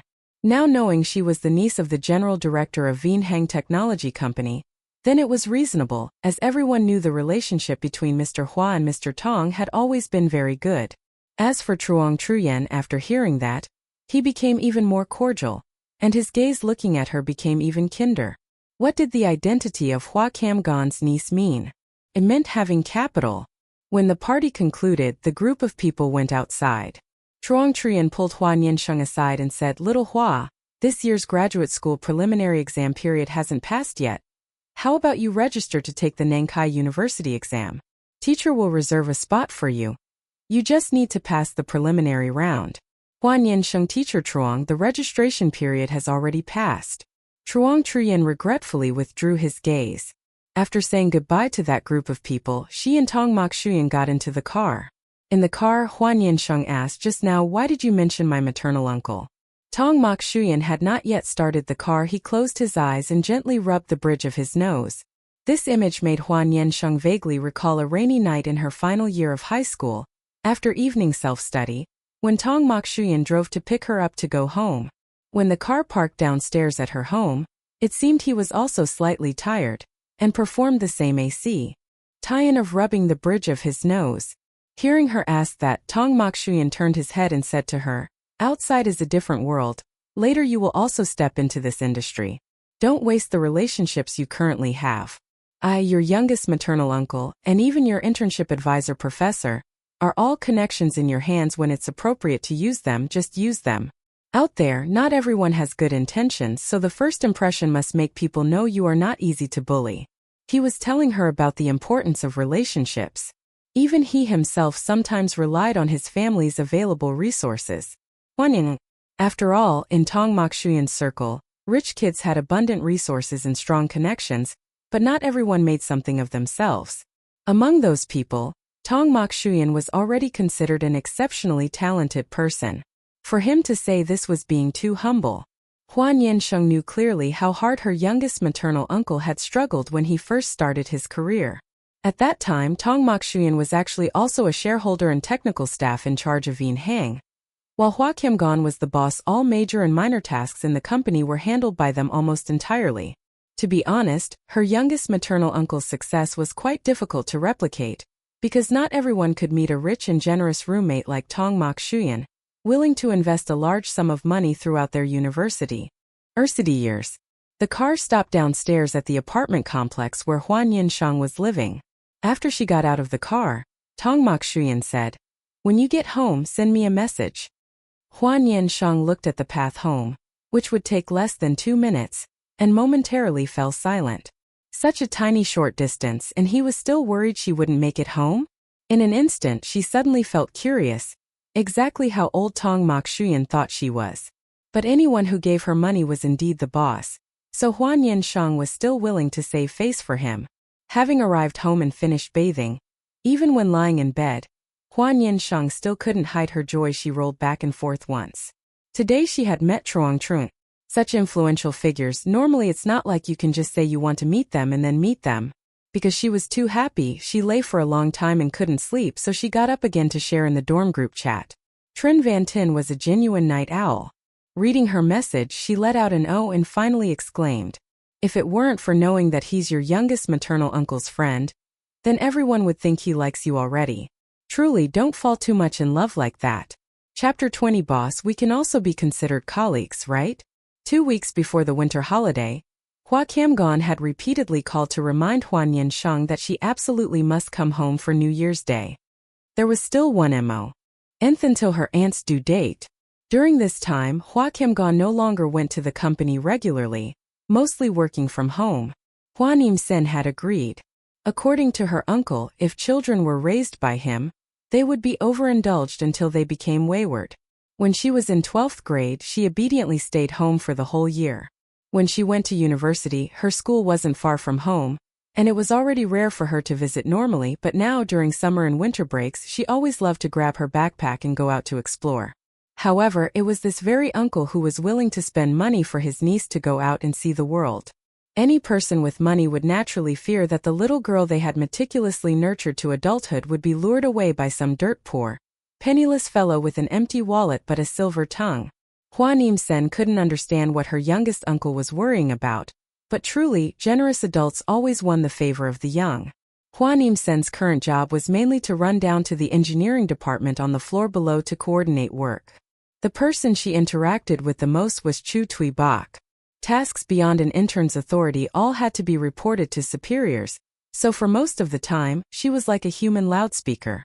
But every time she faced Chu Tui Bok, she felt as if she were standing before a supervising professor. He had the bearing of a teacher, and it would have been more fitting for him to enter the field of education. Every time she went down to the engineering floor, she would inevitably run into fellow interns from the same batch. Everyone was swamped with work. It seemed that being an intern at Hanshuyan was not easy at all. In the blink of an eye, it was Christmas Eve. That day, the company was more lively than usual. The office decorations had been meticulously prepared by the logistics department early on, and the Christmas atmosphere filled all floors.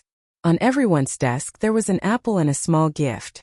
A gigantic Christmas tree was set up right in the office, so beautiful that anyone passing by had to stop and take pictures to check in.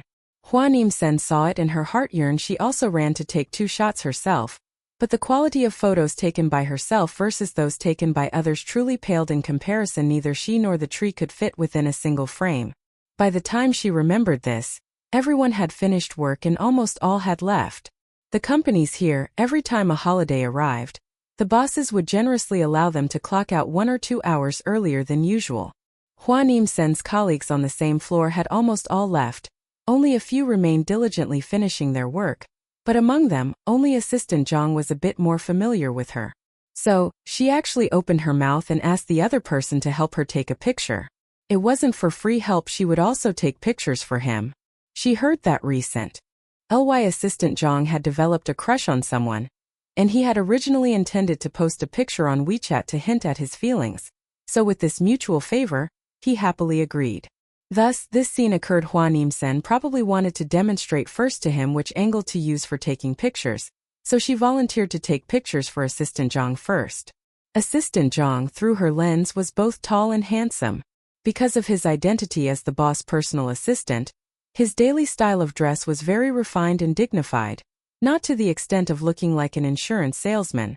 The finished product after taking the photos was very beautiful, and seeing the other person's impeccable sense of style, Hua Nian Sheng was certain that he would also have photography skills good enough to satisfy her. But the result was that she confidently put her best poses forward, only to receive indescribably bad photos, forcing her to shoot Assistant Zhang a dagger look. Who on earth would frame a picture like this? Assistant Zhang embarrassedly lowered his head. I'm sorry, I overestimated myself. Hua Nian Sheng let out a long sigh. And you look so stylish. Assistant Zhang denied. My style of dress is all learned from Mr. Tong. Hua Nian Sheng genuinely marveled, with this level of photography skill. Even if Assistant Zhang could manage to charm his crush, they would soon run away. What are you two doing? Someone just stepped out of the elevator. Seeing them, he stopped. At that moment, Hua Nian Sheng and Assistant Zhang were standing, discussing photo angles. Although his photos were terrible, she mused that with a little more guidance, it might still be somewhat redeemable. And if it still wasn't good in the end, she would just have to patiently edit it herself at home. The only thing was, they didn't realize that their current distance was quite close. No matter how one looked at it, it didn't resemble platonic camaraderie. When they heard Tong Maxuyan's voice, both of them were clearly stunned. Because today, he had left the company around past 3 o'clock, probably having a party with family elders, so he didn't bring his assistant. No one thought he would return to the company at this hour.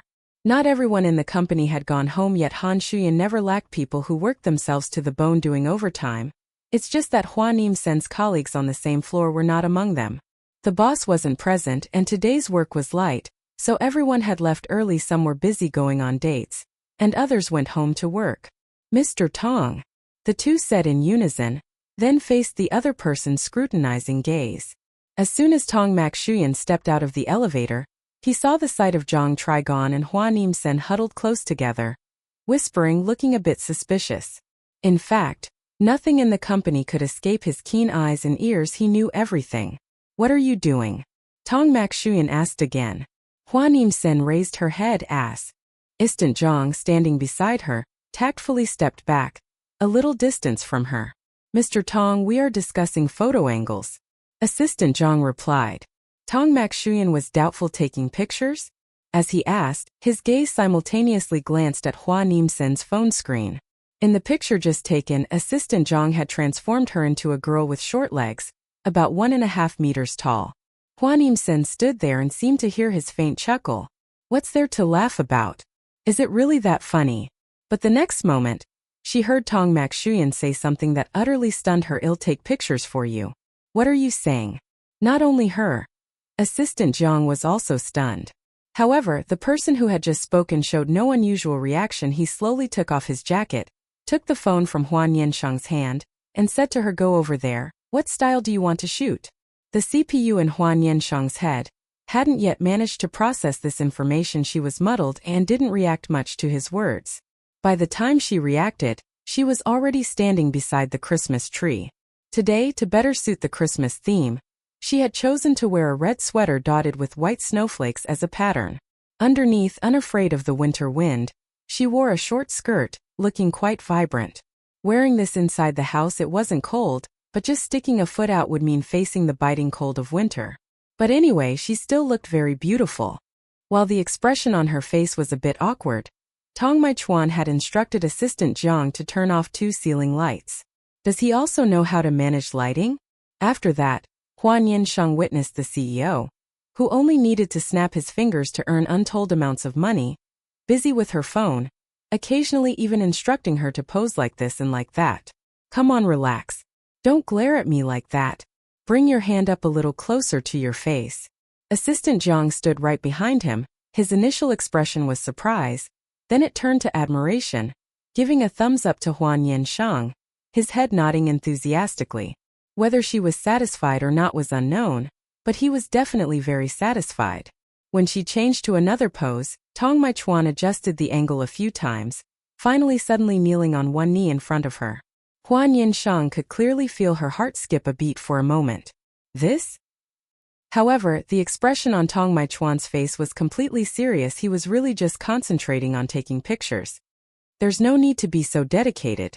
The photo shoot actually didn't last long. Hua Nian Sheng didn't even know how to manage her expression during that short period of time. By the time Tong Maichuan told her to come see the finished product, she was still in a daze. But when her gaze met the phone screen, she was stunned. In the photo, she and the Christmas tree were both part of the scenery. Just now Tong Ai Chuan had instructed assistant Jiang to stand behind her holding a phone for lighting, and she had been wondering what kind of effect he could capture. But now, looking at the picture, every strand of hair on her head seemed to be glowing, her face lit up, and overall it was very similar to the divine maiden effect that was trending online. Moreover, the composition and lighting were both very harmonious, giving the photograph a strong artistic flair. So, his "let me take your picture" was not a joke but real skill. He had actual ability, knowing exactly how to take a beautiful photo. With photographic skills this outstanding, if she were to book a session with a photographer online, she might not even find someone better. Heavens above, this boss is truly too capable. Are you satisfied? Tong Maichuan asked. Satisfied, satisfied. Hua Nian Sheng nodded repeatedly, finally even having to blurt out a sincere remark. CEO Tong, you really take beautiful photos. Tong Maichuan chuckled, but it was clear that earlier I saw you didn't quite trust me. Hua Nian Sheng was always someone tactful, and she immediately displayed a contrite attitude. I was wrong, it's true I had eyes but couldn't see Mount Tai. Tong Maichuan also didn't bother to fuss over it with her. He was probably still busy with work, and just gave her one reminder: if there's nothing else, go home early. It's very cold outside, put on your jacket. Perhaps he felt that wearing a skirt in this weather was a bit unreasonable, but he was also reluctant to elaborate. Besides, the distance to Hua Nian Sheng's home was very short, so there was basically no need to worry. Assistant Jiang, in front of his boss, found it inappropriate to leave first, so he asked tentatively, CEO Tong, is there anything you need me for? Tong Maichuan shook his head, telling him to also finish work. Nevertheless, when Hua Nian Sheng had finished packing and was preparing to leave, Assistant Jiang was still lingering in the CEO's office, reporting on work. There are always reasons why some people can become such capable right-hand men for their boss. The 2 days leading up to Christmas and Christmas Eve, the streets were bustling with people. Everywhere was brilliantly decorated with festive lights and flowers, and the Christmas atmosphere filled the entire space. Hua Nian Sheng fondly recalled her high school days, when classmates excitedly exchanged greeting cards, gave candies, gave apples, and her desk drawer was full of snacks. But since going to university and then stepping out into life to work, holidays like these were not days off, and nobody naturally felt particularly excited anymore. She even thought that the entire company being allowed to leave work early on Christmas Day was merely benefiting from foreign colleagues. Arrived home, she opened her phone to review the photos. The more she looked, the more she didn't know where needed to be adjusted. She knew she was beautiful today in order to immerse herself in the Christmas atmosphere. She even put on makeup, but normally, no matter how beautiful a photo was after being taken, she would still find a few flaws that needed adjusting. Yet now these photos gave her a feeling of not knowing where to start. It wasn't that they were flawless, it's just that if she used the original photos to post, it would also be very fine. She even felt that if she were to lay hands on adjusting this and that, there was a high possibility she would ruin the photos. So Hua Nian Sheng had no choice but to share the photos into the group chat for her close university dorm friends to see first. See if there's anywhere that needs adjusting. Trin Van Tin, is this the original photo? Are you saying this is really an unedited photo? Huang Man He, who's sitting in front of the screen frantically editing with apps. How can that be? Tell me which photographer took this. Quickly reveal the WeChat here. rollingcow.jpg. Deep DM beautiful to die for. Hua Nian Sheng quietly replied to Huang Man's message, a colleague took it for me. The boss can also be considered a colleague, right? Chapter 21. President Tong, diligently and frugally caring for his family. Hua Nian Sheng had no idea that at the moment she unexpectedly encountered her ex-boyfriend on this side. Her boss car had not yet gone far. This began when Tong Mokshuyan inadvertently turned his head, just in time to see a tall man walking towards her, while she had already stopped. Tong. Ji Mokshuyan said, stop the car. As soon as the car stopped, Assistant Zhang in the front seat also turned his head to look, and as a result, he and his boss silently stared in that direction, neither of them able to look away.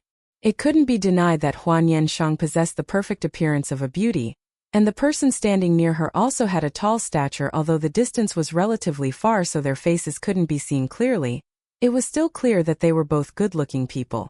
A young man and woman standing in the cold winter wind talking. No matter how one thought about it, they didn't seem like strangers. Assistant Zhang almost blurted out a comment, they look quite good together.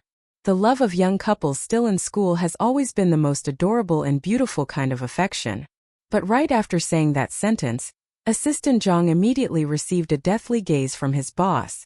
Seeing Tong Mok Shuyan glance over, Assistant Zhang's sentimental expression from just a moment ago immediately vanished completely. Looking at his demeanor, he even felt a little guilty. After all, he was a very professional assistant, very skilled at guessing his boss' intentions. Based on the relationship between Hua Nian Sheng and Hua Kem Gon, Assistant Zhang felt that perhaps his boss now had the feeling of love a person, love their entire path for his best friend's niece. Furthermore, compared to the cunning fox-like uncle, President Hua Nian Sheng clearly made people feel more sympathetic towards her, and was also naive, less guarded against life. Standing from the perspective of an elder, there were many talented young people, with good family backgrounds, capabilities and uncommon ways of speaking, whom Tong Mok Shuyan knew. Sometimes with just one glance he could already deduce what kind of person that man was. At this distance they naturally couldn't hear what the people were saying. Assistant Zhang felt that stopping the car by the roadside and secretly peeking at the intern colleague with his boss was not a very ethical matter, but he still couldn't restrain himself from being eagerly curious. The conversation between that man and woman didn't seem to be very smooth. One person was very impatient, the other kept wanting to linger, looking a bit like a couple in a quarrel. Finally, Hua Nian Sheng still decisively turned her back and walked away. Not turning her head, the young man behind seemed to want to chase after her, but was stopped by the residential area's security guard. Tong Mok Shuyan only then told the driver to continue driving. Assistant Zhang hesitated for a long time, kept wanting to speak but then stopped, mainly because he had never seen a boss so dedicated, caring for a girl with no blood relation like this. Even someone's romantic affairs had to be cared about to this extent? Tong Mok Shuyan spoke first. Assistant Zhang, what do you want to say? No, nothing, sir. Assistant Zhang stammered. Unfortunately, his boss did not have much patience with others. This manner of his, hesitating and wanting to speak but then stopping, successfully annoyed President Tong, who spoke in an impatient voice. If there's anything, just say it directly. President Tong, I see. It seems you are very concerned about Hua Nian Sheng? This was indeed a reckless question when things were calm. Who would dare to ask their boss such a question? Zhang Trigon had also followed Tong Mok Shuyan for several years, although the superior-subordinate boundary was very clear. His ability and work style were very pleasing to Tong Mok Shuyan, and if nothing changed, he would very likely get a raise before Tet. At such a crucial moment, angering the boss was of course not a good thing. However, it seemed his boss didn't bother with this reckless question. Tong Mok Shuyan only glanced at him once, then replied in an extremely calm voice, wait until you have a daughter. Then you'll understand. Assistant Zhang couldn't put it into words, but this state of the boss truly resembled the comments he had seen when scrolling through videos about pretty little girls, along the lines of, if this were my daughter, I guarantee within a 100-mile radius no blonde guy or modified car would dare appear. He was slightly developing a father's mentality then. But of course these words could not possibly be spoken to the boss. Assistant Zhang proved to be very discerning of the situation, turning around and sitting back properly. The next day upon arriving at the company, Hua Nian Sheng discovered Assistant Zhang's gaze at her wasn't quite right. It was precisely the kind of look that wanted to share gossip but found it inconvenient to blurt out. Hua Nian Sheng immediately understood the intention, so she secretly exchanged friendly gossip with her colleague via WeChat. Assistant Zhang said that last night he had seen her standing and talking with a handsome young man, Hua Nian Sheng. After finishing reading that sentence, she felt her whole body shrivel up, her high expectations having been in vain. She had thought she would get to hear some hot internal gossip, but unexpectedly in the end the hot topic people wanted to gossip about was her own matter. As she was thinking about how to reply, Assistant Zhang received an internal call requesting him to go to the general manager's office. He carried his phone in, and while reporting he suddenly remembered a document, so he conveniently looked it up on his phone, then held it out for the boss to see the screen. But unfortunately at that very moment, The phone again popped up a new message notification on WeChat. Assistant Zhang, quick-handed and quick-eyed, raised his hand wanting to swipe away that notification, but the result was he directly tapped on the message. Silence enveloped the entire office. The two men simultaneously fell silent afterwards. Assistant Zhang flusteredly switched screens. During working hours, employees scrolling on their phones and messaging was a very normal thing, as long as they still completed their work well. It was just that General Manager Tong had never imagined there would be a day he would see lines of gossipy messages during work hours from his subordinate. Hua Nian Sheng's message, not early not late, arrived at this precise moment. The instant it popped up, Tong Mokchuan perhaps hadn't even had time to clearly see the content, but the instant Assistant Zhang accidentally tapped it, it was already too late. His phone was a new phone with extremely sensitive touch. Hua Nian Sheng ex-boyfriend, unlucky, don't mention it. Thank you. Just a few words but enough to make himself and his colleague frozen stiff. The preceding chat messages, Tong Mokchuan naturally could also see. Even someone with a strong sense of boundaries would find it difficult to react in time and look away in such a short period. Assistant Zhang. Tong Mokchuan calmly withdrew his gaze. Assistant Zhang was also very discerning of the situation, tapping back to the home screen and continuing to report on work. Stepping out of the general manager's office when passing by Hua Nian Sheng's desk, he then blurted out a rather perplexing sentence to her. Nian Sheng, I am truly very sorry. A truly puzzling remark. What was even more puzzling was that a professional assistant who had long considered the general manager's office his second workplace, like Zhang Trigon, had become even more sorrowful since stepping out of it, as if he had just endured a storm within his heart. Busy work made time seem to pass very quickly. Many times when encountering problems she didn't understand in work, Hua Nian Sheng would run to ask other senior colleagues. If it still didn't work, she would run to knock on the general manager's office door. Going in meant being scolded, not going in also meant being scolded, so it was better to just face it and get it over with. At least she would die heroically. Anyway, now her expression was also similar to that of a problematic student frequently called up by the teacher for criticism. Tong Mokchuan could see it. He said, lately you've been a bit negligent, haven't you, Hua Nian Sheng? Hua Nian Sheng lowered her eyes, tormented by the work until weary. Like a puppy doused with water. General Manager Tong, please just say what you want to say. Tong Mokchuan. He was like a teacher guiding a student who again encountered a phase where the student was bored of studying. It was during working hours, so alright, he would talk about work. Tong Mokchuan said, if you truly have no passion for the work, then you transfer to my office. I will directly supervise you. Hua Nian Sheng. If it were someone else who said this sentence, it would be very normal. She would consider it as caring for an employee. But because this sentence came from the mouth of Tong Mokchuan, when it reached her ears, it immediately transformed. She immediately brightened up again. General Director Tong, what did you just say? I find the work very good. Working makes me very enthusiastic, my spirit is invigorated, and my passion overflows. Tong Mokchuan. Hua Nian Sheng finished asking the question, then quickly slipped away. Of course, overtime was unavoidable. At 7:30 in the evening, she still hadn't left the company, and from afar, she saw the lights in the general director's office still on. Actually, Hua Nian Sheng also wanted to go home, but was still pondering what to eat tonight. Opening the food delivery app, scrolling for a while, she felt dizzy because she didn't know what to choose. Every dish looked delicious. Ordering too much meant she couldn't eat it all, but eating out alone felt gloomy, and if she wanted to invite friends to eat with her, everyone was far away, or had already returned to their hometowns to celebrate Tet, or was busy traveling everywhere. Hua Nian Sheng bit her fingertip, deep in thought, then suddenly wanted to drink milk tea. Her favorite shop, where she usually bought from, had a buy one get one free promotion today. Applying the discount code made the price even cheaper than buying just one cup normally. But it wasn't until she had finished placing the order that she belatedly realized not only had she still not figured out what to eat tonight, but also that her good colleagues who usually shared delicious food with her were not present. Too hasty. Before 8 o'clock, her mood began to plummet uncontrollably. Hua Nian Sheng frowned morosely. Her order had already begun to be delivered. The delivery address was at the company, and it would reach her in just a moment. Immersed in sadness, she didn't notice that the general director's office door had opened, and just kept morosely looking down at her phone. while also checking the reviews of restaurants on the food delivery app. Someone suddenly tapped a hand on her desk. Hua Nian Sheng looked up. It was her general director.